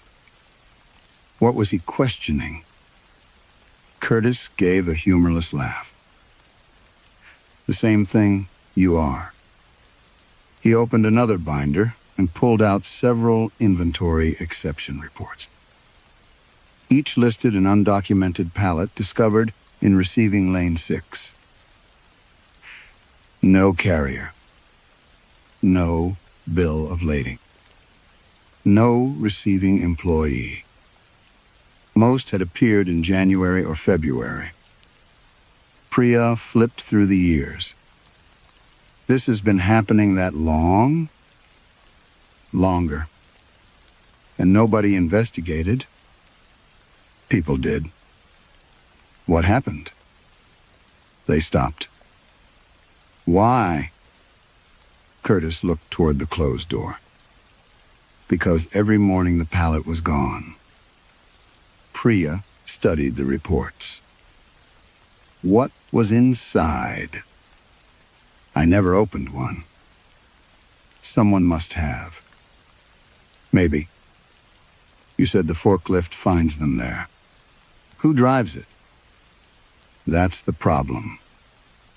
He pushed forward a printed security log. Receiving lane 6 showed no forklift entries around the relevant periods. No badge access. No truck arrival. Nothing. The pallets appear near midnight, Curtis said. Not every night. Sometimes we go weeks without one. But nobody has ever seen one unloaded. Priya felt the warmth leave the room despite the heater above them. Why didn't you tell me in October? Curtis met her eyes. You weren't asking questions in October. Before she could answer, his radio crackled. A worker's voice came through. Curtis? He lifted it.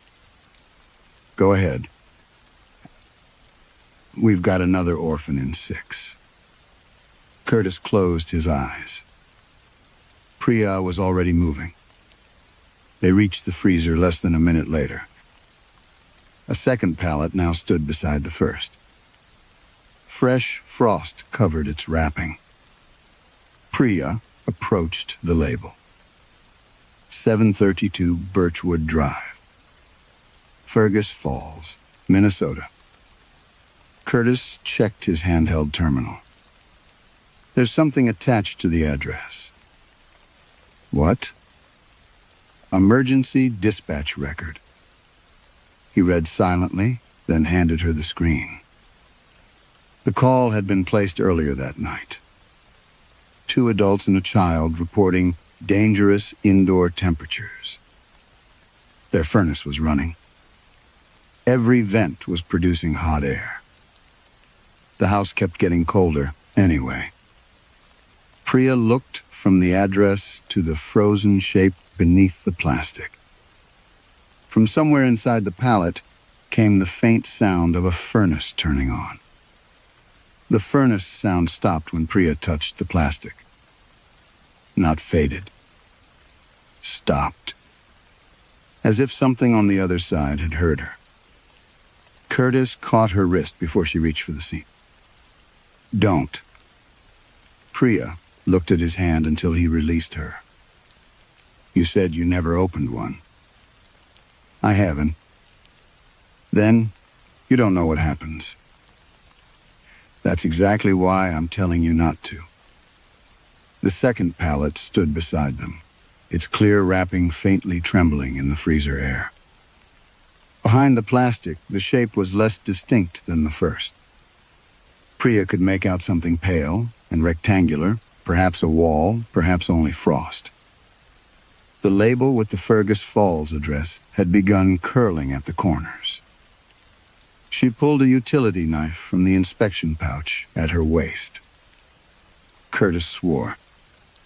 "Priya, if there's a person in there, we don't leave them sealed. There isn't room for a person. There isn't room for a bedroom either." That silenced him. Priya slid the blade beneath the plastic. The first cut made almost no sound. The second produced a soft rush of air. Warm air. It touched her face like breath from a heated room. Then the wrapping sagged open. Priya expected boxes. Instead, she saw wallpaper. Not an image of wallpaper. A wall. Yellow paper printed with faded blue flowers extended inward beyond the edge of the pallet, disappearing into darkness several feet farther than the pallet itself could physically contain. Priya lowered the knife. Curtis stepped backward. No. The opening widened as the plastic peeled away. A bedroom appeared. A narrow bed stood against the left wall beneath a knitted green blanket. Across from it was a dresser with one drawer hanging open. A window above the headboard had frozen from the inside, its glass opaque except for a small crescent where someone had apparently wiped away condensation with a hand. The room was larger than the pallet. Much larger. Priya walked around the outside. The pallet measured perhaps 4 feet across. Inside, the wall continued nearly 12. She returned to the opening. Her mind began supplying explanations automatically. Projection. Mirrors. Some kind of collapsible display structure. A refrigerated mock-up used for testing. Each explanation failed before she finished thinking it. The floor inside was carpet. Brown, worn flat beside the bed. Priya crouched and touched it. Real fibers pressed beneath her glove. She withdrew her hand. The carpet beyond the pallet continued into the room, although there was nothing beneath it but warehouse concrete. Curtis whispered, "Close it." Priya ignored him. Something rested on the bed. At first, she thought it was another blanket. Then she saw the indentation of a shoulder beneath the green knitting. A human shape lay curled toward the wall. Priya stopped breathing. Hello? No movement. She stepped 1 foot inside. Curtis said her name, but his voice sounded strangely distant now, muffled as though he were speaking through another room. The temperature changed immediately. The warehouse had been brutally cold. The bedroom was worse. This was not industrial refrigeration. It was the dead cold of a house that had lost heat 1 degree at a time while someone waited for morning. Priya smelled dust. Laundry detergent. Old wood. And something faintly sweet from a mug on the bedside table. Tea, perhaps. Frozen solid. She moved closer. The person beneath the blanket was an elderly woman. Gray hair lay against the pillow. Her eyes were closed. One hand protruded from beneath the blanket, fingers curved toward the mattress as though she had tried to pull the fabric tighter. There was no dramatic expression on her face. That disturbed Priya more. She looked tired. Only tired. As if freezing had taken so long that fear had eventually become exhaustion. Above the woman's mouth hung a small cloud of condensation. It did not move. A final breath suspended in the room. Priya raised one hand toward it. The vapor trembled. Behind her, Curtis said, "Don't touch anything." She turned toward the window. Through the clear crescent in the frost, Priya could see a residential street beneath heavy snow. A porch light burned across the road. A car sat half buried beside the curb. This was not a reconstruction. Somewhere this room had existed. Perhaps still did. Her gaze dropped to the bedside table. Beside the frozen mug lay reading glasses, a bottle of hand lotion, and an envelope stamped with the logo of a regional utility provider. Priya picked it up. The paper cracked slightly with cold. Across the front, in bold print, were the words, "Final disconnection denoter."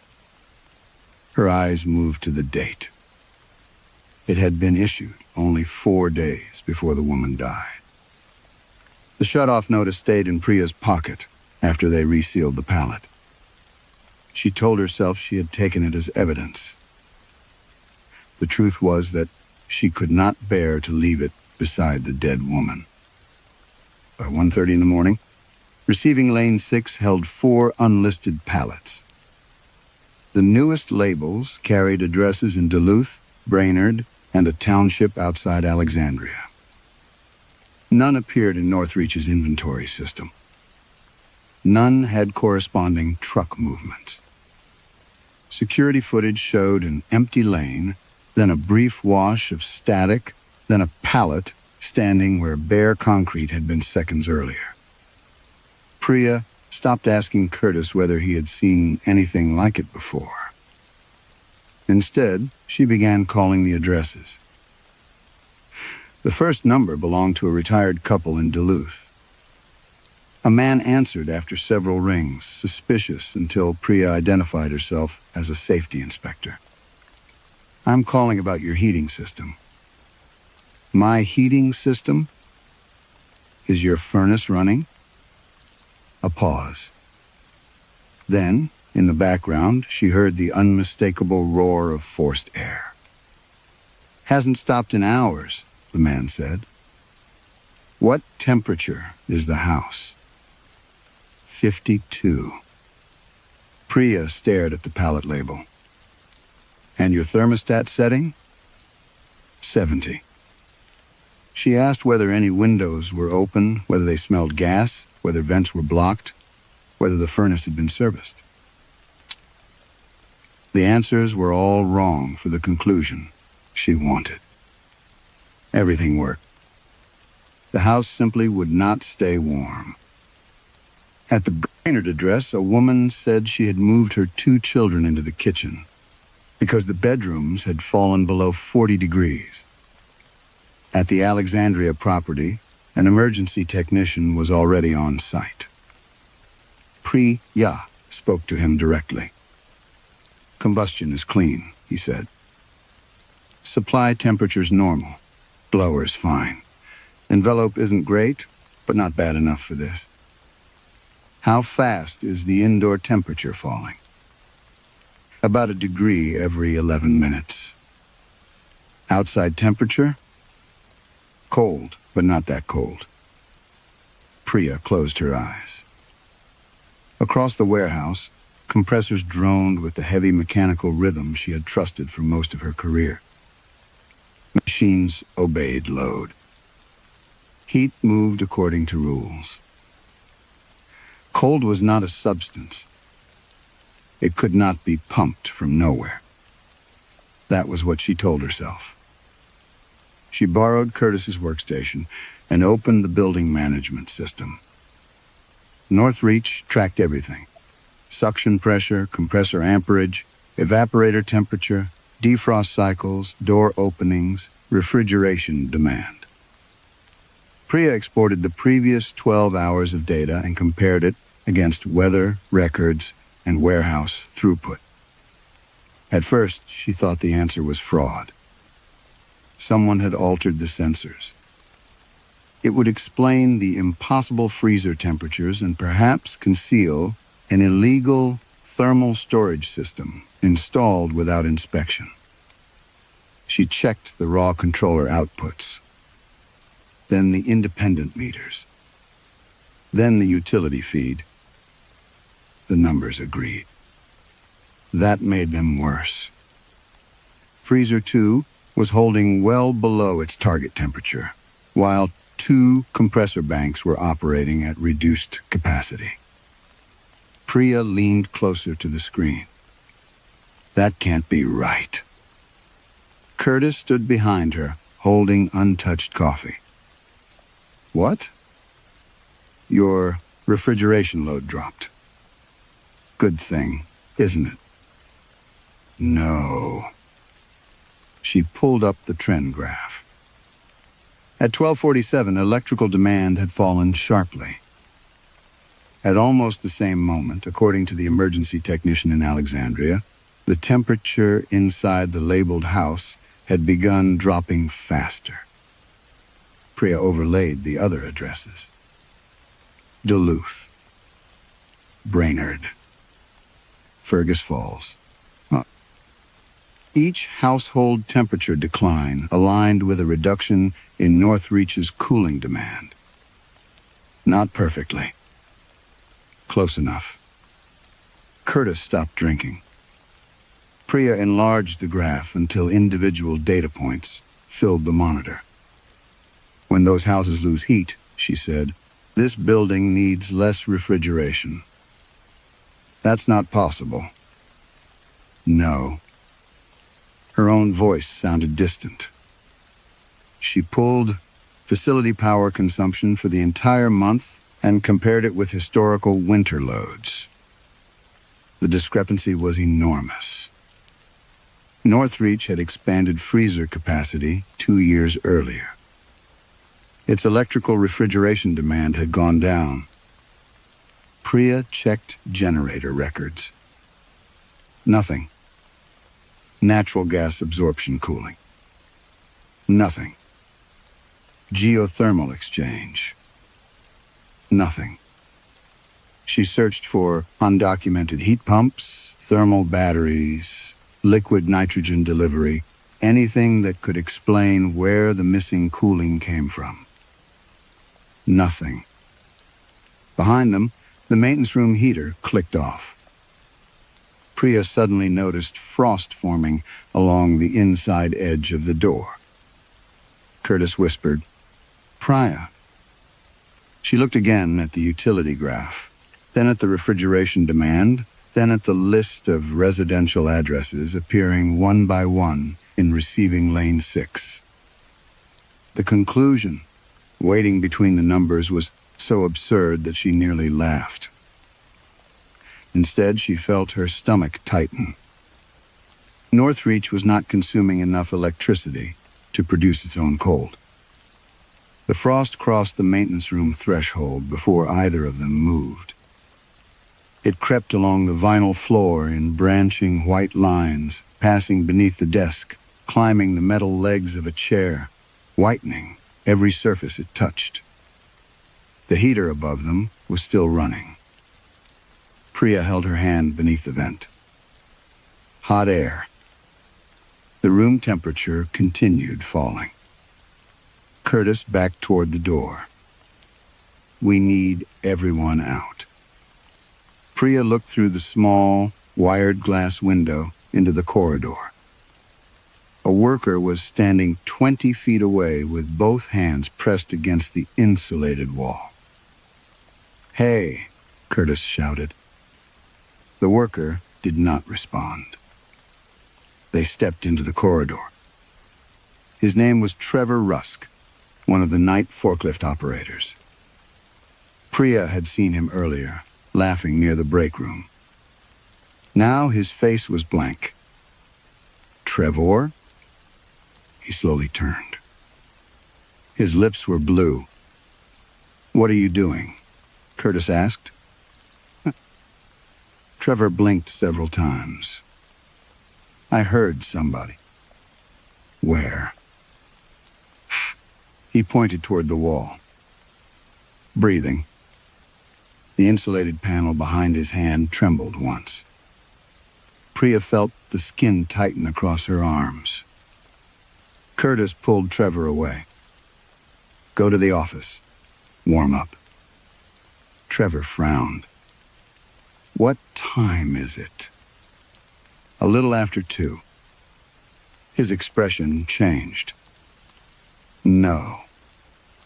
"What?" "I came out here before midnight." Priya and Curtis exchanged a look.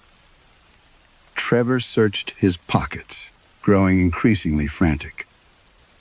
"I was checking Bay 4. I heard something behind the wall. Then you walked up." More employees appeared from neighboring corridors. One woman complained that her fingertips had gone numb, despite wearing freezer gloves. Another insisted she had lost nearly 40 minutes between the packing line and the locker room. A sanitation worker claimed someone had followed him through the heated hallway, always breathing just behind his shoulder, although every time he turned around the corridor was empty. Northreach was losing the distinction between freezer and building. Cold spread wherever it wanted. Priya returned to the computer. She no longer cared about refrigeration specifications. She searched the addresses. The dead woman's house first. Then Fergus Falls. Duluth. Brainerd. Alexandria. Public utility records were limited, but county assistance databases contained enough information to establish a pattern. Each household had applied for winter energy assistance. Each application had been denied. Priya stared at the screen. Different counties. Different utilities. Different administrators. Same result. Curtis leaned over her shoulder. Why? She opened the denial documents. Income verification incomplete. Household composition unresolved. Documentation received after deadline. Property eligibility review pending. Administrative language. Clean language. Language designed to make suffering look procedural. Priya began searching company names. The connection emerged slowly. A nonprofit contractor that processed applications in northern Minnesota shared a billing service with a Northreach subsidiary. One utility compliance vendor was partly owned by a holding company that also financed Northreach warehouse expansion. A data management firm used by 2 county assistance programs had the same corporate parent as the company maintaining Northreach's refrigeration analytics. Priya opened another page. Then another. The relationships were buried beneath acquisitions, subcontractors, shell companies, and regional partnerships. Not obvious enough to look criminal. Too consistent to be coincidence. These people were screened, she said. Curtis looked at her. For what? Priya thought of the pallets. The addresses. the houses growing colder while Northreach consumed less power. She did not answer. Instead, she searched the building management server for references to residential accounts. Nothing. Then thermal transfer. Nothing. Then assistance denial. A restricted directory appeared. No title. Only an internal designation. WAC. Access required administrator credentials.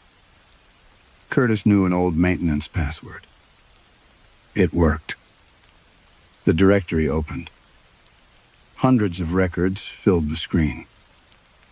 Each entry contained a residential address, heating type, estimated occupancy, assistance status, predicted winter vulnerability, and a value labeled recoverable thermal yield. Priya stopped scrolling. Some addresses were marked complete. Others, active. Others, FARS. The woman from the pallet was complete.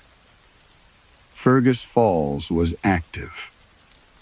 Duluth was active. She opened a historical record.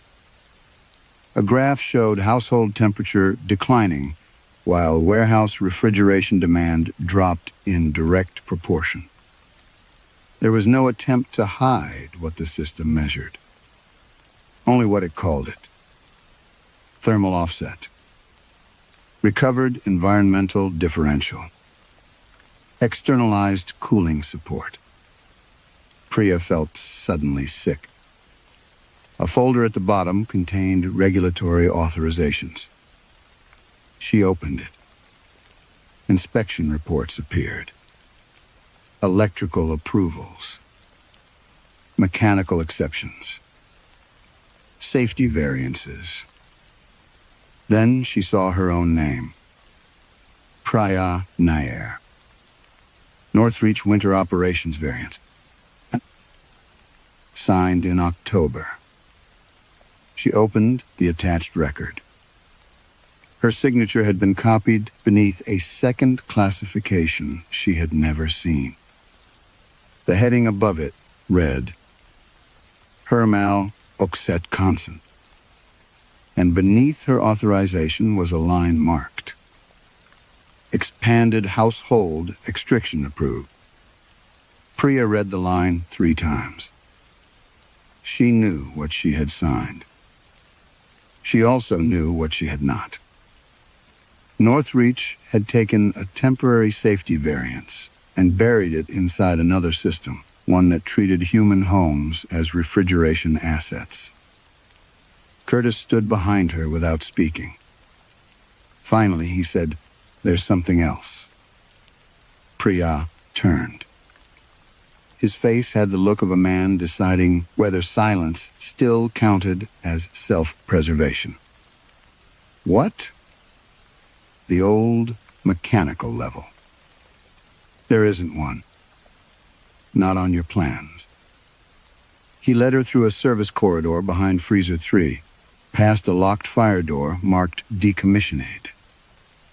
The electronic access panel had been disconnected years earlier, but Curtis produced a brass key from his coat. You've been down there? Once. When? After Malik disappeared. The door opened onto a concrete stairwell. No emergency lighting came on. Curtis used his phone flashlight. They descended beneath the documented basement level. The air changed halfway down. It smelled of rust, mineral dust, and something humid enough to seem impossible beneath a refrigerated warehouse. At the bottom, Priya found a mechanical corridor absent from every drawing she had reviewed. Old insulated pipes ran along the ceiling.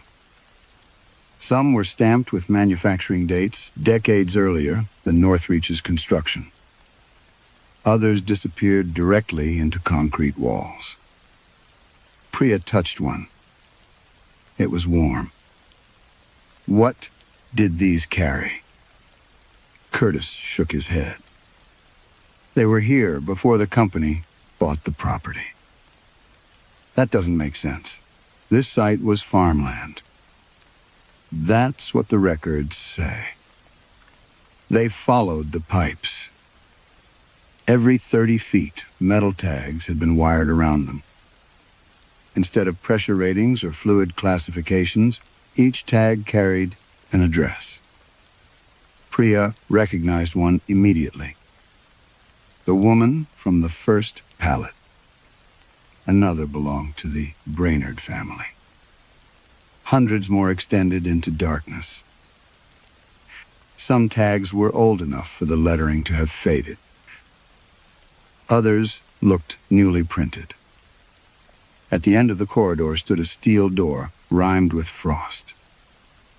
Black lettering across it read, Thermal Recovery Annex. Curtis stopped. This is where I found Malik's badge. Priya looked at him. You told the police? I told management first. The shame in his voice answered the rest. She pushed the door open. The annex was enormous. Larger than the footprint of the warehouse above should have allowed. Rows of obsolete control cabinets lined the room beside modern servers. Copper pipes entered from the ceiling and branched into manifolds labeled by county. Wall maps showed Minnesota, Wisconsin, the Dakotas, and parts of Iowa covered in colored marks. Residential addresses. Thousands of them. On one wall, a refrigeration schematic linked Northreach freezer zones to clusters of homes. No technical terminologies disguised the relationship here. Household loss. Warehouse gain. Priya moved deeper inside. The breathing began softly. Not from one direction. From everywhere. Flexible ducts hung from the ceiling, wide enough to resemble ventilation lines, each trembling with a slow rhythm. Inhale. Pause. Exhale. Priya followed one duct to the wall. It passed through a metal collar. There was no fan housing. No return path. No external vent. She checked another. The same. They're not connected to air handling, she said. Curtis whispered, I know. The ducts were connected to nothing physical. Yet they breathe. Priya opened a nearby control cabinet. Inside were valves, temperature sensors, and a display cycling through addresses. One changed status while she watched. Active became recovery in progress. Somewhere above them, a deep metallic groan passed through the warehouse. Then a scream crackled over Curtis's radio and vanished into static. Priya turned toward the far end of the annex. There, behind a row of coolant manifolds, was a narrow corridor of inspection windows. Most were opaque with frost.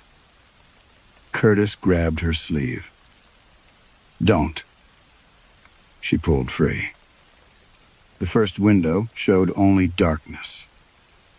The second contained something that might have been machinery beneath layers of white ice. At the third, Priya wiped the glass with her glove. A human hand struck the other side. She stumbled backward. The hand remained pressed against the pane. Its skin was pale, swollen, and strangely thick. Then a face moved through the frost behind it. Priya recognized the narrow features. The eyes. The man from her October inspection. Malik Henson opened his mouth. The window fogged from his breath. He was still alive. Malik's hand stayed against the glass. Priya moved closer. Frost around his palm melted in a perfect outline. Malik? His eyes shifted toward her. Recognition came slowly. Then fear. He shook his head once. Not at her. At something behind her. Curtis turned. The annex lights flickered. A bank of old monitors along the far wall powered on. One by one, Priya crossed to them. The first screen displayed live freezer temperatures. The second showed household addresses. The third contained archived security footage. She searched Malik's name. There were hundreds of files. Most were maintenance requests. A few were disciplinary notices. Then she found the night he disappeared. The footage began in receiving lane 6. Malik entered alone carrying a tool case. He moved quickly, checking behind him twice, before kneeling beside a control cabinet Priya had never noticed during her inspection. The timestamp placed the recording 4 days after she approved the variance. Malik removed a panel. Inside was a secondary controller. He disconnected one cable. Every freezer light on the recording went dark. For 3 seconds, nothing happened. Then the pallet behind him breathed. Malik froze. A maintenance access hatch in the floor slid open. Something beneath it pulled him down. Not hands. Not a creature. A bundle of insulated hoses wrapped around his legs and waist, tightening mechanically. He struck the concrete hard enough to lose his flashlight. Priya watched him claw at the floor while the hoses dragged him into darkness. The hatch closed. The recording continued for another minute.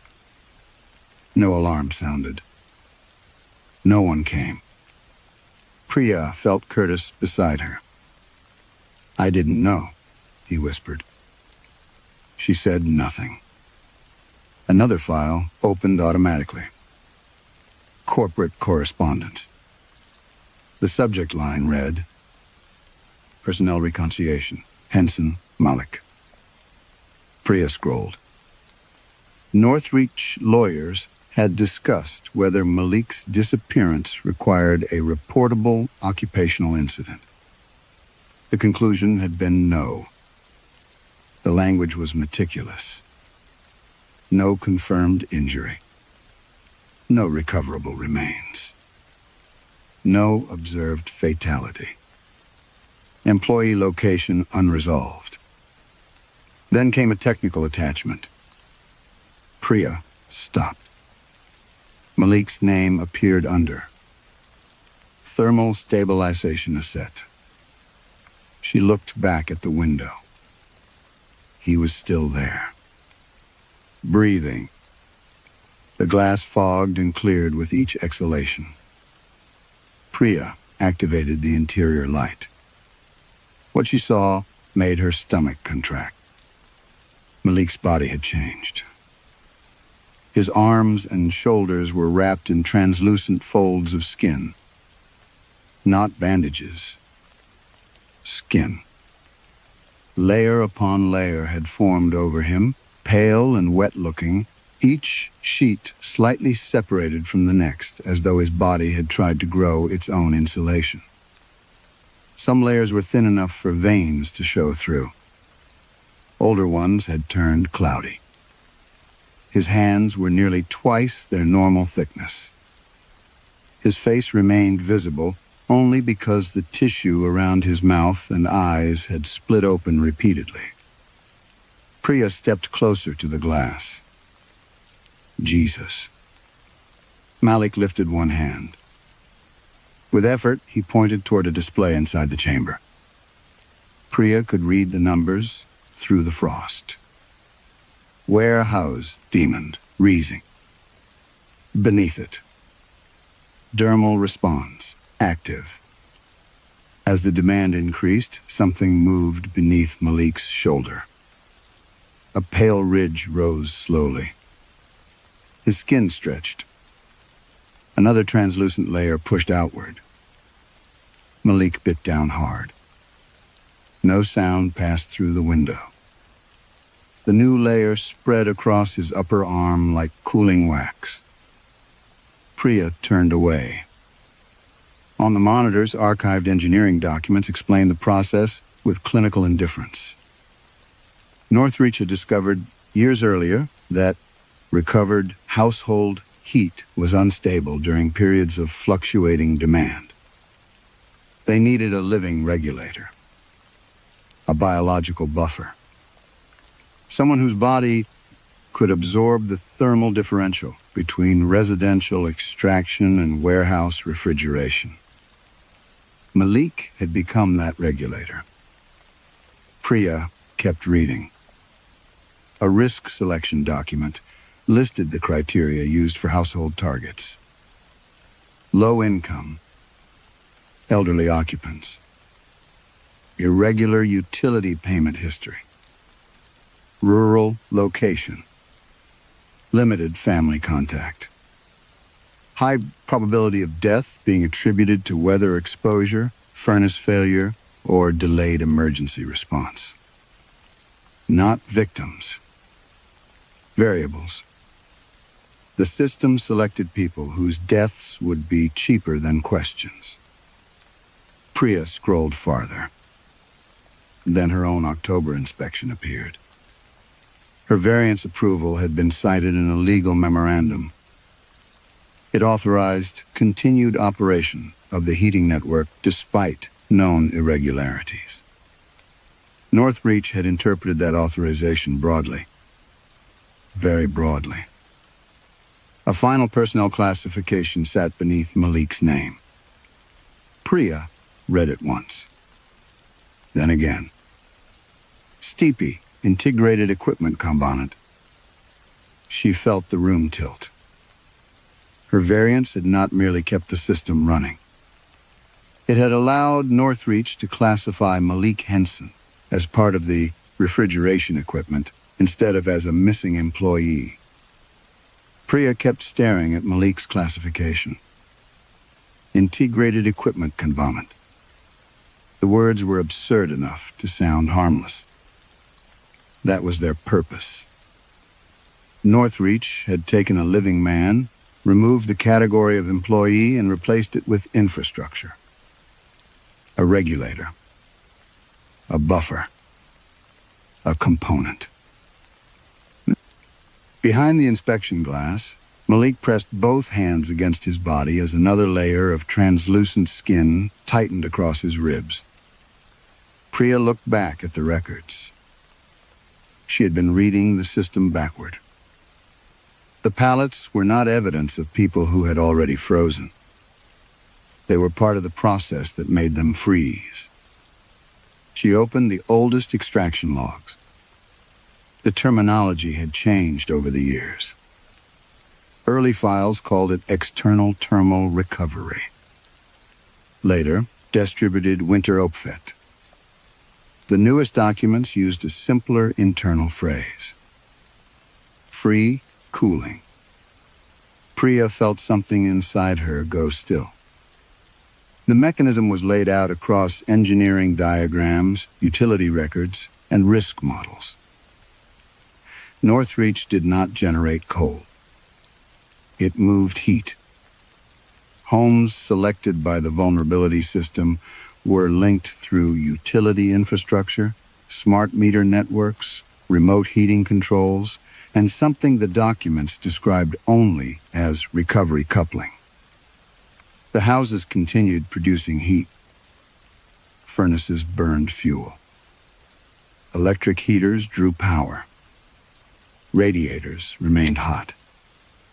But the warmth did not stay. The greater the household's heat output, the more the system extracted. It was why the victims complained that their equipment seemed to work perfectly while the rooms grew colder. Northreach had designed the theft to resemble mechanical failure. Then poverty finished the disguise. A household already behind on bills would delay calling a technician. A family denied assistance might ration heat before realizing rationing no longer mattered. An elderly person found dead in January would become another winter statistic. Hypothermia, exposure, furnace malfunction, delayed maintenance. No one would ask why a refrigerated warehouse 40 miles away had reduced its electrical consumption that same night. Curtis stood beside Priya, reading over her shoulder. My God. No, Priya said quietly. There's nothing accidental enough for God in this. She opened the financial projections. Every recovered household was assigned a value, not based on electricity prices alone. The calculations included investigation probability, likelihood of surviving relatives filing claims, property value, emergency response time, and expected media interest. Human vulnerability had been converted into operating efficiency. One file compared two potential targets. The first household contained a retired teacher with 3 adult children living nearby. Rejected. Too much social visibility. The second contained a widower with no listed emergency contact and 2 previous energy assistance denials. Approved. Priya closed the file. She could still see the dead woman beneath the green blanket. The frozen tea. The final breath hanging above her mouth. Northreach had not found her after winter killed her. Northreach had chosen her because winter could take the blame. A low alarm sounded from the control cabinets. Malik jerked behind the glass. The display beside him changed. Offit demoned increase seed. A second line appeared. Regulator cap catus proching limit. Curtis looked at Priya. What happens when he reaches it? She searched the technical notes. The answer appeared immediately. Additional extraction zones could reduce regulator strain by increasing available household differential. More homes. More cold.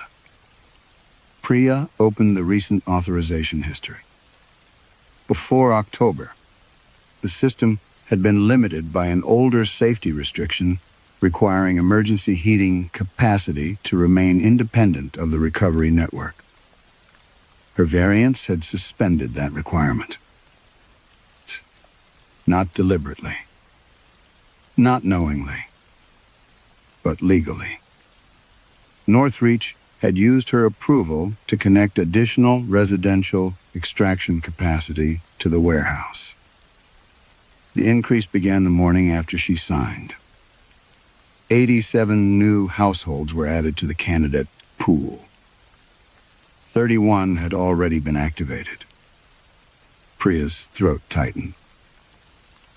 This is what Malik was trying to stop. Curtis said nothing. He knew the variants would let them expand. She remembered Malik interrupting the inspection. You're measuring the wrong side of the system. He had told her exactly what was wrong. She had decided he was being difficult. A chime sounded from the main server. The monitors changed simultaneously. Every map vanished. Every address disappeared. A single interface replaced them. At the top was Priya's name. Offers Regulatory Officer, Priya Nair. Below it appeared a list of residential addresses. Beside each was a temperature value and a checkbox. At the bottom of the screen was one instruction: select next thermal deficit. Priya stepped away. The system was not asking her to investigate anything. It was waiting for her approval. Priya did not touch the checkboxes. For several seconds, neither she nor Curtis moved. Behind the inspection glass, Malik watched the screen too. Then one of the addresses began flashing. Thermal deficit require. A countdown appeared beneath it. Priya closed the interface. It reopened. She disconnected the monitor. The adjacent screen lit instead. "Where's the primary refrigeration cutoff?" she asked. Curtis looked at her. "You can't just kill the plant." "Where?" "If the freezer load collapses too fast, we could rupture lines." "Curtis." He looked toward Malik, then pointed toward a red cabinet beside the manifold corridor. "Main compressor isolation, but that won't stop the recovery network." "Then we stop both." Priya crossed the annex. The cabinet required 2 mechanical releases before the emergency handle would move. She broke the plastic seal, pulled the first lever, then the second. An alarm erupted throughout Northreach. She dragged the red handle down. Somewhere above them, the warehouse machinery began to die. The sound came in stages. First, the high compressor whine. Then the circulating pumps. Then the distant evaporator fans. For the first time since Priya entered Northreach, she heard the building without refrigeration. It was not silent. It breathed. The walls gave a long, low exhalation. Frost began sliding from the annex pipes in wet sheets. Temperature displays climbed. 22 below. 18 below. 12. Curtis stared at the numbers. It's warming.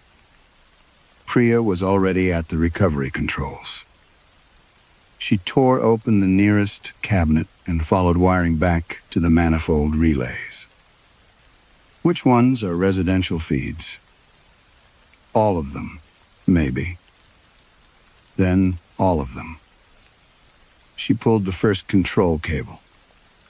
The lights flickered. In the inspection chamber, Malik convulsed.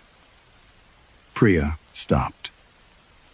His layered skin shuddered against him as though each translucent sheet had suddenly tightened. "Malik." He slammed one hand against the glass. "Not stop. Continue." Priya understood from his face. She ripped out the next cable. Then another. Curtis joined her. They worked down the cabinet, severing control lines, breaking connectors, yanking relay modules from their sockets. The breathing ducts above them began gasping irregularly. Across the wall maps, household indicators went dark. Fergus Falls, Duluth, Brainerd, Alexandria. One by one, Priya watched the temperature values disappear. "Are the houses warming?" Curtis asked. She grabbed the workstation and reopened the emergency dispatch feeds. The answer came slowly. Furnaces were still operating. Electrical demand remained high. Indoor temperatures had stopped falling. But they were not rising. Not 1 degree. Priya checked another address. Then another. The stolen heat had not returned. It was gone. "No," she said. Curtis stared at her. What do you mean, gone? The system stopped taking it. That's what we wanted. No, it should go somewhere. A deep impact shook the chamber.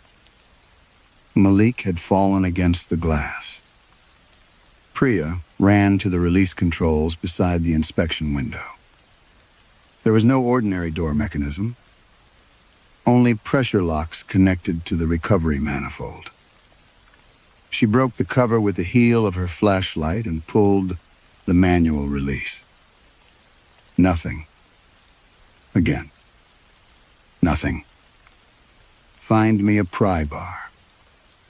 Curtis ran. Priya struck the latch housing until the metal bent. The glass cleared enough for Malik's face to show. For the first time, the layers across his chest were thinning, not peeling, deflating. His body beneath them looked frighteningly small. "Hold on," Priya said. She knew he could not hear her. Still, she said it again. "Hold on." Then every monitor in the annex came back to life. Not warehouse feeds. Vehicle telemetry. Hundreds of refrigerated trucks. Northreach routes spread across Minnesota, Wisconsin, Illinois, the Dakotas, farther south, farther east. Each truck displayed an active temperature trace. All were falling. Curtis returned, carrying a steel bar. He stopped when he saw the screens. "What is that?" Priya opened the logistics network. Every refrigerated trailer connected to Northreach had entered cooling mode. Their compressors were off. Their fuel consumption was unchanged. Yet interior temperatures continued dropping. One truck in Iowa, another outside Milwaukee, 3 near Chicago, more across the border in Ontario. The map expanded. So did the breathing. Not from the ducts now, from the vehicle audio channels. Cab microphones activated one after another. A low inhale. A pause. An exhale. Truck after truck. Hundreds of them. Priya looked at the route network crawling across North America. Northreach no longer needed the warehouse. The cold had learned how to travel. The first official explanation arrived before sunrise. A refrigeration cascade failure, Northreach said. Multiple control systems had malfunctioned simultaneously, producing unsafe temperatures, telemetry corruption, and an evacuation of the rural Minnesota facility. The company's statement thanked employees for following procedure and promised full cooperation with regulators. There was no mention of the annex. No mention of the addresses. No mention of Malik Henson. By mid-morning, Priya was sitting in a county emergency management office with a blanket around her shoulders while 3 investigators asked her to describe the shutdown. She told them everything. Receiving lane 6. The pallets. The rooms inside them. The household extraction database. Malik behind the glass. She handed over printed records she had carried from the annex in her inspection case. The lead investigator opened the first page. Frost blossomed across the paper. Not melting frost. Growing frost. White crystals spread from the margins toward the text until the ink beneath them blurred into gray veins. Priya grabbed another page. The same thing happened. Within minutes, every physical document she had removed from Northreach was unreadable. Digital copies were worse.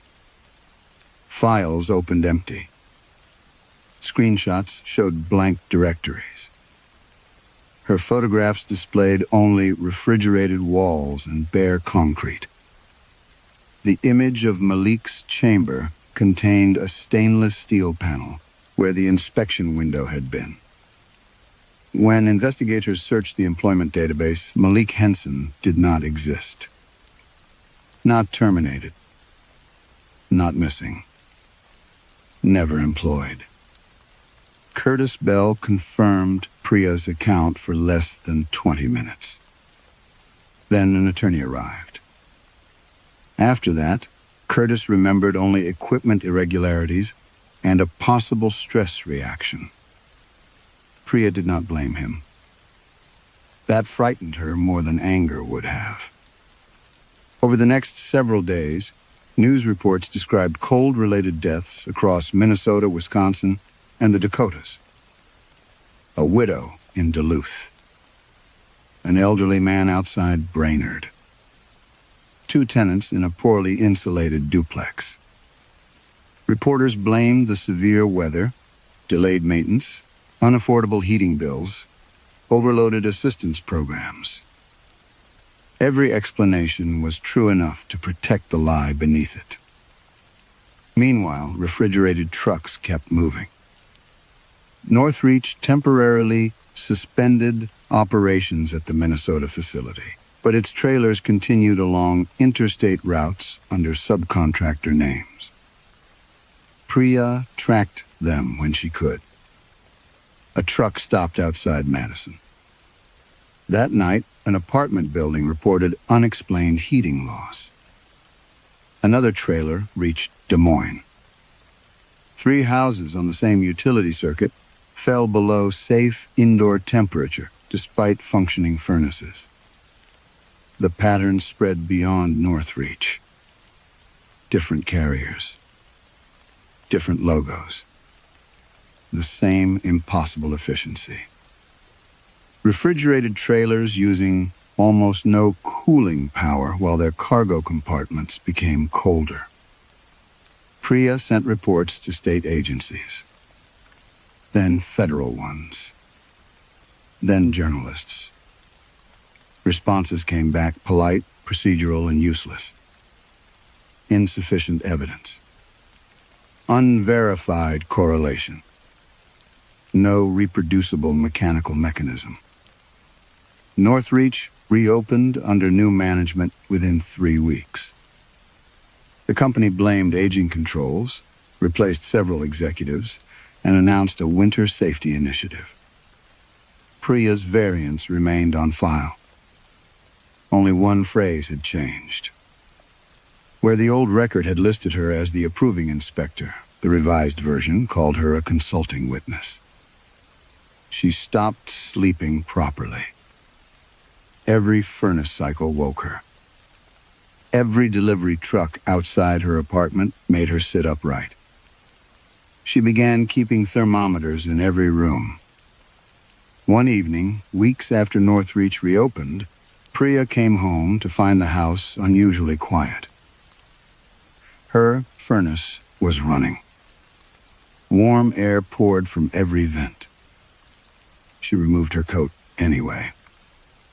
Her breath appeared in front of her. The living room thermometer read 41 degrees. Then 40. Then 39. Priya checked the basement furnace.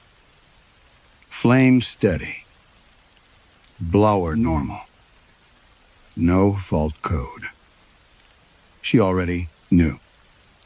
Outside, a refrigeration engine idled somewhere on the street. She went to the window. No truck was visible.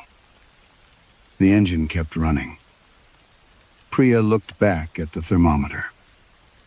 Its display passed the lowest value the device could register. The numbers disappeared. Only 2 words remained. Below, measurable. From inside the wall behind her came a slow plastic creak. Then another. She stood perfectly still. Something heavy settled between the studs. Clear wrapping tightened against an unseen shape. And somewhere inside the wall, a pallet began to breathe. Some systems do not need monsters because ordinary indifference can do the work more efficiently. Northreach survived by turning suffering into numbers, risk categories, and acceptable losses. Language clean enough to hide what was happening to real people.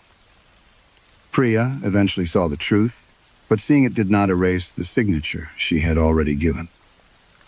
Perhaps that is the coldest part of the story. Evil did not require everyone to understand what they were helping create. It only required enough people to approve one small compromise at a time. How much responsibility belongs to us when we choose not to look beyond the paperwork?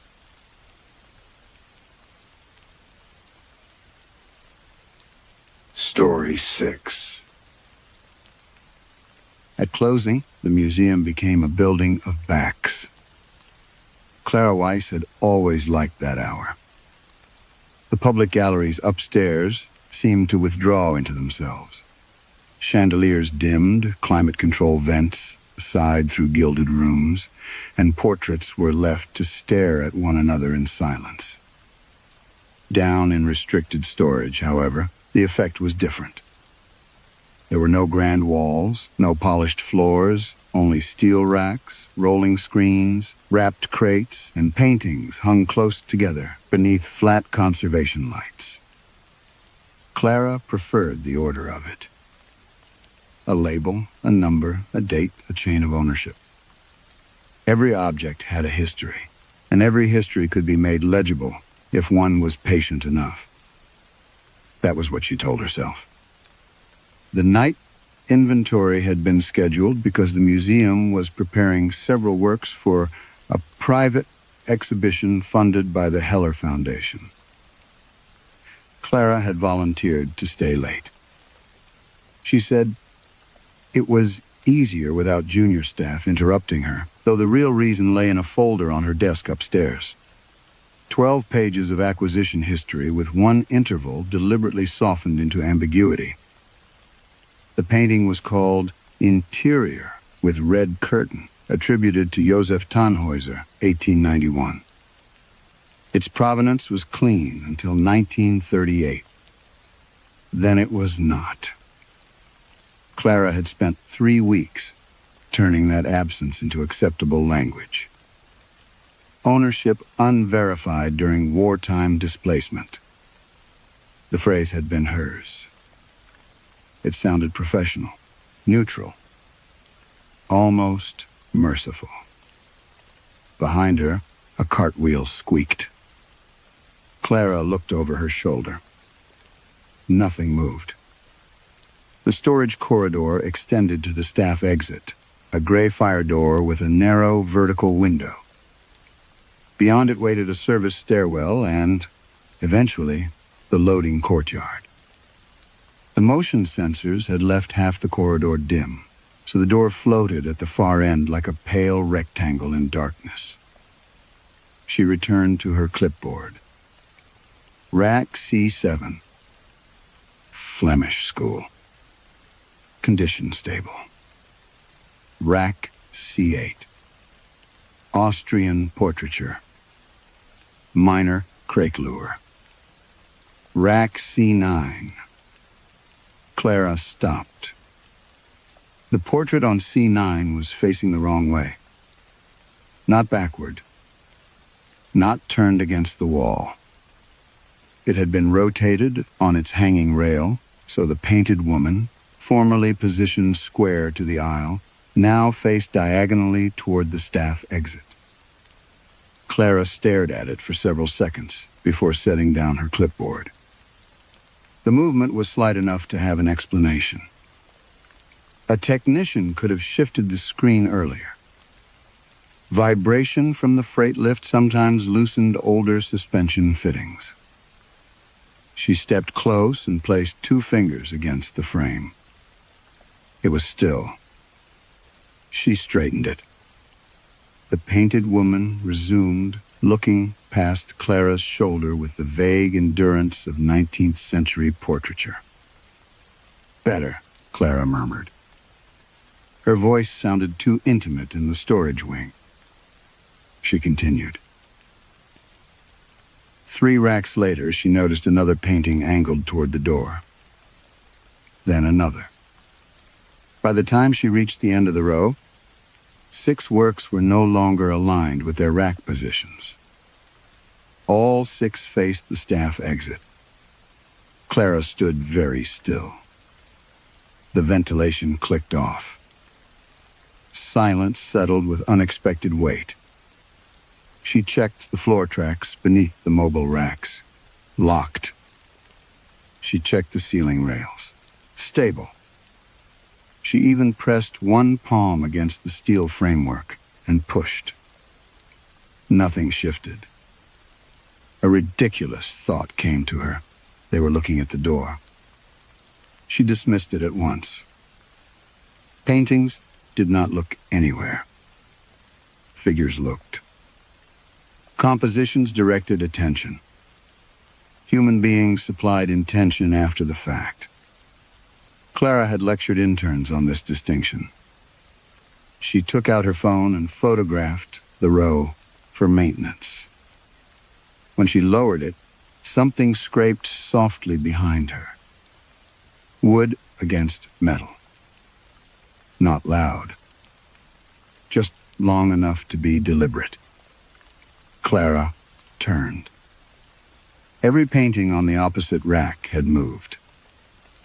Landscapes, portraits, religious panels, a small hunting scene, a modernist canvas with no human figure at all. Each had rotated within its mount. Each now faced the staff exit. Clara felt an ache begin beneath her ribs and realized she had been holding her breath. The door at the end of the corridor remained shut. Then the narrow window in it darkened. Someone was standing on the other side. Clara waited for the handle to move. It did not. Instead, from somewhere among the paintings behind her came 3 quiet knocks. She turned toward the sound. On the back of the nearest frame, where there should have been only aged canvas, stretcher bars, and inventory markings, a tiny wooden door had appeared. It was no larger than her hand. And from behind it, someone knocked again. Clara did not open the little door. For nearly a minute, she stood with one hand resting against the steel rack, listening to the silence that followed the knocking. The miniature door remained closed, its tiny brass handle catching the conservation light. Then the ventilation restarted. The ordinary mechanical hum was enough to return proportion to the room. Clara stepped back. Old frames split. Wood warped. Restoration departments accumulated strange fragments, labels, seals, transport fittings, pieces of cabinetry reused in ways no one documented. Someone, perhaps decades ago, might have attached the little door as a joke or an eccentric repair. The knocking had been vibration. The paintings had shifted because of the rack system. The figure behind the staff exit window had been a reflection. By the time Clara reached her office upstairs, she had explanations for everything. She did not believe any of them completely. Her office overlooked one of the internal courtyards, though at night, the glass reflected only shelves, reference books, and Clara herself. She locked the door behind her and opened the folder she had been avoiding. Interior with red curtain. A photograph of the painting was clipped inside. A narrow dining room occupied most of the composition. Burgundy drapery divided the background, with a walnut table in the foreground and a woman seated beside an empty chair. Light entered from somewhere outside the painted space, touching the rim of a glass in one side of the woman's face. It was not an important Tannhäuser. That was precisely why Clara had resented how much trouble it caused. The Heller Foundation intended to lend it as the centerpiece of an exhibition on Viennese domestic life before the Second World War. Matthias Heller himself had requested the museum's endorsement of the provenance file. Clara had found the gap almost immediately. A private collection in Josefstadt until 1938. No documented sale. No export license. No inheritance record. Then, in 1941, the painting appeared in the holdings of Friedrich Heller, Matthias' grandfather. Clara had seen such gaps before. Everyone in provenance work had. Sometimes a missing document truly was missing. Sometimes the absence was the document. Leonie Brandt had said that in Clara's office 3 weeks earlier. The absence is evidence, Leonie had insisted. She was 31, younger than Clara by 15 years, and possessed the exhausting moral certainty of someone whose career had not yet taught her what institutions did to people who embarrassed them. Clara had kept her voice calm. It is evidence of incomplete documentation. It was owned by the Rosenfeld family. We cannot establish that conclusively. We can establish that they lived at the address listed in the pre-war inventory. That does not establish title. Leonie had stared at her. Clara remembered the silence more clearly than the argument. Then Leonie had pointed to the phrase Clara had drafted. Ownership unverified during wartime displacement. You make it sound, she said, as if the painting misplaced itself. Clara had disliked her for that sentence because it was accurate. The following morning, Matthias Heller attended a closed meeting with the museum director. 2 days later, Leonie was reassigned to cataloging 19th century decorative frames in another department. No one called it punishment. Institutions rarely used such childish words. They called it resource allocation. Clara closed the file. Her reflection in the window seemed older than it had downstairs. She had spent 22 years earning her position.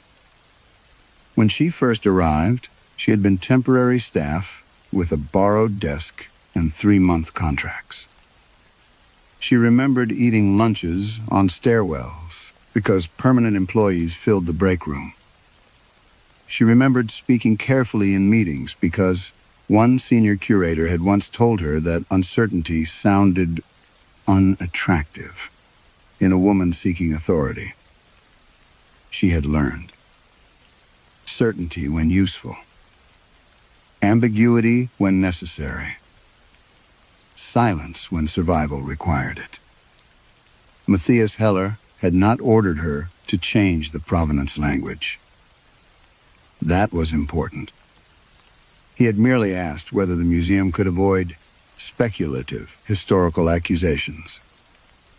The director had looked at Clara. Clara had understood.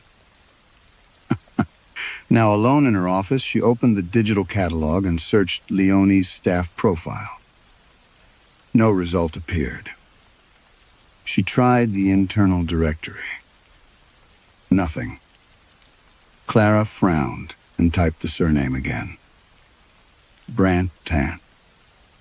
The system returned 3 unrelated employees. She reached for her phone. Leonie's number was still saved. Clara hesitated before calling. The line rang 6 times. No answer. She almost left a message, then remembered the tiny door. Without deciding consciously, she was already standing. The museum corridors were darker now. Her footsteps followed her through the service staircase, down toward restricted storage. At the bottom, the staff exit door was exactly as she had left it. Closed. No shadow behind the glass. Clara entered the aisle and stopped. The paintings were still facing the exit. But the little wooden door on the nearest frame was no longer closed. It stood open. Beyond it was not canvas. There was a room inside, and someone had just left the chair beside its table. Clara did not move closer at first. The open miniature door revealed a room no deeper than the width of the frame, yet perspective continued far beyond what the wood could contain. A table stood beneath a hanging lamp. 2 plates rested on a white cloth. One chair had been pulled back, its position matching the movement Clara thought she had seen. The room was empty. She leaned toward it. The smell reached her before anything else. Coffee. Not old canvas, not varnish, not dust. Fresh coffee. Clara stepped back so sharply that her shoulder struck the rack behind her. The tiny door remained open. Nothing emerged. She forced herself to look again. A hallway extended beyond the table, narrow and dim, ending at another doorway. Floral wallpaper climbed the walls. A child's coat hung from a hook beside a cabinet. On the table, steam rose faintly from one cup. The detail was impossible. Clara lifted her phone and photographed it. On the screen, the back of the painting appeared ordinary. Canvas. Stretcher bars. Inventory. Labels. No door. She lowered the phone. The door was still there. Her pulse began beating hard in her throat. She moved along the rack. The next painting had a miniature door, too. Closed. So did the next. And the next. Different wood. Different handles. One painted green. One paneled in dark oak. One narrow enough to resemble the entrance to a servant's room. Clara opened the green one. Behind it, a family was eating supper. She almost cried out. There were 4 of them, a man, a woman, 2 children. They sat around a table beneath yellow light, moving with the natural irregularity of people unaware they were being watched. The younger child swung 1 foot beneath the chair. The woman broke bread. The man turned his head toward something beyond Clara's view. None of them looked toward the opening. Clara whispered, "Can you hear me?" No reaction. She touched the edge of the tiny doorway. The woman inside stopped moving. Clara froze. Then the woman continued cutting bread. Clara shut the door. Her fingers trembled afterward. She spent the next 20 minutes opening others. A bedroom where an elderly man slept beneath a wool blanket. A narrow kitchen with copper pans. A sitting room where 3 women sewed beside a tiled stove. An apartment corridor crowded with framed photographs. Different decades seemed to coexist behind neighboring canvases. Clothing changed. Furniture changed. Lighting changed. But every room possessed the oppressive completeness of memory. Chipped plates, crooked pictures, folded newspapers, shoes left beneath chairs. Lives. Not scenes. Clara stopped trying to explain them. By the time she left storage, dawn was thinning the darkness above the courtyard. She told no one. At mid-morning, conservation began work on a small portrait scheduled for the Heller exhibition. Clara attended because she had signed the condition report. The painting showed a dark-haired young man seated beside a window, one hand resting on a closed book. Its provenance was considered uncomplicated. Clara now knew better than to trust that word. The conservator, Jakob Eder, examined the surface beneath angled light. "Old varnish is clouding badly," he said. "We'll do a thin, temporary coat before photography." Clara looked at the back of the frame. A miniature door had appeared beside the manufacturer's stamp. Closed. Her mouth went dry. "Wait." Jakob glanced up. "What?" Clara could not explain. Instead, she said, "I want to inspect the reverse again." She stepped behind the easel and opened the little door. A dining room. Inside sat 5 people. A woman pouring soup. 2 men speaking across the table. A teenage girl with braided hair. A younger boy tapping a spoon against his bowl. Clara stared at them. Jakob said, "Clara." She looked over her shoulder. He had already lifted the brush. "No varnish yet. It's reversible." "That isn't the point." Jakob frowned. The brush touched the painting.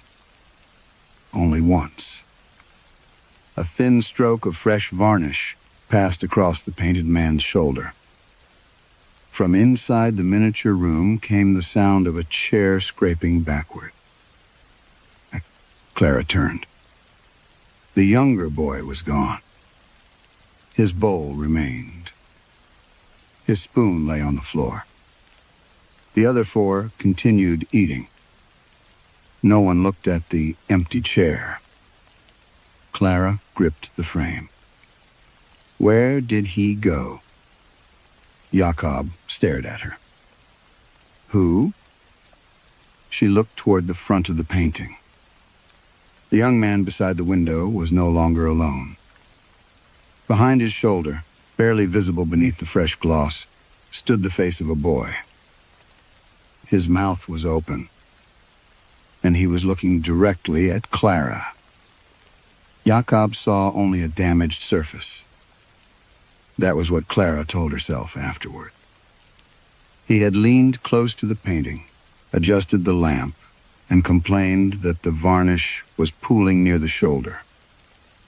When Clara asked whether he could see the boy, Jakob had looked first at the canvas, then at her, with the cautious expression people reserved for colleagues who had said something inappropriate in a professional setting. What boy? Clara had pointed. The face remained there. Small, pale, partly obscured by the painted man's coat. Jakob saw nothing. By noon, Clara had constructed a theory. Exhaustion. She had been awake almost continuously since the inventory. She had spent hours in low artificial light examining old surfaces. Conservation lamps exaggerated crackler and pentimenti. A face could emerge from accidental patterns. Human vision was designed to find people in meaningless shapes. The miniature doors were harder. So she gave them a different explanation. A prank. Someone in conservation had fabricated them. Perhaps Leanh. Perhaps a technician who knew Clara had been under pressure. The interiors might be miniature projections hidden inside the frames. Ingenious, cruel, technologically absurd. Still preferable to the alternative. Clara returned to her office and began searching the museum database. Not for doors, for faces. She opened pre-restoration and post-restoration photographs of works from the collection, comparing them side by side. At first, nothing. Then she found a portrait restored in 1996. Before conservation, the background showed a curtain. After conservation, a young woman stood behind the sitter. The treatment report described the addition as previously obscured secondary figure revealed through cleaning. Clara stared at the images. She searched another. A landscape restored in 1987. Pre-treatment, 3 shepherds. Post-treatment, 4. The report attributed the extra figure to overpaint removal. Another. A domestic interior treated in 1972. An elderly man appeared beside a stove after varnishing. Another. A religious panel conserved in 1958. A child emerged beneath the feet of a saint. Clara stopped reading explanations. She began reading provenance. The 1996 portrait had been claimed by descendants of a family dispossessed during the Nazi period. The 1987 landscape had an unresolved ownership dispute involving an Austrian dealer later linked to forced sales. The domestic interior had entered the museum through a post-war donation with incomplete records. The religious panel had been transferred from a private collection whose owners disappeared during deportation. Clara sat back. Her office had become very quiet. She opened more files. The pattern continued. Not every restored painting gained a figure. Only certain ones. Works with gaps. Claims. Disputes. Ownership histories written in careful institutional language. Terms Clara knew intimately. Transferred. Acquired. Recovered. Unverified. Former private collection. She pressed her palms against her eyes until colors moved behind them. There had to be another explanation. Restoration frequently revealed hidden figures. Artists changed compositions. Later owners overpainted unwanted details. Earlier conservators made errors. That was normal. Historical. Documented. She repeated these words until they lost meaning. Then she remembered the empty chair inside the miniature dining room. The boy's spoon on the floor. She searched for the conservation file of the portrait Jakob had varnished that morning. The painting had been donated in 1963. Previous ownership unclear. One note had been attached to the acquisition record. Possible claim anticipated. No action recommended absent documentation. Clara closed the file. For several minutes, she watched dust moving through a shaft of afternoon light. Then she searched the oldest restoration photographs available. Most had been digitized badly from glass plates and paper prints. She opened a folder dated 1949. One photograph showed a large family portrait before treatment. 7 people stood in a formal drawing room. The next image, taken after conservation, showed 8. Clara leaned closer. The additional figure was a middle-aged woman standing at the far left. Dark dress. Narrow face. Hair pinned severely behind the ears. Something about her was familiar. Clara enlarged the image. Her pulse slowed. She had seen that face before. Not in a painting. In a staff photograph. Years earlier, while researching the museum's wartime administration, Clara had found an unlabeled group portrait of employees taken in 1937. One woman had stood at the edge of the frame, almost cropped out. Clara opened the personnel archive. She found the photograph. Same woman. Same face. But beneath the image, the staff list named every person except her. Clara searched employment records. Nothing. Payroll. Nothing. Correspondence. Nothing. There was no evidence that the woman had ever worked at the museum, except that she was standing among its staff. And 12 years later, she had appeared inside one of its paintings. The woman in the conservation photograph gave Clara something worse than proof. She gave the pattern a human shape. For the rest of the afternoon, Clara searched for Leanh. Not by telephone this time. She went downstairs to decorative arts, where Leanh had supposedly been reassigned. The department administrator looked up from her monitor. Leonie Brandt? Yes. The woman frowned politely. I don't think we have anyone by that name. She was transferred here 3 weeks ago. From Provenance? Yes. The administrator checked the staff list. No. Clara felt the familiar cold pressure beneath her ribs. She cataloged frames. We have 2 assistants doing that. Leonie is one of them.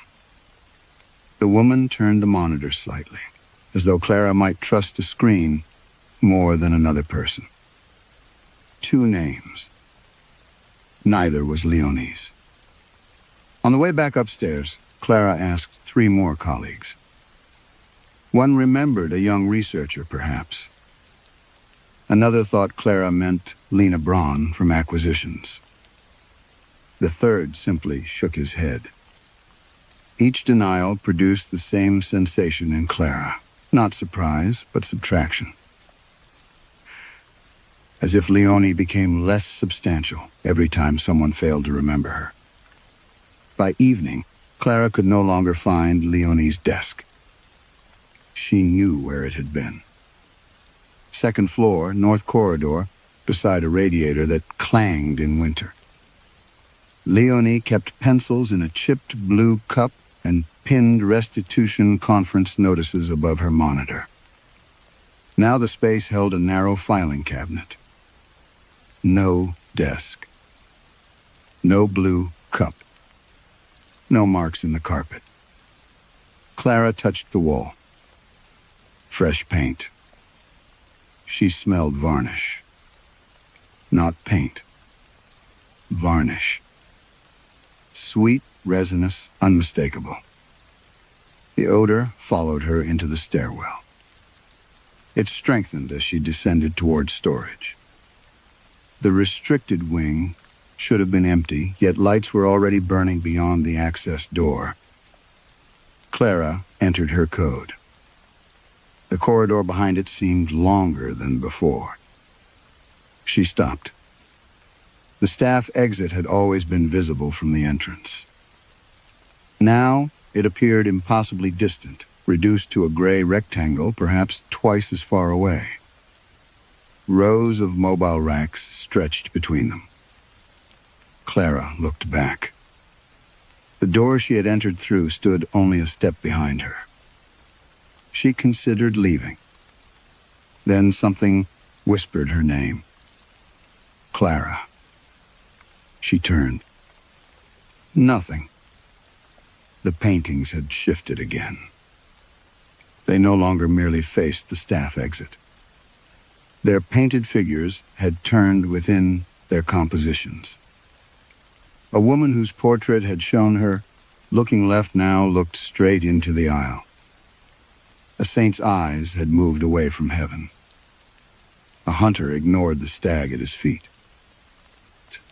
Every painted gaze followed Clara. She walked faster.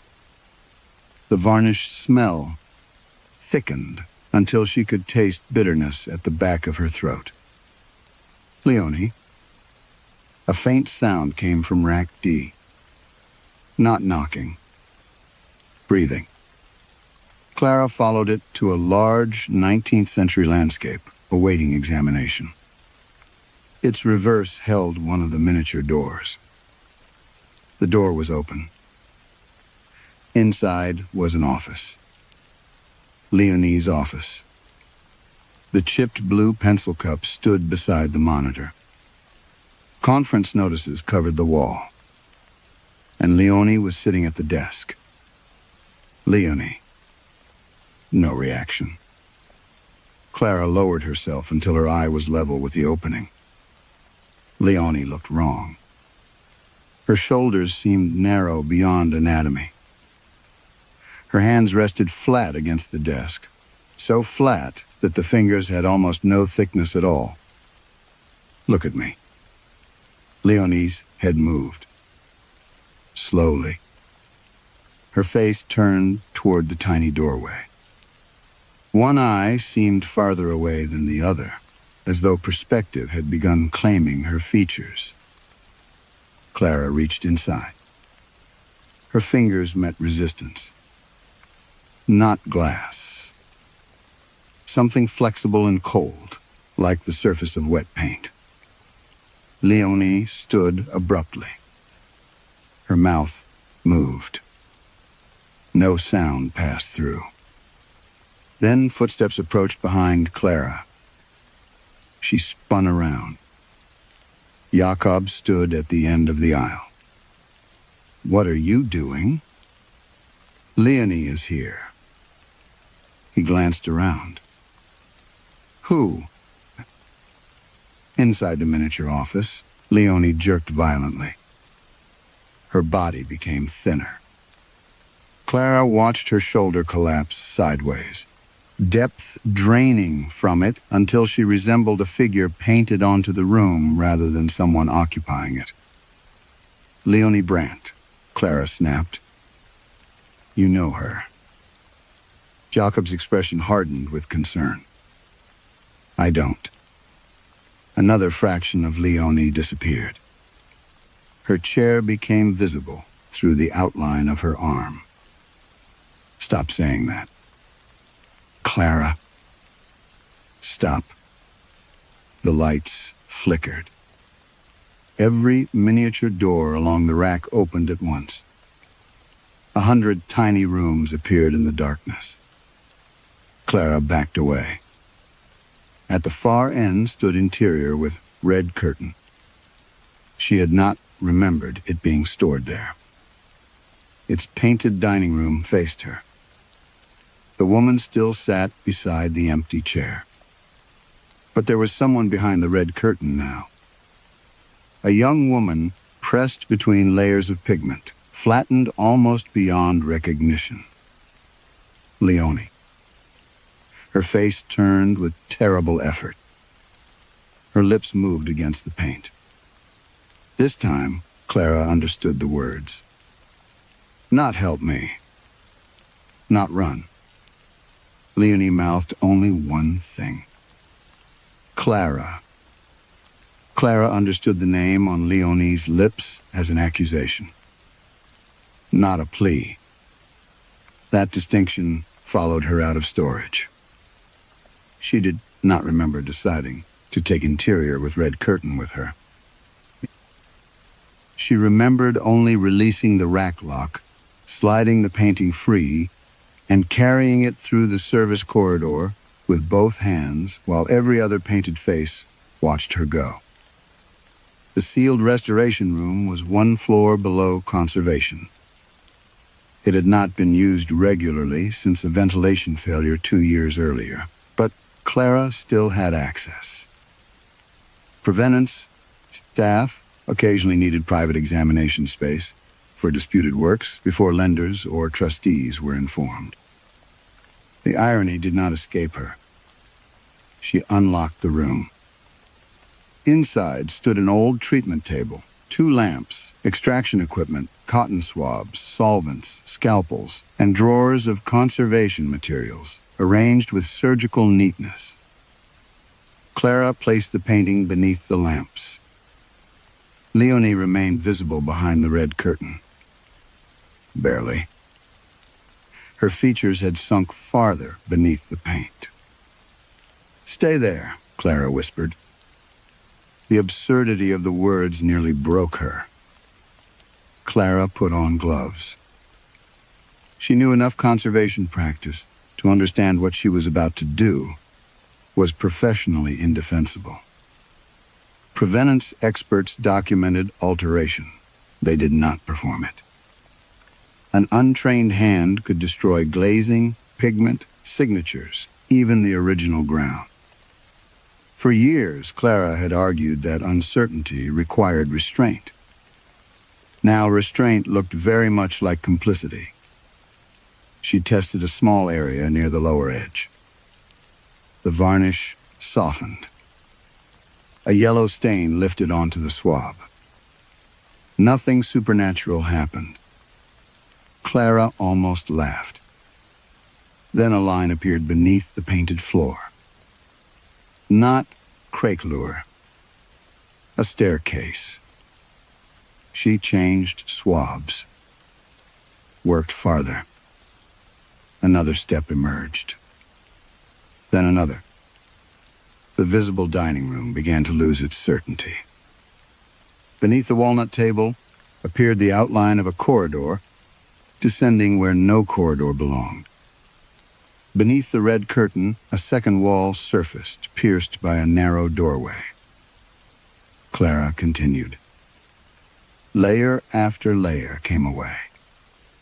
The painting did not become simpler. It became larger. A bedroom appeared beneath the dining room. Then a kitchen. Then a landing with black and white tiles. The architecture folded through itself without respecting perspective, each room occupying the same painted surface while somehow remaining distinct. Clara leaned closer. There were names written beside the doors. Tiny. Almost hidden beneath later pigment. Rosenfeld. Klein. Wertheim. Falk. She stopped breathing. These were not titles. They were residents. Clara went to the archive terminal in the corner and searched the address associated with the painting's earliest inventory. Josefstädter Strasse. The pre-war property register loaded slowly. A residential building. 5 floors. 23 apartments. The names matched. Clara looked back at the canvas. She removed more varnish. Windows emerged. Dozens of them. Behind one, a woman shook a rug over a courtyard. Behind another, children sat at a table. A tailor bent over dark fabric beneath a lamp. Someone carried coal upstairs. Someone closed shutters. Someone waited beside luggage. The painting had never depicted a dining room.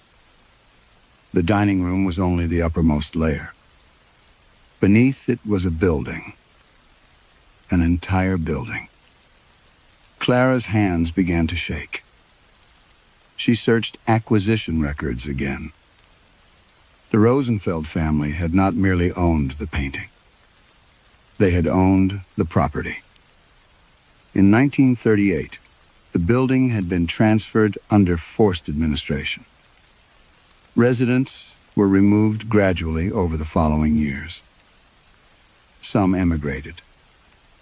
Some disappeared into deportation records. Some simply stopped appearing anywhere Clara could find. The painting entered Friedrich Heller's collection afterward, not as a picture of their home, as what remained of it. A soft tapping came from the canvas. Clara turned. One of the newly uncovered miniature doors had opened. She bent toward it. Inside was an apartment unlike the others. No tiled stove. No period furniture. Fluorescent light. White shelves.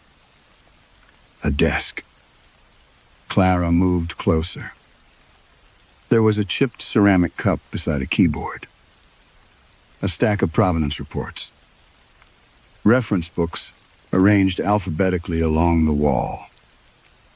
A window overlooking an internal courtyard. Her stomach contracted. She knew that room. She had worked in it for 9 years. On the desk inside the miniature apartment lay a folder marked interior with red curtain. And seated behind it, facing away from Clara, was a woman wearing Clara's gray jacket. The woman in the miniature office did not turn around. Clara watched her for several seconds, unable to decide whether she wanted the figure to move. Then the office lights inside the painting went out. The room vanished.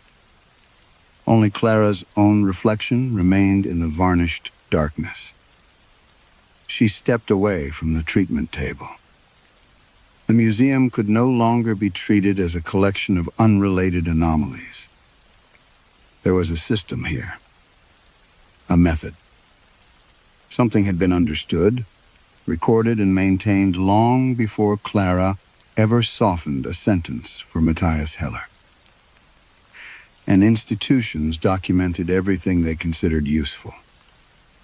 Even sins. Especially sins.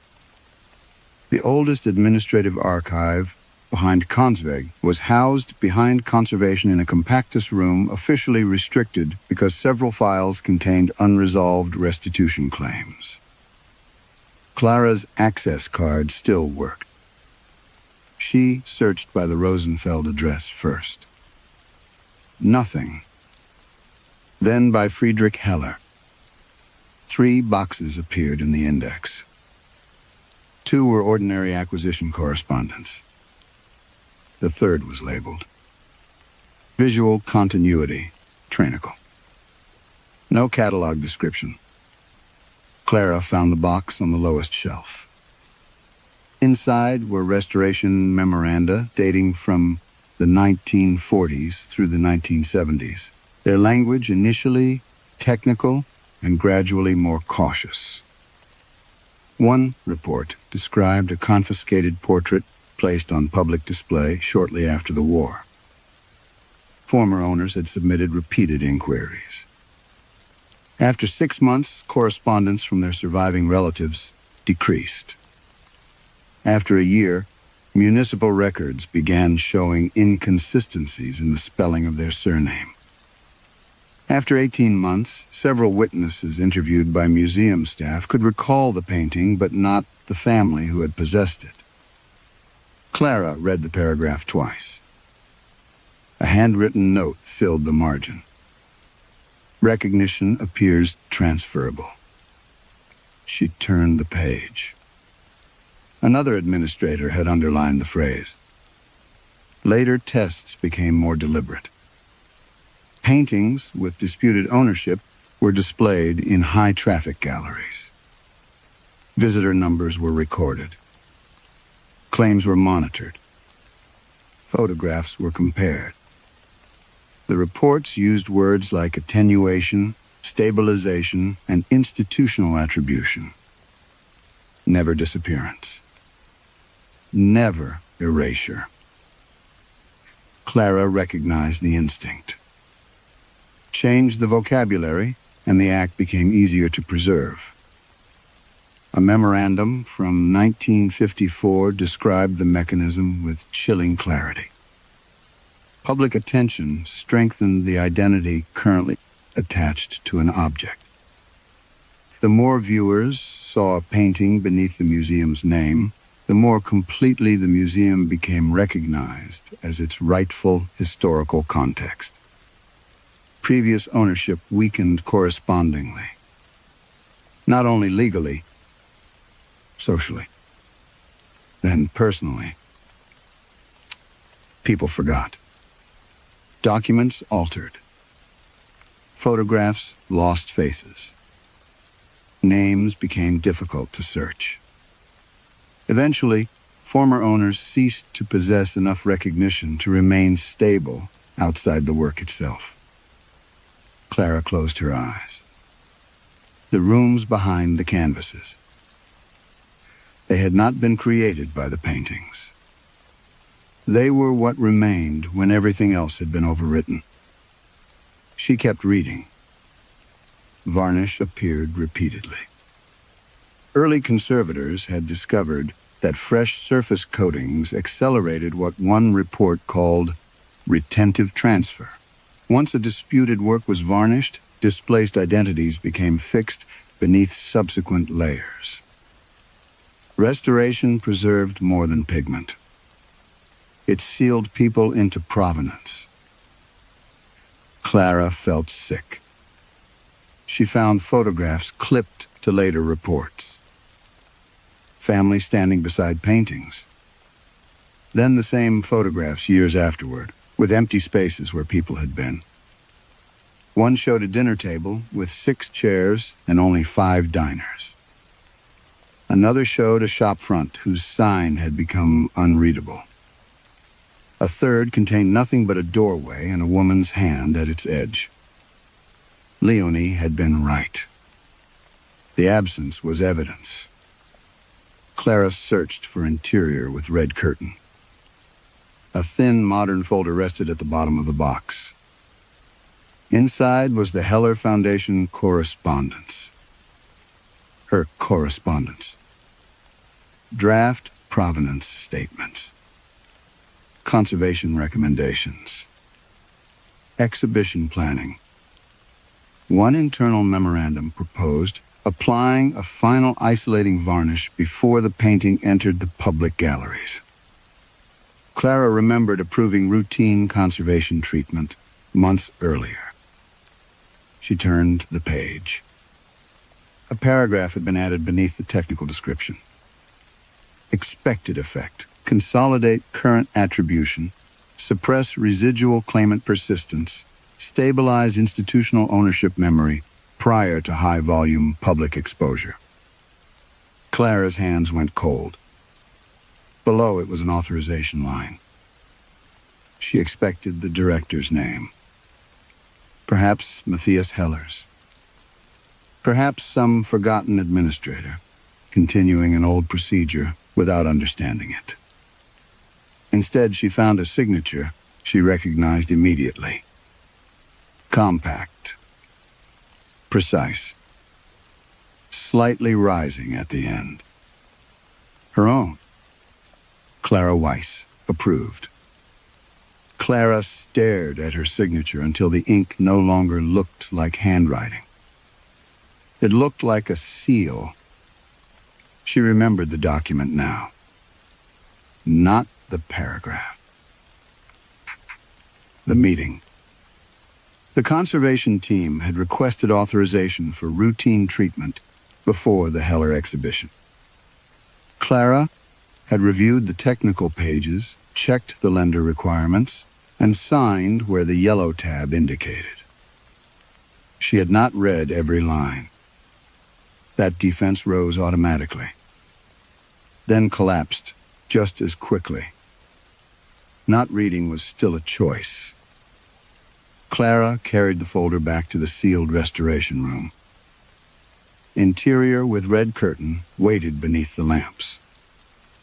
More of the building had surfaced while she was gone. The original dining room was almost gone now, reduced to translucent furniture floating over stairwells, kitchens, bedrooms, and corridors. Layers occupied one another like memories refusing to remain buried. Leanh was visible near the red curtain. Thinner, than before. Clara set the file beside the painting. I know what this is. Leonie's eyes shifted toward her. Clara heard herself speaking because silence felt worse. They didn't put ghosts in paintings. The words sounded ridiculous, but the evidence around her made them almost mundane. They put ownership there. No, that was not right either. Clara leaned closer. The miniature rooms were full of people. The Rosenfelds, the Kleins, the Wertheims, the Falks. People cooking, sleeping, arguing, carrying laundry, reading newspapers, waiting at tables. Nothing spectral about them. They were preserved with terrible completeness. Clara understood then what the old reports meant by transfer. When the museum took the object, it took the story attached to it. When the story was disputed, the institution gave visitors a simpler one. Museum collection. Acquired. Huh? Donated. Former private ownership. Unverified. Each phrase replaced a person with a category. Each exhibition label taught thousands of strangers whom to associate with the painting. Not the family. The museum. Not the apartment. The collection. Not theft. Acquisition. Repeated long enough, the language became stronger than memory. The supernatural process had not invented the cruelty. It had merely obeyed it. Clara looked at Leonie. You tried to put their names back. Leonie moved one flattened hand against the painted surface. Behind her, names flickered beneath the varnish. Rosenfeld. Klein. Then disappeared. Clara remembered Leonie's research notes. A list of residents. Property transfers. Deportation records. Witness statements. She had dismissed the work as premature because it complicated the exhibition. After Leonie objected, people began forgetting her. Not because she had entered the painting. Because she had challenged the replacement story. The museum had treated her exactly as it treated the former owners. As an inconvenient claimant, Clara touched the edge of the frame. What did I do to you? Leonie's face distorted beneath another translucent layer. A glossy sheen crept across her cheek. Someone was varnishing somewhere. Clara looked toward the ceiling. The conservation department above should have been closed. Still, the smell intensified. Fresh varnish. Sweet and chemical. Leonie lost more depth. No. Clara seized a solvent bottle. She began working at the surface again, faster now. A strip of varnish lifted. Behind it appeared another room. A family crowded around a table covered with documents. One man pointed to a property deed. A woman held a photograph. The people were not staring at one another.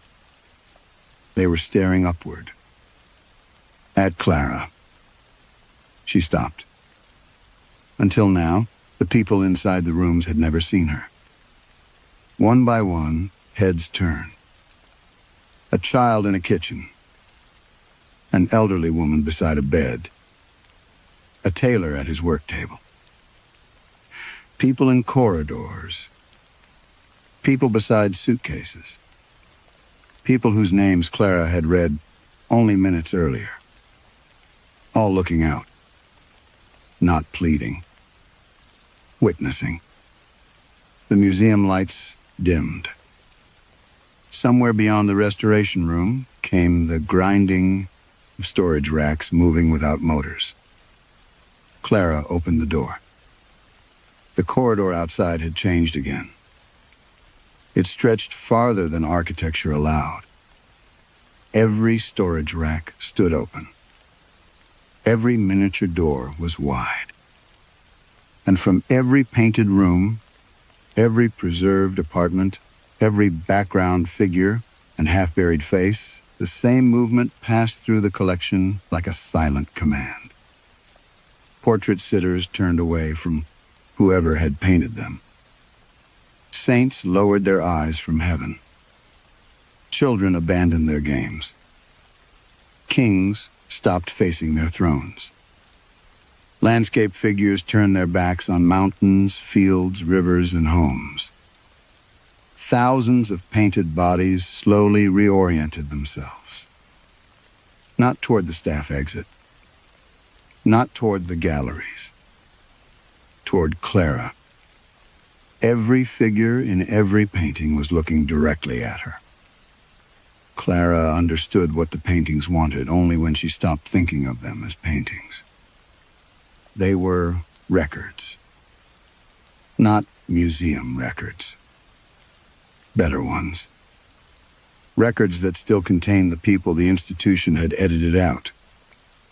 She returned to the restoration room and locked the door behind her. The Heller exhibition no longer mattered. The director no longer mattered. Neither did Matthias Heller. Her title, her office, or the 22 years Clara had spent making herself indispensable to people who could erase a colleague without ever using the word dismissed.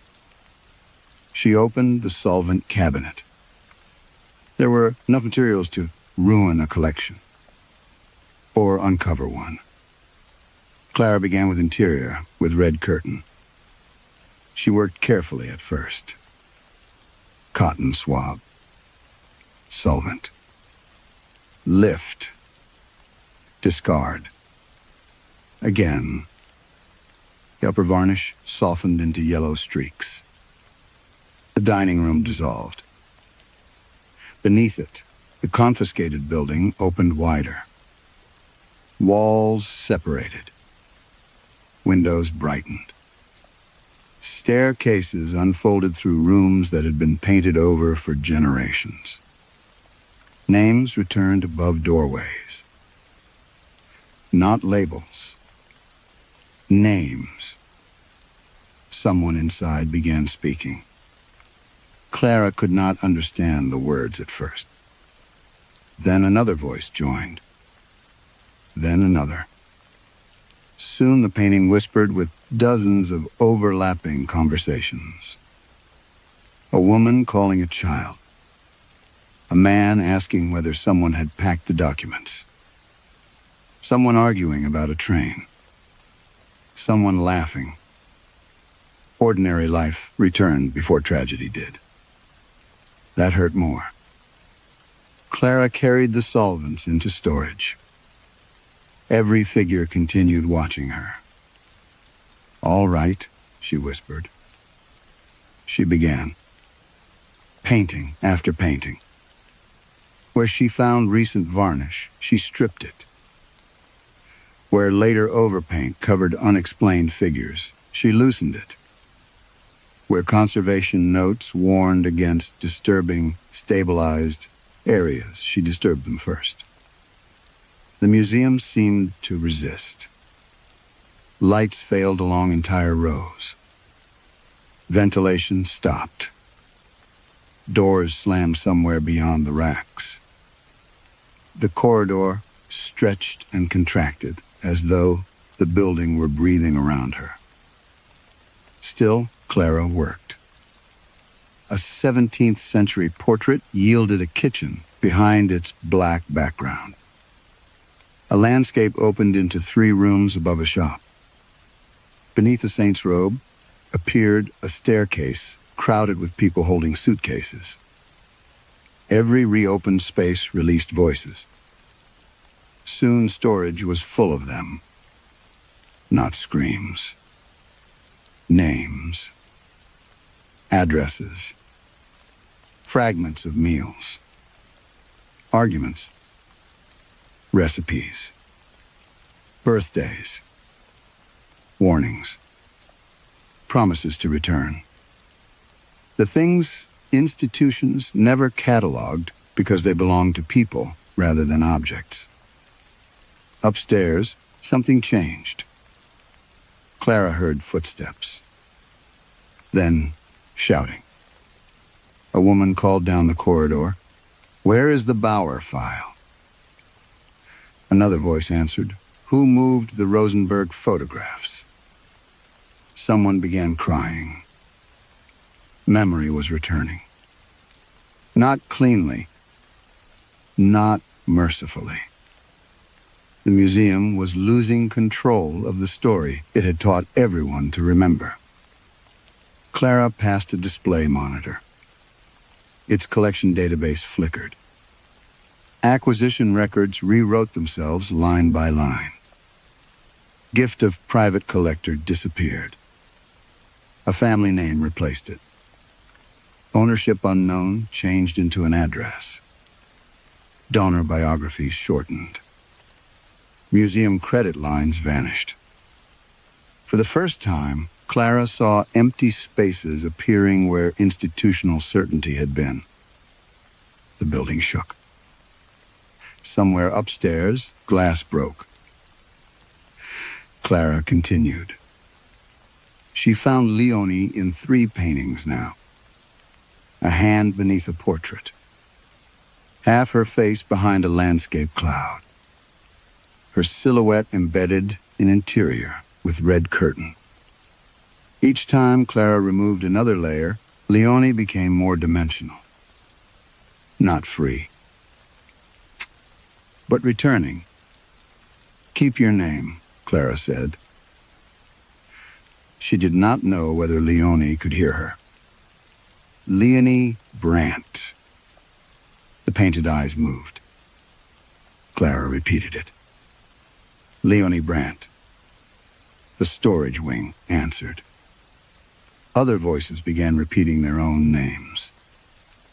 Rosenfeld. Klein. Wertheim. Falk. Hundreds more. Names passed through the racks until the room became a registry spoken aloud. Then Clara reached the final glossy layer on interior with red curtain. The layer she had authorized. Her hand stopped. If she removed it, there would be no argument left that she had merely uncovered damage. This would be destruction. Career ending. Possibly criminal. Clara almost laughed. Career. The word belonged to someone she had been an hour earlier. She soaked the swab, placed it against the surface. The varnish yielded. Slowly, a pale shape appeared beneath the red curtain. At first, Clara thought it was Leonie. Then she saw the gray jacket, the narrow mouth, the familiar line between the eyebrows. She dropped the swab. Beneath the dissolving varnish, another face was surfacing. Her own. The museum opened the following morning. Nothing about the facade suggested that anything had happened. The banners for the Heller exhibition still hung above the entrance. The marble steps had been washed before opening. Visitors gathered beneath umbrellas while security staff checked bags and handed out maps. Inside, however, the labels had changed. Not all of them. Only enough. Interior with red curtain now listed the Rosenfeld family beneath its title. A landscape previously credited only to a private donor carried 2 additional surnames. A portrait long described as having unverified ownership displayed an address, a family, and a restitution inquiry previously absent from the database. No one knew who had made the changes. People assumed an overnight catalog migration had restored older research. The museum director was furious. The legal department began making calls. Matthias Heller demanded an explanation before the exhibition opened. Leonie Brandt arrived for work to discover 4 colleagues apologizing to her for reasons none of them could quite articulate. Her desk had returned. The chipped blue cup stood beside the monitor. The conference notices were pinned above it.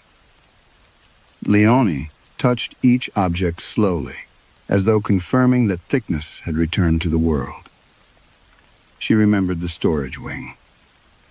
She remembered the rooms. She remembered being unable to breathe beneath the paint. She remembered someone saying her name again and again. But when she tried to remember who had been speaking, her memory folded inward.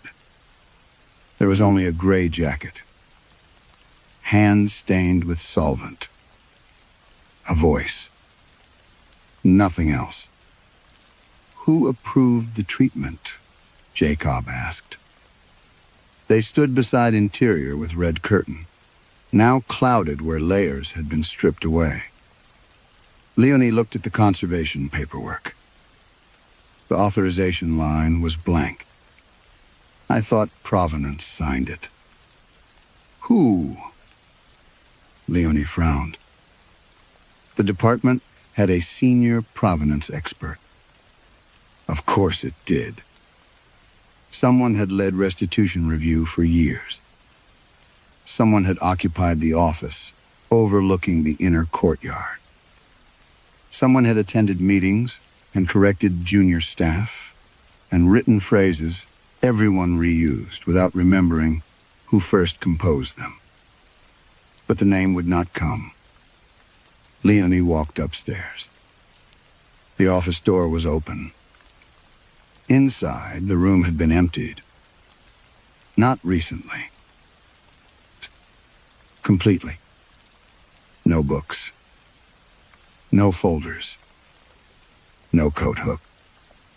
No indentation in the carpet where a desk had stood. The space had the neutral smell of a room prepared for someone who had not yet arrived.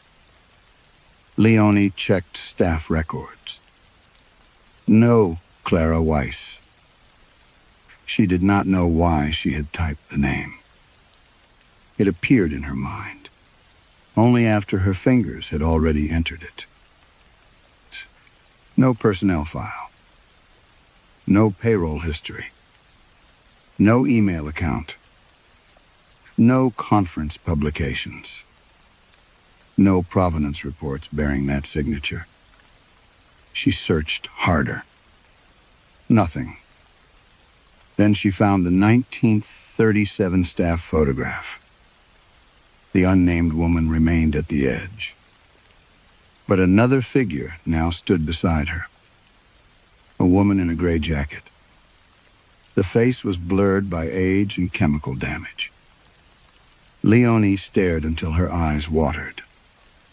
She almost recognized her. Almost. Downstairs, staff had discovered a painting that nobody remembered receiving. It hung near the entrance to the restricted wing. A medium-sized portrait in a dark wooden frame. No artist. No acquisition number. No lender. No restoration history. The catalog entry had appeared overnight. Anonymous curator. The portrait showed a middle-aged woman seated behind a desk. The gray jacket. One hand resting on a folder. Behind her hung a red curtain. The face was finely painted but strangely difficult to retain. Visitors could study it for several minutes, turn away, and immediately struggle to describe the woman. Leonie stood before it. Something inside her hurt. Not grief exactly. Grief required ownership. This felt like finding an empty space where grief ought to have been. She raised one hand toward the frame. The painted woman's eyes met hers. For one impossible second, Leonie remembered everything. Clara. The name escaped as a whisper. The portrait trembled. Then footsteps approached from the gallery. Leonie turned. By the time she looked back, she could no longer remember why she was crying. That evening, the museum closed normally. Security completed its rounds. Lights dimmed. Ventilation softened to its nighttime hum. In restricted storage, hundreds of paintings rested in orderly rows. For several minutes, nothing moved. Then the first frame turned. Slowly, wood whispered against metal. Another followed. Then another. Portraits. Landscapes. Religious panels. Family interiors. Every painting rotated away from the staff exit. One by one, the entire collection turned toward the new portrait, hanging near the entrance. Anonymous curator. And inside it, Clara Weiss continued looking back. Museums are built to preserve memory, but preservation is never neutral. Someone chooses the label, the owner, the language, and the version of history that survives beneath the glass. Clara believed careful wording could keep moral responsibility at a distance, until the institution began doing literally what her language had already done symbolically. Removing people from the story. The final punishment is not death. It is becoming the kind of absence she once helped create. If telling the truth meant losing your name, your career, and every trace that you had ever existed, would you still uncover it?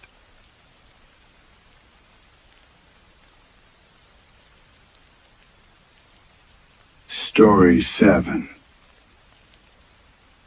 Rotterdam had been dry for 11 days when the drain outside Ruben Vos's apartment began speaking. At first, he assumed it was a truck braking on the avenue below. The sound came just after midnight, a metallic groan that traveled through the rain gutter, along the facade, and into the kitchen sink. Ruben was standing barefoot beside the counter, rinsing a coffee cup he had forgotten before bed. The windows were open because the August air had trapped the day's heat between the apartment blocks. The groan stopped. Then a voice said, very clearly, Resignation 42. Ruben froze with the cup beneath the tap. The voice was neither male nor female. It had the flattened resonance of an announcement through a station speaker, except there was no speaker outside. The words seemed to rise from the plumbing itself, carried through metal despite the absence of rain. He shut off the tap.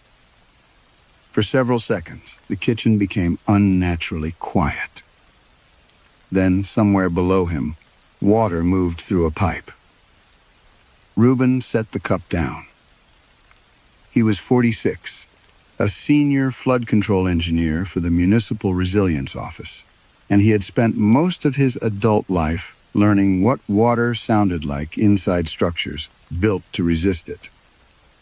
He knew runoff, backflow, trapped air, cavitation, pressure knock, and blocked drains. None of them pronounced street names. He leaned toward the sink. Nothing.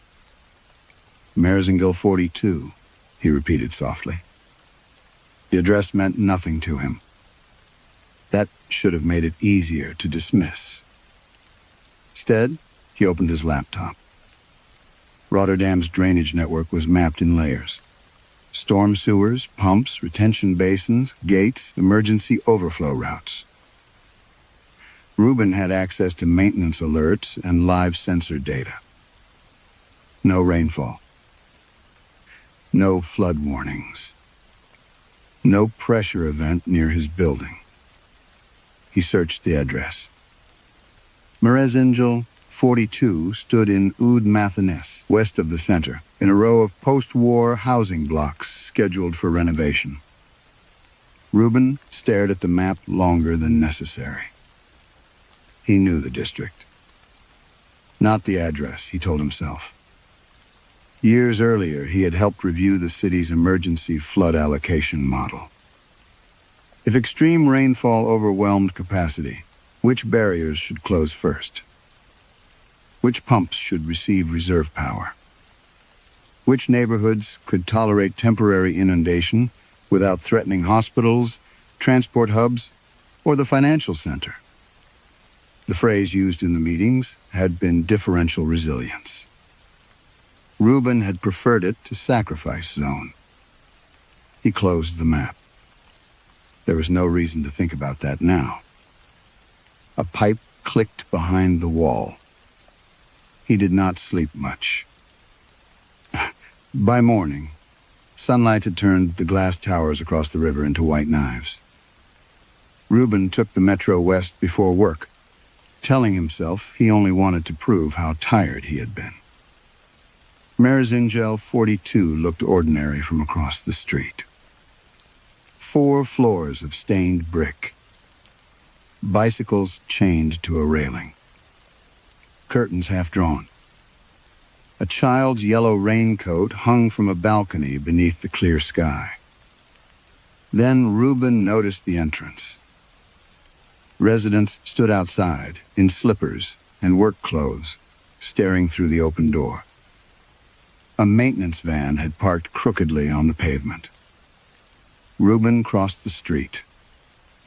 Inside, the stairwell smelled of damp plaster and something colder, like air from a cellar. A woman in a blue dressing gown stood on the first landing, crying without sound. "What happened?" Reuben asked. She looked at him, as though the answer should have been obvious. "The ground floor is gone." He almost corrected her. Buildings did not lose floors. They flooded. They subsided. They collapsed.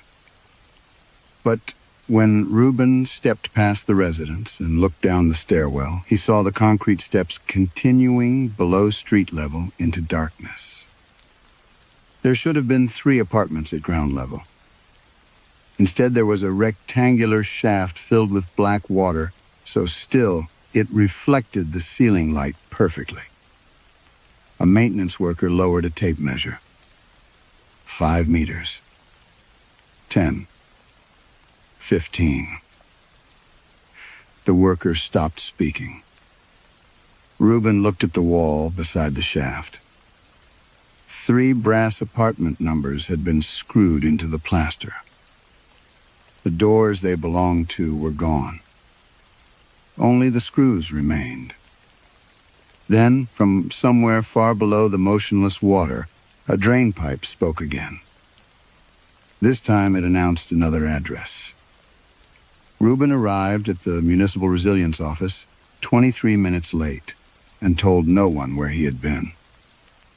The building overlooked the New Way Maas from behind 3 layers of glass. Its upper floors were quiet, climate-controlled, and deliberately anonymous. No exposed pipes. No rust. No smell of standing water. From Reuben's desk, Rotterdam looked less like a city than a diagram. Bridges reduced to clean lines, towers to rectangles, the river to a controlled band of gray between reinforced edges. He preferred it that way. The first thing he did every morning was open the hydraulic dashboard.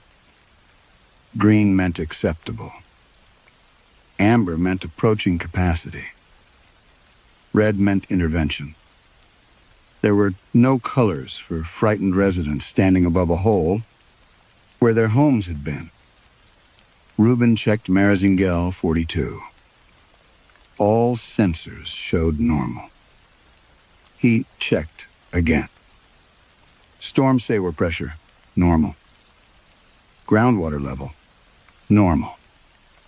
Pumping demand, negligible. Surface runoff, 0.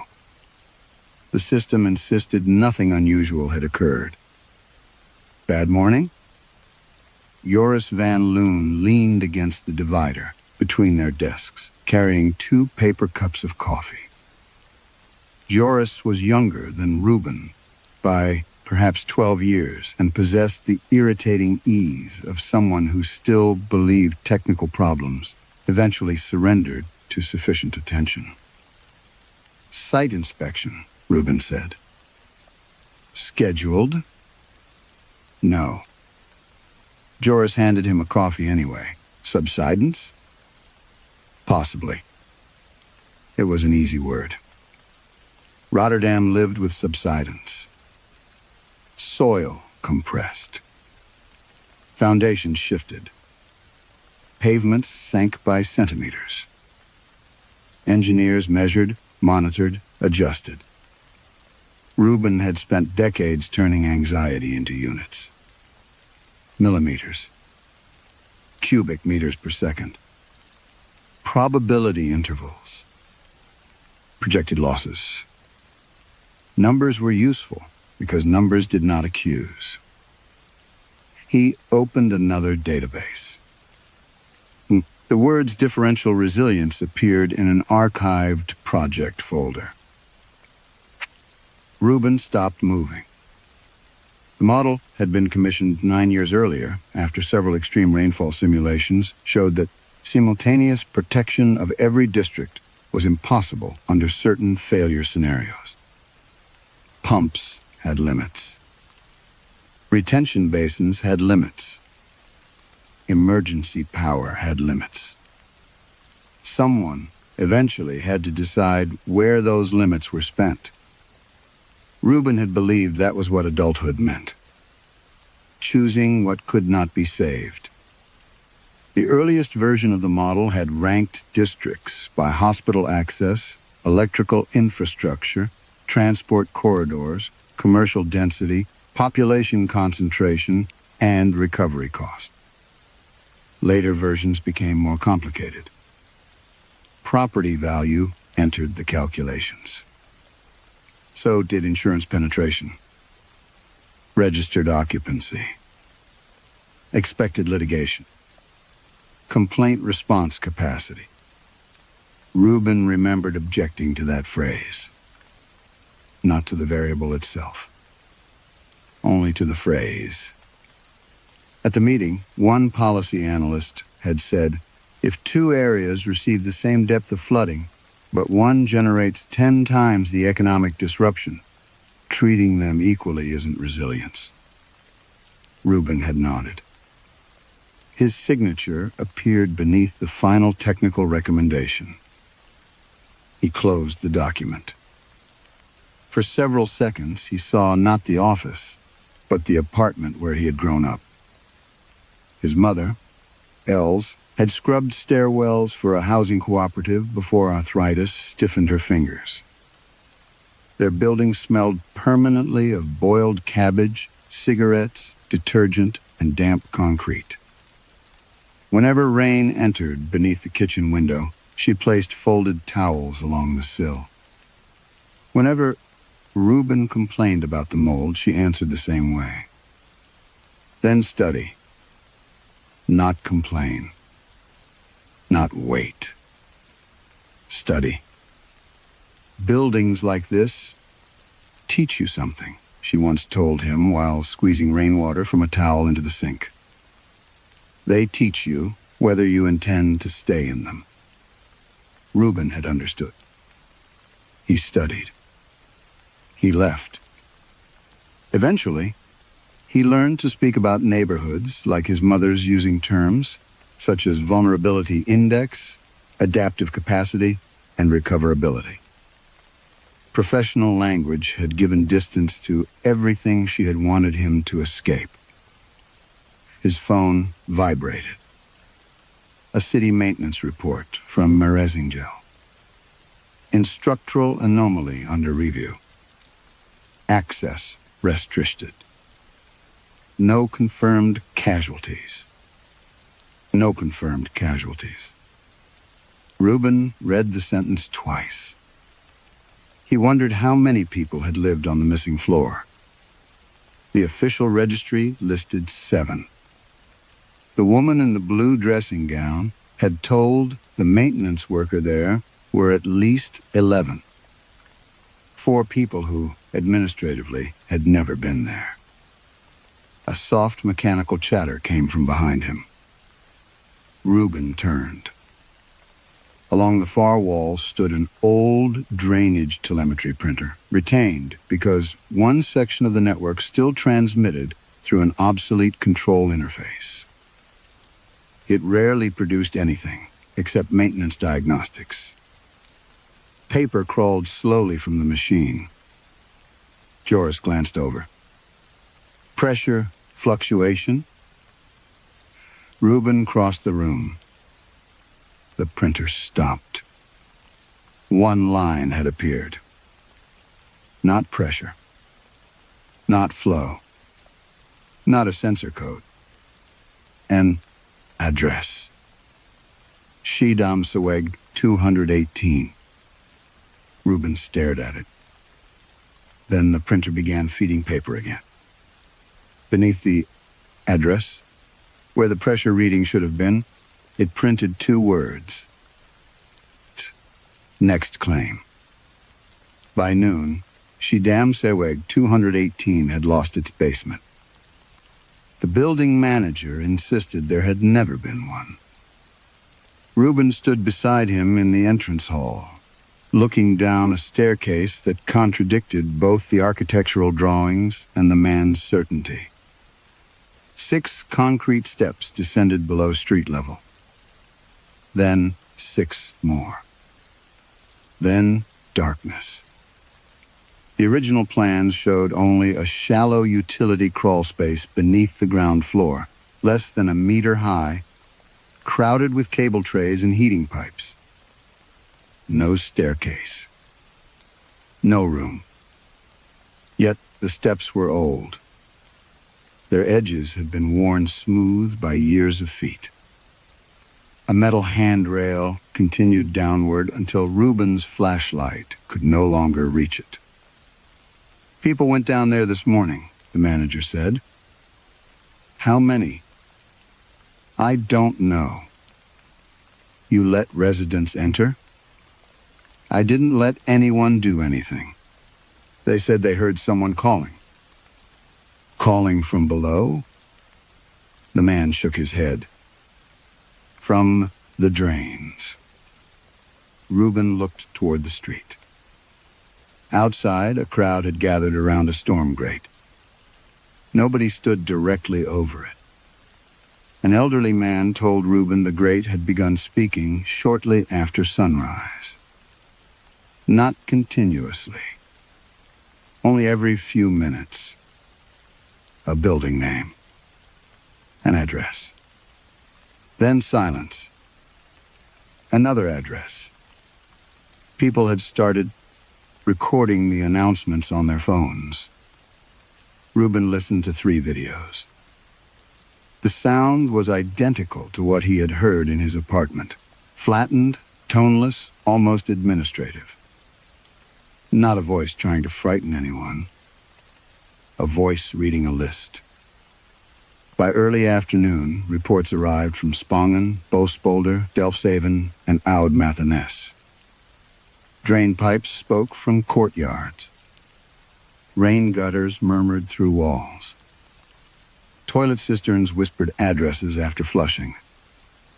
In one housing block, every kitchen sink on the western side of the building announced the same apartment in perfect unison. There had still been no rain. The municipal network classified the calls as infrastructure vandalism until Reuben asked for the category to be suspended. Joris stared at him across the control room. You think this is connected to Mary Singel? I think we should stop pretending it isn't. That answer disturbed Joris more than Reuben expected. They began comparing every spoken address against municipal occupancy data. The first pattern appeared within an hour. The affected buildings were old. The second pattern took longer. The first apartments to vanish were not always the lowest ones. They were the ones with discrepancies. Expired registrations. Sublets. Temporary occupancy. Addresses associated with one legal tenant but several utility users. Properties under ownership dispute. Residents whose names appeared nowhere except payment records. At Schiedamseweg, 5 people were officially missing. Residents claimed 12 had disappeared. Reuben requested the full registry again. The system now showed 4. He refreshed the page. 3. Joris. Joris rolled his chair closer. Reuben pointed at the screen. A tenant named Farid El Azouzi had been listed 20 minutes earlier. Now there was no Farid. Not relocated. Not deceased. Not deregistered. No record. Joris searched manually. Nothing. Reuben checked archived utility complaints. There had been 3 reports under Farid's name. Leaking ceiling, faulty radiator, mold behind the wardrobe. The complaint files were still there. The complainant field was blank. Reuben felt something cold settle behind his ribs. The city was not merely losing apartments. It was losing proof that certain people had ever occupied them. That evening, he returned to Maresangel. The black water beneath the stairwell had risen no higher, but residents had stopped approaching it. A young woman named Samira Benali sat on the pavement outside, wrapped in a borrowed coat despite the heat. She had lived on the vanished floor. Officially, she had lived with her cousin upstairs. My room was down there, she told Reuben. Which apartment? 42C. The registry contained no 42C. Reuben crouched beside her. What happened before the floor disappeared? Samira rubbed her throat. The pipes at our building. Then my door started getting wet. Flood water? No. She looked at him. The door. Reuben waited. She swallowed painfully. The wood itself, like it remembered being underwater. Then she bent forward and coughed. Once. Twice. On the third cough, something struck Reuben's palm. A small brass key. Warm with saliva. A plastic tag hung from it.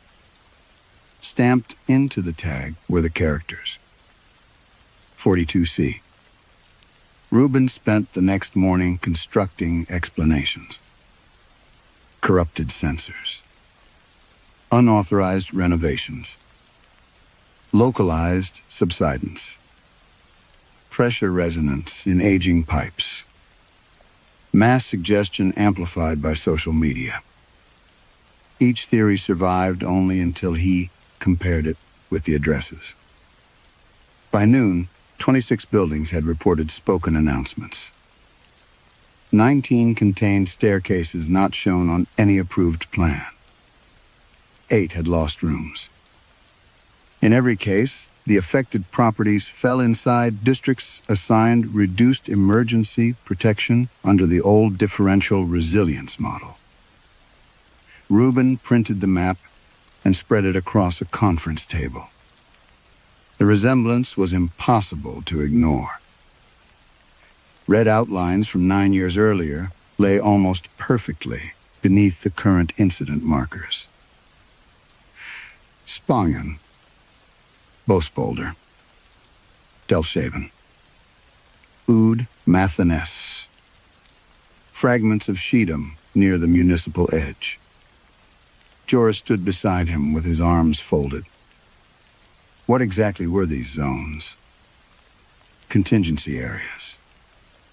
That means what? It means they had lower protection priority during simultaneous failure. Joris looked at Ruben. So if there wasn't enough pumping capacity, resources went elsewhere. Where? Ruben did not answer immediately. Joris reached for the old model. The highest protection zones clustered around hospitals, transport infrastructure, commercial centers, newer waterfront development, and the financial district. You worked on this? Yes. How much? Ruben looked at his own signature on the technical approval page. Enough. Rain began against the windows. Both men turned. The forecast had shown only scattered showers, but within minutes the Nieuwe Maas disappeared behind gray sheets. Gutters overflowed. Water struck the glass hard enough to drown the office ventilation. Ruben opened the live drainage dashboard. Western districts shifted from green to amber, then red. The central business district remained green. He watched runoff increase. Pump demand rose. Storage basins filled. Yet several expensive neighborhoods registered almost no surface accumulation at all. Not low accumulation. None. Ruben enlarged the map. Rainfall radar showed a heavy band passing directly over Kop van Zuid. The streets there should have been carrying water. Instead, cameras showed polished pavement glistening beneath the storm, water disappearing almost instantly into drains.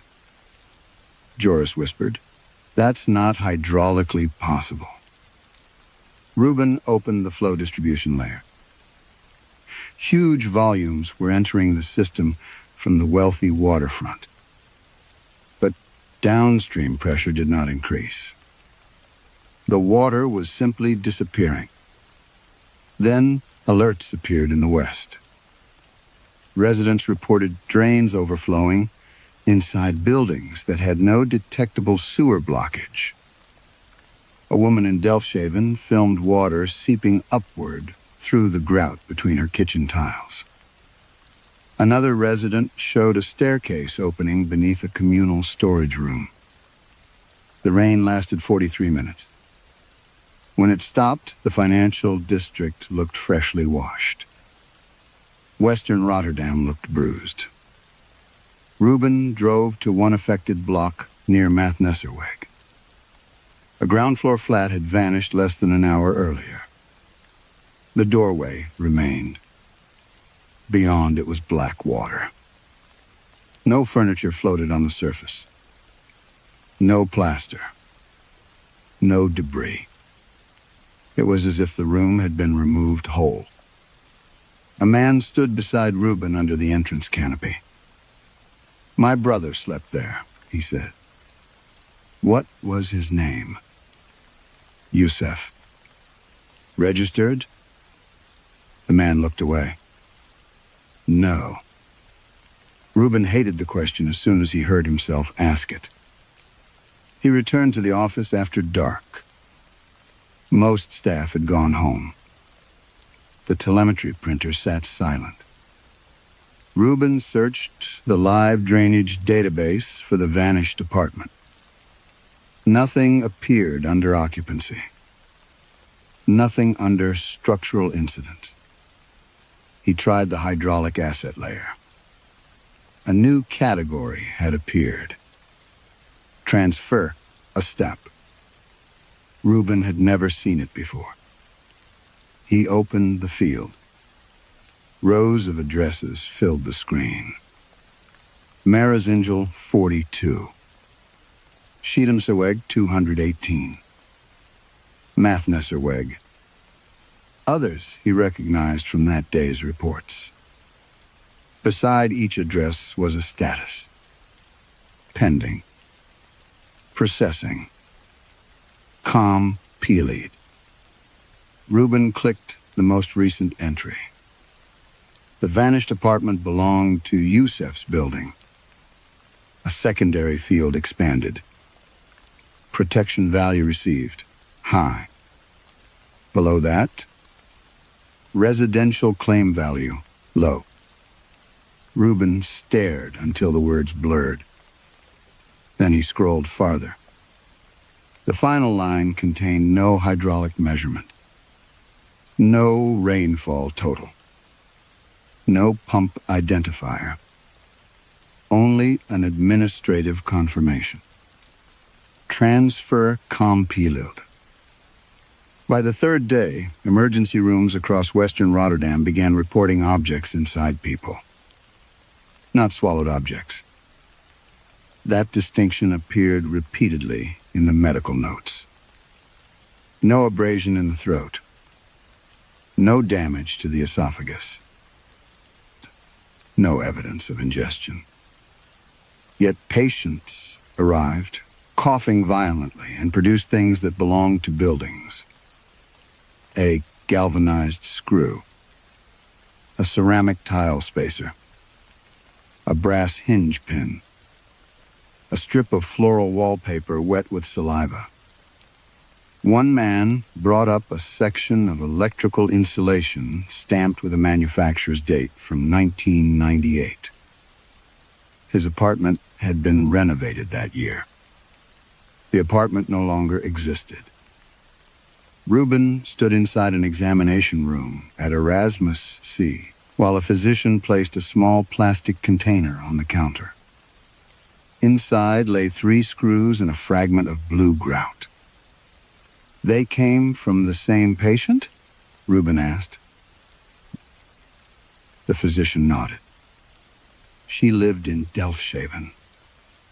Registered? The physician's expression tightened. I'm a doctor. Reuben looked away. The question had become automatic. That disturbed him more than the answer would have. The patient sat behind the curtain, coughing into a paper bowl. Each cough sounded too dry.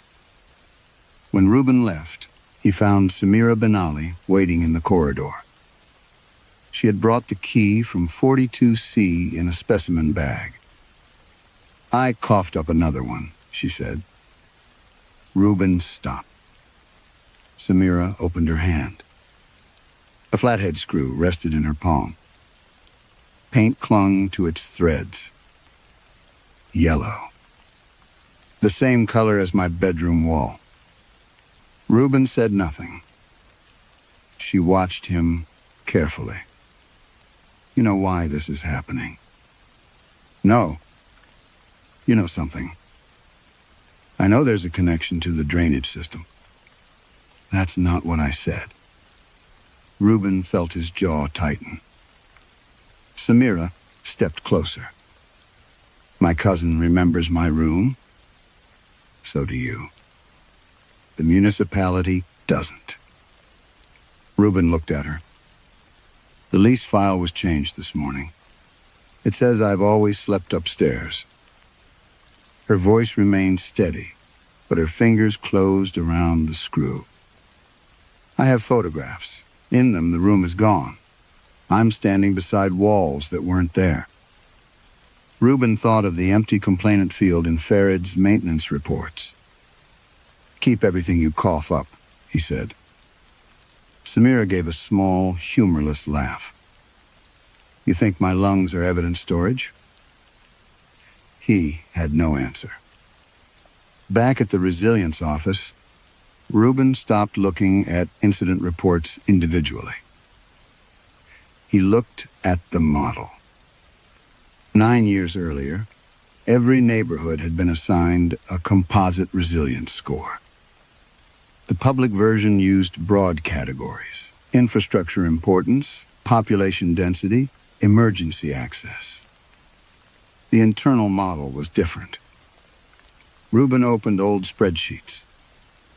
Complaint likelihood, insurance recovery potential, property tax contribution, legal occupancy confidence, commercial interruption value, expected political exposure.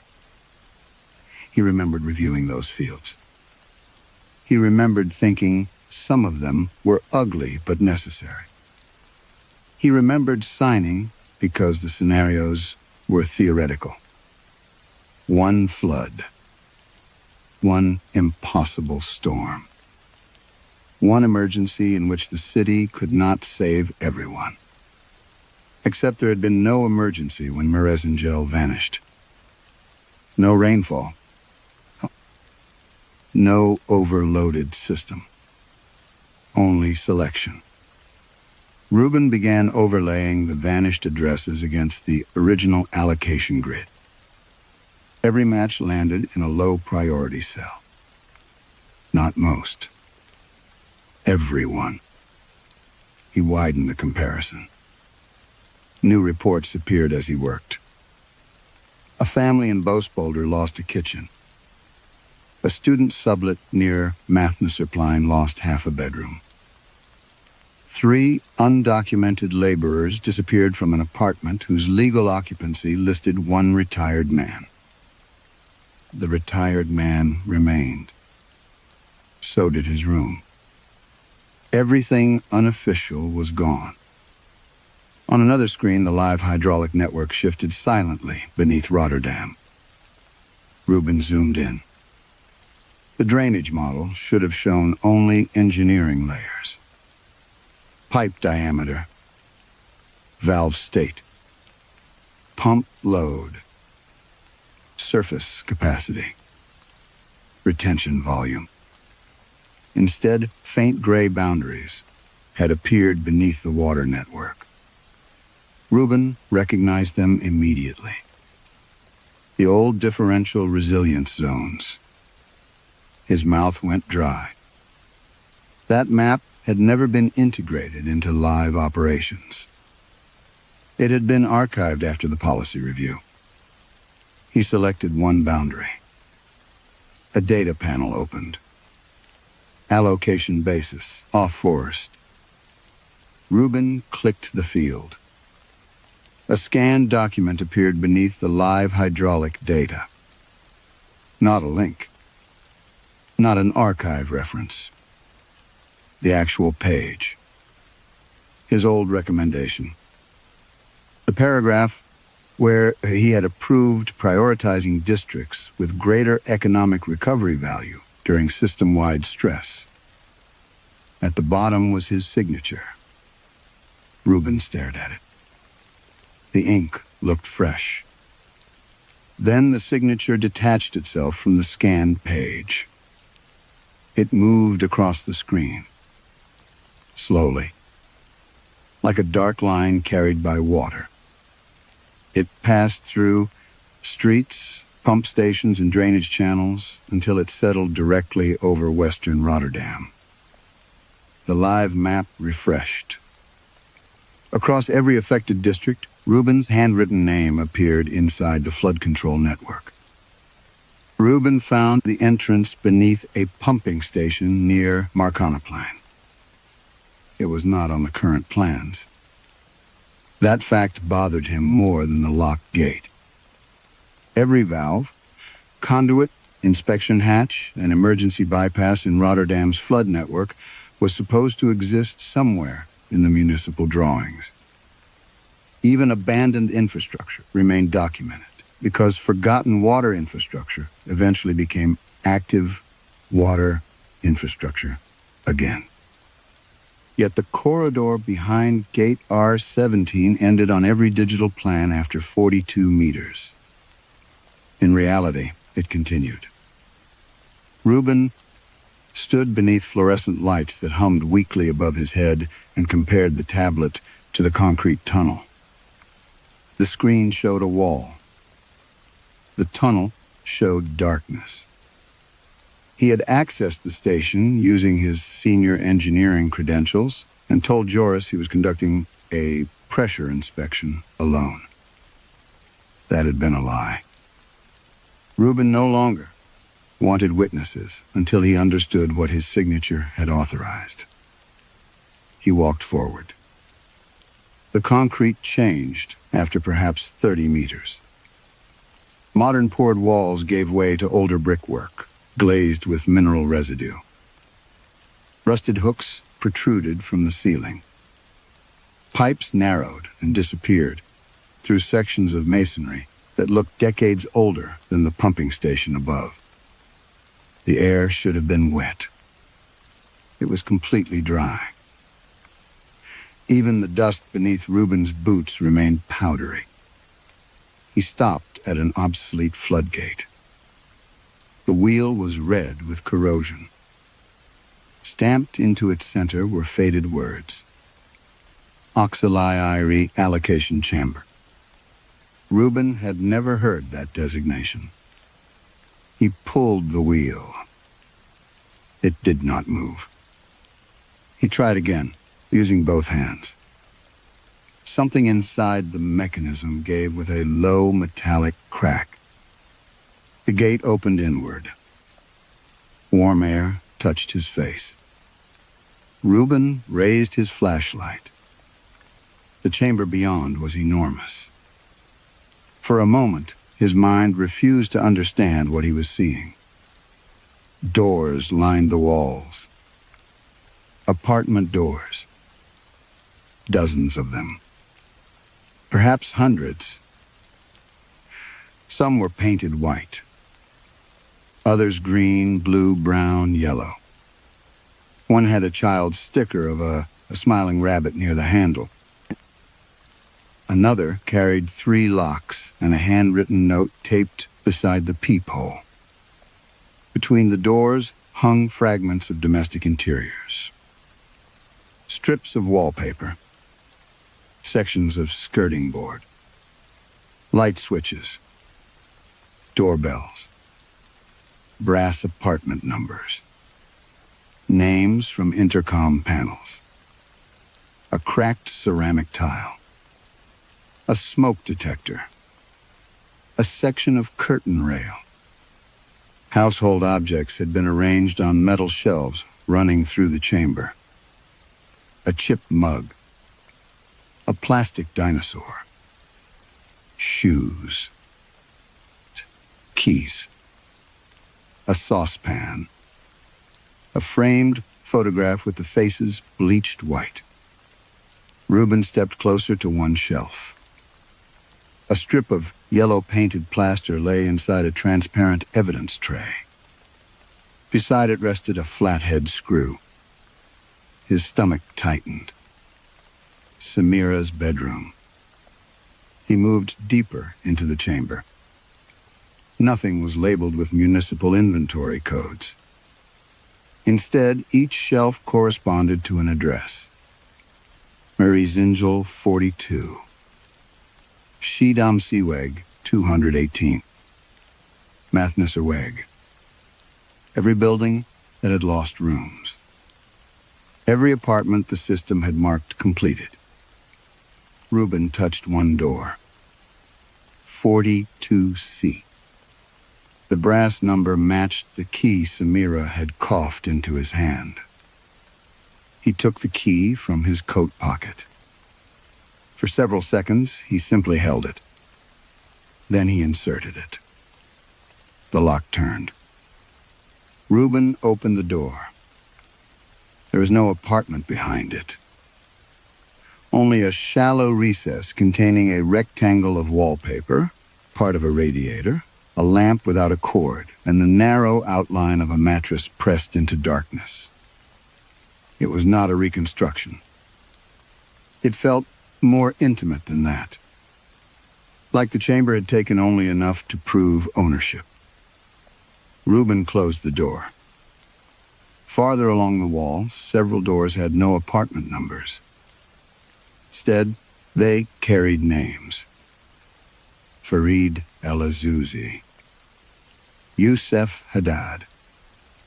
Others Reuben did not recognize. He approached one. There was no handle. A thick steel plate had been bolted across it. Reuben placed his hand against the metal. Cold. Behind the door came a faint scratching sound. He stepped back. It stopped. Reuben waited. Then something touched the other side. Not scratched. Touched. A palm, perhaps. Slowly. Carefully. Another sound followed. A wet cough. Reuben's flashlight trembled. He moved toward the next sealed door. Behind that one came a different noise. A mattress creaking. Then a whisper too soft to understand. Another door produced the scrape of a chair leg across flooring. Reuben stood perfectly still. The chamber was not storing remnants of vanished apartments. It was storing occupancy. He looked down the long wall of sealed doors. There were far more than the official number of missing people. Then, from behind the steel plate directly in front of him, several people inhaled at once. And Reuben realized they were breathing. Reuben did not open the sealed doors. He told himself it was because he lacked the equipment. The truth was that he could hear too many people behind them. He left the dry chamber with Samira's key still in his pocket and returned to the Resilience office before dawn, carrying photographs of every inscription he had found. Auxiliary Allocation Chamber. Phrase produced nothing in the current municipal archive. Reuben searched older databases. Nothing. He moved backward through digitized engineering records until the terminology changed. Flood defense became water management. Water management became drainage control. Eventually, in plans dated more than 60 years earlier, he found the word allocation. Not a chamber. A principle.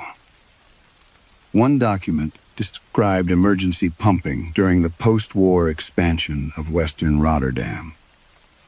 When drainage capacity failed, water was to be directed according to priority of urban function. Industrial infrastructure first. Transport second. Permanent registered residences third. Temporary and unverified occupancy last. Reuben read the final sentence twice. Dryness cannot be guaranteed equally where claims upon the city are unequal. The wording was bureaucratic. The idea was older than his model. He kept searching. The documents changed decade by decade, but the logic survived. Property records. Emergency plans. Insurance maps. Redevelopment surveys. Different terms, same hierarchy.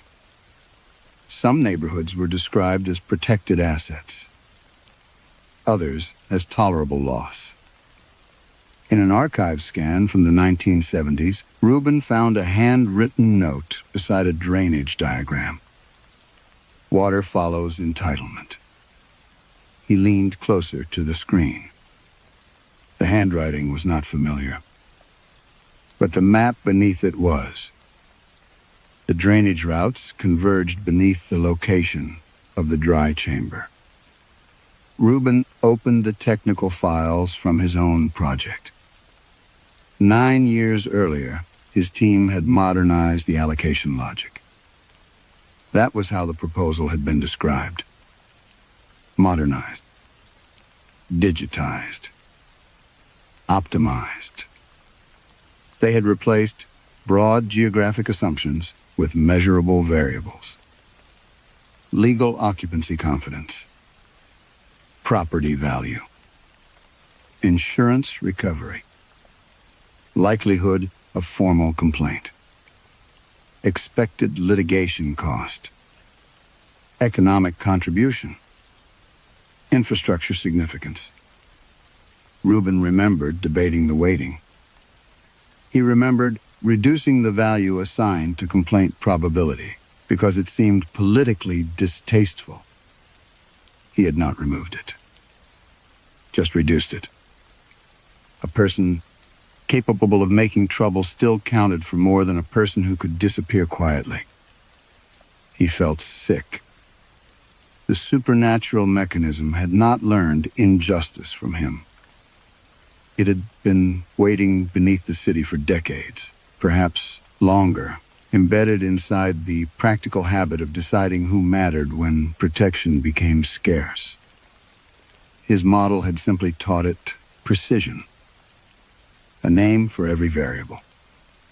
A score for every resident. A digital route from policy to pipe. Reuben opened the current disappearance list. Then the original waiting table. The correspondence was exact. Registered homeowner, high claim. Commercial tenant with insurance, moderate to high. Registered renter, moderate. Subtenant, low. Undocumented occupant, negligible. Unverified household member, negligible. The system was not selecting people randomly. It was following policy. Reuben searched for Samira.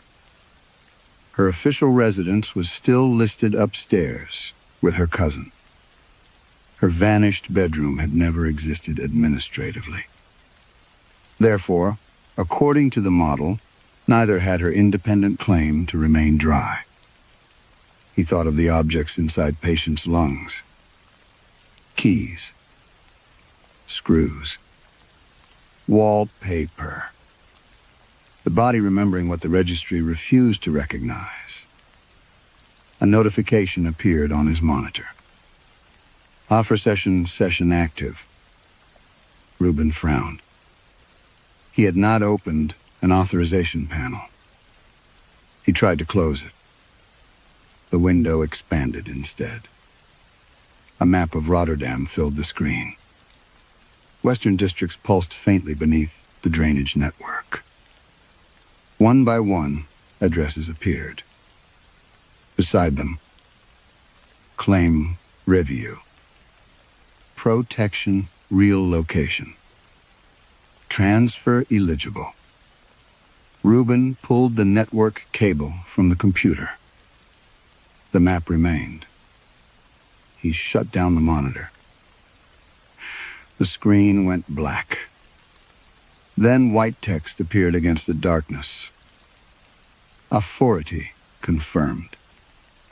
Reuben stepped back. His access badge lay on the desk. The small embedded chip began blinking. He picked it up. The printed photograph was his. The employee number was his. But beneath his job title, where Senior Flood Control Engineer had been printed that morning, the lettering had changed. Reuben held the card beneath the desk lamp. A new title appeared beneath his name. Proving authority. Reuben returned to the hydraulic model and removed water from it. Not literally. He disabled rainfall, river level, groundwater pressure, tide, pump capacity, and every other variable he had spent his career believing mattered. The transfers continued. Addresses moved from one category to another. Claims weakened. Protection increased elsewhere. Rooms disappeared. No water was required. That was when he understood. The system had never been moving water. Water was only the language everyone expected it to use. Reuben opened 2 windows on the control screen. On the left, a vanished apartment in Delfshaven. On the right, an office tower near the financial district. The apartment had lost a kitchen that morning. The tower had experienced heavy rainfall at the same time. Its basement had remained completely dry.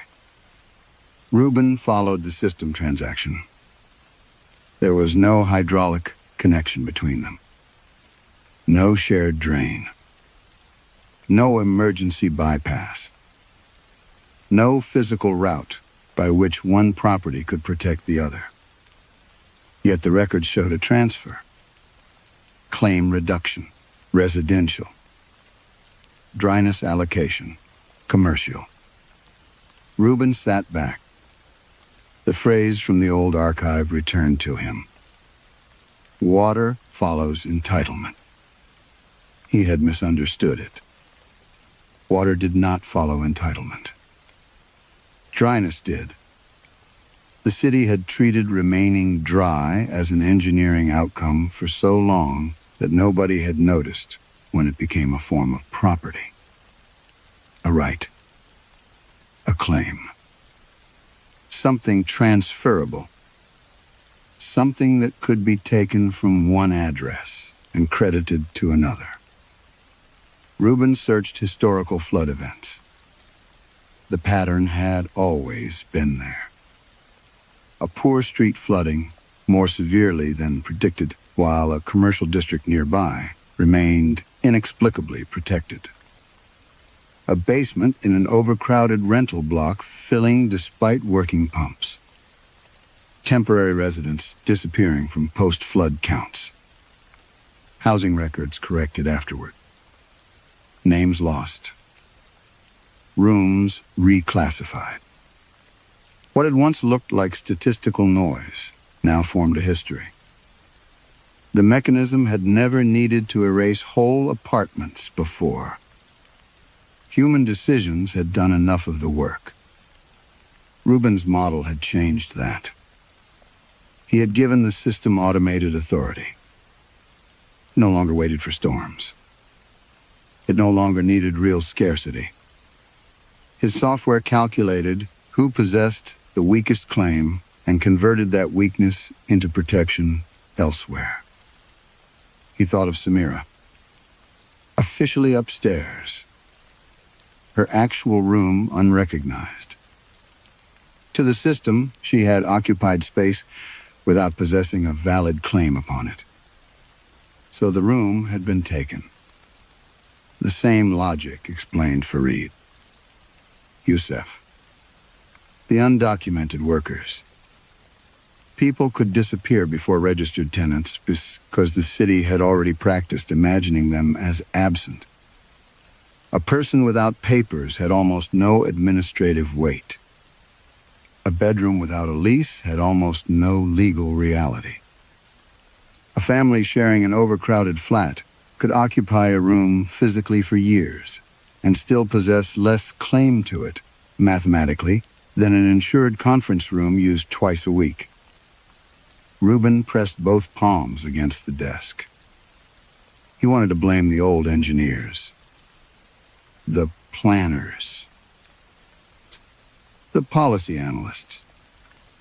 Anyone who had written the first sentence declaring unequal claims acceptable.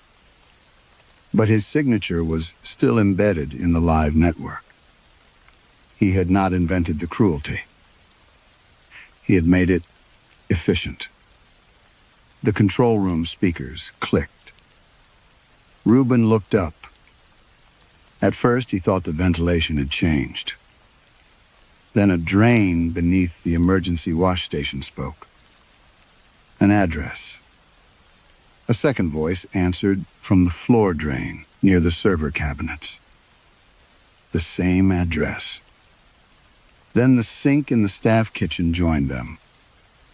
Then the maintenance pipe behind the western wall. Reuben stood slowly. Every drain in the control station was speaking at once. Not shouting. Reciting. The voices overlapped in perfect mechanical rhythm. Reuben knew the street before they finished saying it. He had not visited in 30 years. A narrow working-class block where his mother had spent her childhood, long before she taught him that survival meant leaving places like it behind.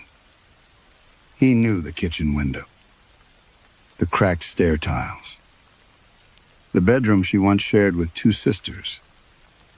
The address repeated again and again. Reuben whispered, "No."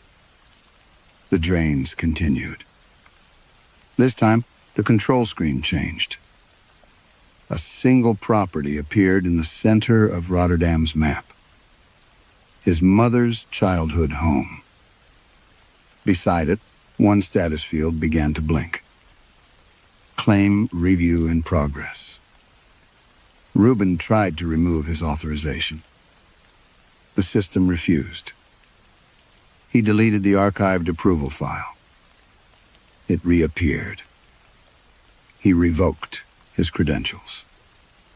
The control network restored them. He shut down his workstation, disconnected it from municipal servers, and physically removed his access card. The map remained active. His signature remained stretched across western Rotterdam like a dark watercourse, proving authority. Reuben understood then that the system no longer required permission. It required responsibility.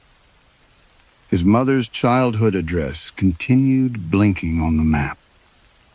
Claim review in progress. He called her. No answer. He tried again. Still nothing. She lived nowhere near the old building now. She had not lived there since she was 18. Reuben knew that. But the mechanism did not seem concerned with current possession.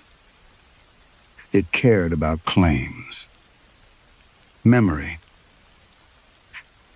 belonging, the places from which people had learned whether the city considered them temporary. Reuben opened the emergency override console. There was one option the allocation model had never been designed to tolerate: equalization. Not as policy, as failure. The flood network divided Rotterdam constantly. Upstream from downstream, protected basin from overflow basin, commercial priority from residential exposure. Major gates existed precisely to preserve those divisions. Open all of them simultaneously, and the system would lose the ability to choose. Water would go wherever gravity permitted. No priority. No sacrifice zone. No protected district. Joris entered the control room as Reuben unlocked the first override. "What are you doing?" "Removing the allocation." "You can't." "I know. The river level is rising." "I know. If you open those barriers together, you could flood half the city." Reuben looked at him. "Maybe that's what should have happened." Joris stared. Reuben began opening gates. Macelant-linked auxiliary controls. District retention valves. Emergency diversion gates. Overflow barriers. One after another, red warnings covered the screens. Capitis protection 9D. Uncontrolled distribution risk. Critical flood exposure. Joris grabbed Reuben's arm. "You're going to kill people." Reuben pulled free. People are already being removed because we decided their drowning counted less. This is not the same thing. No. Reuben opened another gate. It's finally the same thing for everyone. Sirens began throughout the building. Across the city, automated barriers withdrew. Water control compartments became one connected system. Reuben watched the hydraulic model collapse into red. The rainfall had intensified again. Drainage pressure rose. Retention capacity vanished. Every simulation predicted catastrophe. Basements should flood first. Then tunnels. Then low streets. Then residential blocks. Reuben waited for the first emergency report. Instead, the pressure gauges dropped. All of them. Not gradually. Instantly. Joris stared at the screens. That's impossible. A deep vibration moved through the floor. Reuben thought of the dry chamber. Then something struck the underside of the control building. Once. Twice. The floor drains began rattling. Outside, someone screamed. Reuben ran to the windows. Across the street, a manhole cover lifted into the air. Not exploded. Lifted. A column of water rose beneath it. The water did not fall back. It climbed. Another manhole opened farther down the road. Then another. Across Rotterdam, water began pouring upward. From gutters, drains, sewers, canals, storm pipes. Thousands of silver streams rose against gravity into the darkening sky. Within them were objects. A chair rotated slowly through one column. A mattress followed. Sections of wallpaper fluttered upward without tearing. Doors, cabinets, lamps, entire walls. Reuben pressed closer to the glass. Something larger emerged above the rooftops. A room. Complete. 4 walls, ceiling, window, table. It rose inside the upward rain as gently as something being recovered from deep water. Then another room appeared. And another. Apartments were coming out of the city. The missing spaces had not been destroyed. They had been stored somewhere beneath the logic of the network, compressed into that impossible division between those entitled to remain dry and those selected to surrender it. Now the gates were open. The division had failed. Rotterdam was giving the rooms back, but not to the ground. They continued rising. Hundreds of meters above the streets, windows glowed inside suspended apartments.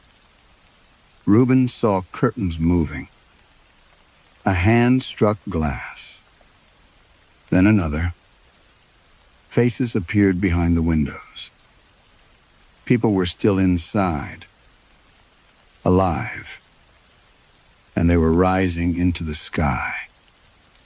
By morning, Rotterdam had become a city with a second city hanging over it. The rain never came down. It continued rising.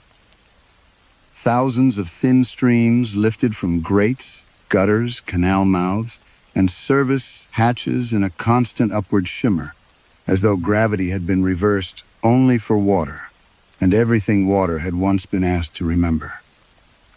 Suspended inside that endless ascent were rooms, corridors, stairwells, kitchens, and entire faces of apartment blocks, all hovering far above the streets in slow motion, carried higher by silver columns that never thinned and never broke.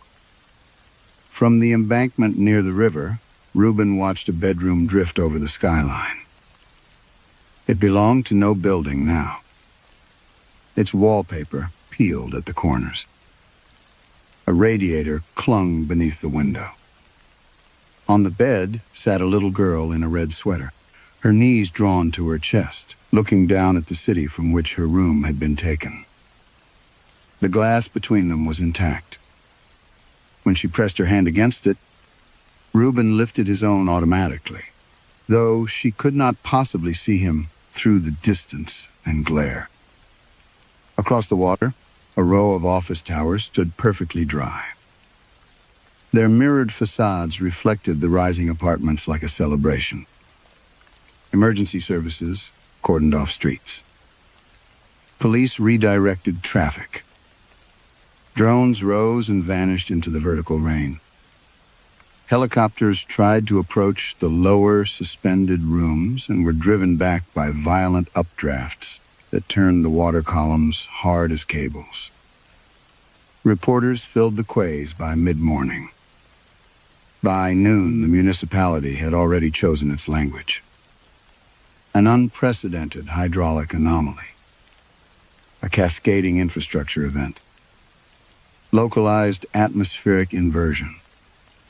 No official statement used the words apartment, tenant, or disappearance, unless a journalist forced them to. Reuben gave 3 interviews before anyone realized who he was. He told them about Narration, about the dry chamber, about the allocation model, about legal occupancy, complaint capacity, property value, and the transfer of protection from the poor to the valuable.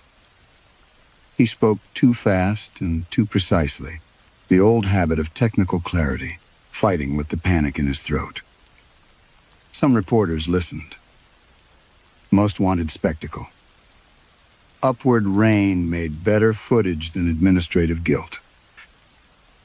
By evening, edited clips of Reuben were already circulating with captions that called him either a whistleblower or a saboteur. The city suspended him before sunset. By the next morning, municipal spokespeople referred to him only as an employee involved in unauthorized manual interference. Joris visited him once at his apartment and stood awkwardly in the kitchen where this had begun. "They're sealing the station," he said. "Did they find the chamber?" Joris hesitated. "There's no chamber on the inspection plans." Reuben almost laughed. "Of course there isn't. They're saying the compartments below Markinapleen were old utility voids destabilized by your override." "And the doors?" Joris looked exhausted. "There were no doors when they went down." Reuben stared at him. "No shelves, no names, no sealed rooms." Joris swallowed. "Reuben, all they found was dry brick and a wall." For several seconds, the only sound in the apartment was the faint movement of plumbing in the building. Reuben understood then that exposure was not the same thing as proof. He had broken the division. He had forced the city to reveal what it had taken. But revelation did not guarantee restoration. The rooms remained overhead, unreachable, carried beyond ladders, cranes, and law. Those inside still moved sometimes behind their windows. At night, lamps glowed in suspended kitchens where no electricity should have existed. People set plates on tables. Crossed rooms. Open curtains lived. Too high to save. Too visible to deny completely. Too impossible to incorporate honestly into civic language. His mother called on the 3rd day. She had seen the old address on television before officials stopped reading locations aloud. "My sister's room is up there," she said quietly. Reuben closed his eyes. He had not told her. "I know," she continued. "I recognized the curtain." He pictured the narrow childhood window she had once described, the one that looked onto a yard where wet laundry never fully dried.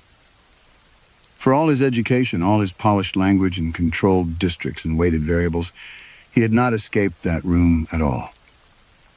He had only learned how to stand on the other side of its logic.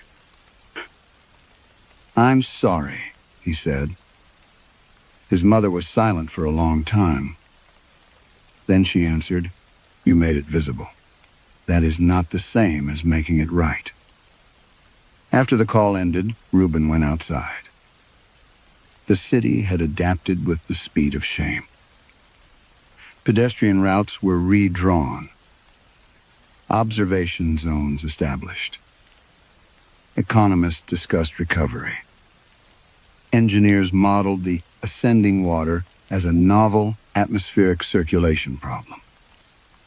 Insurance companies debated which losses counted as flood damage and which belonged to acts beyond policy language.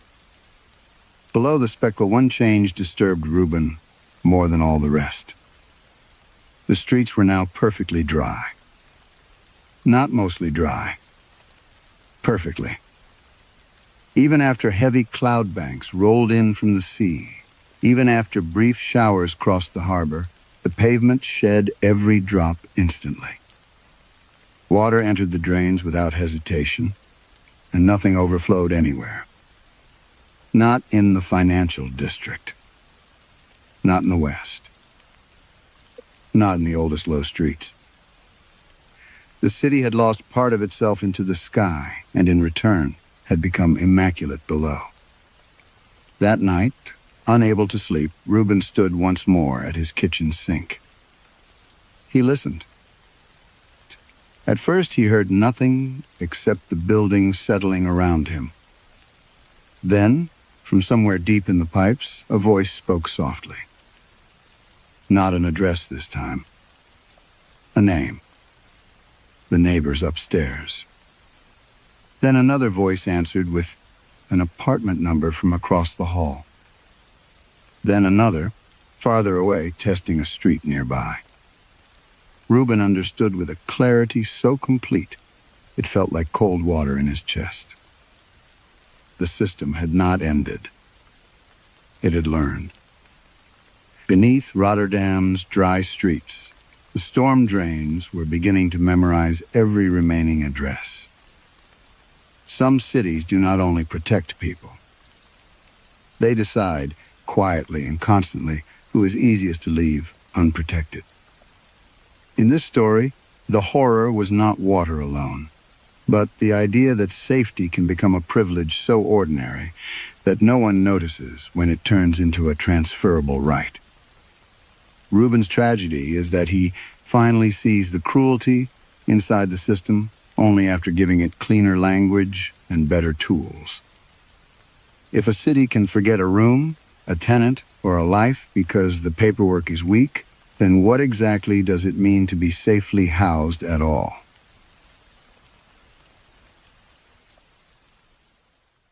And now, my dear friends, we've reached the end of tonight's collection. Thank you for spending this time with me and for allowing these stories to accompany you through another evening at chilly midnight. Before we say goodbye, I'd really like to know how tonight's stories felt to you. Were they the kind of stories you enjoy? And would you like to hear more with a similar mood in the future? And if you think a friend, family member, or someone close to you might enjoy them as well, I'd be very grateful if you shared this collection with them. Thank you for listening all the way through and for continuing to support this little midnight space. Take care of yourself, get comfortable, and leave the rest of the day behind. Good night, my dear friends. Sleep well, and I'll meet you again in another story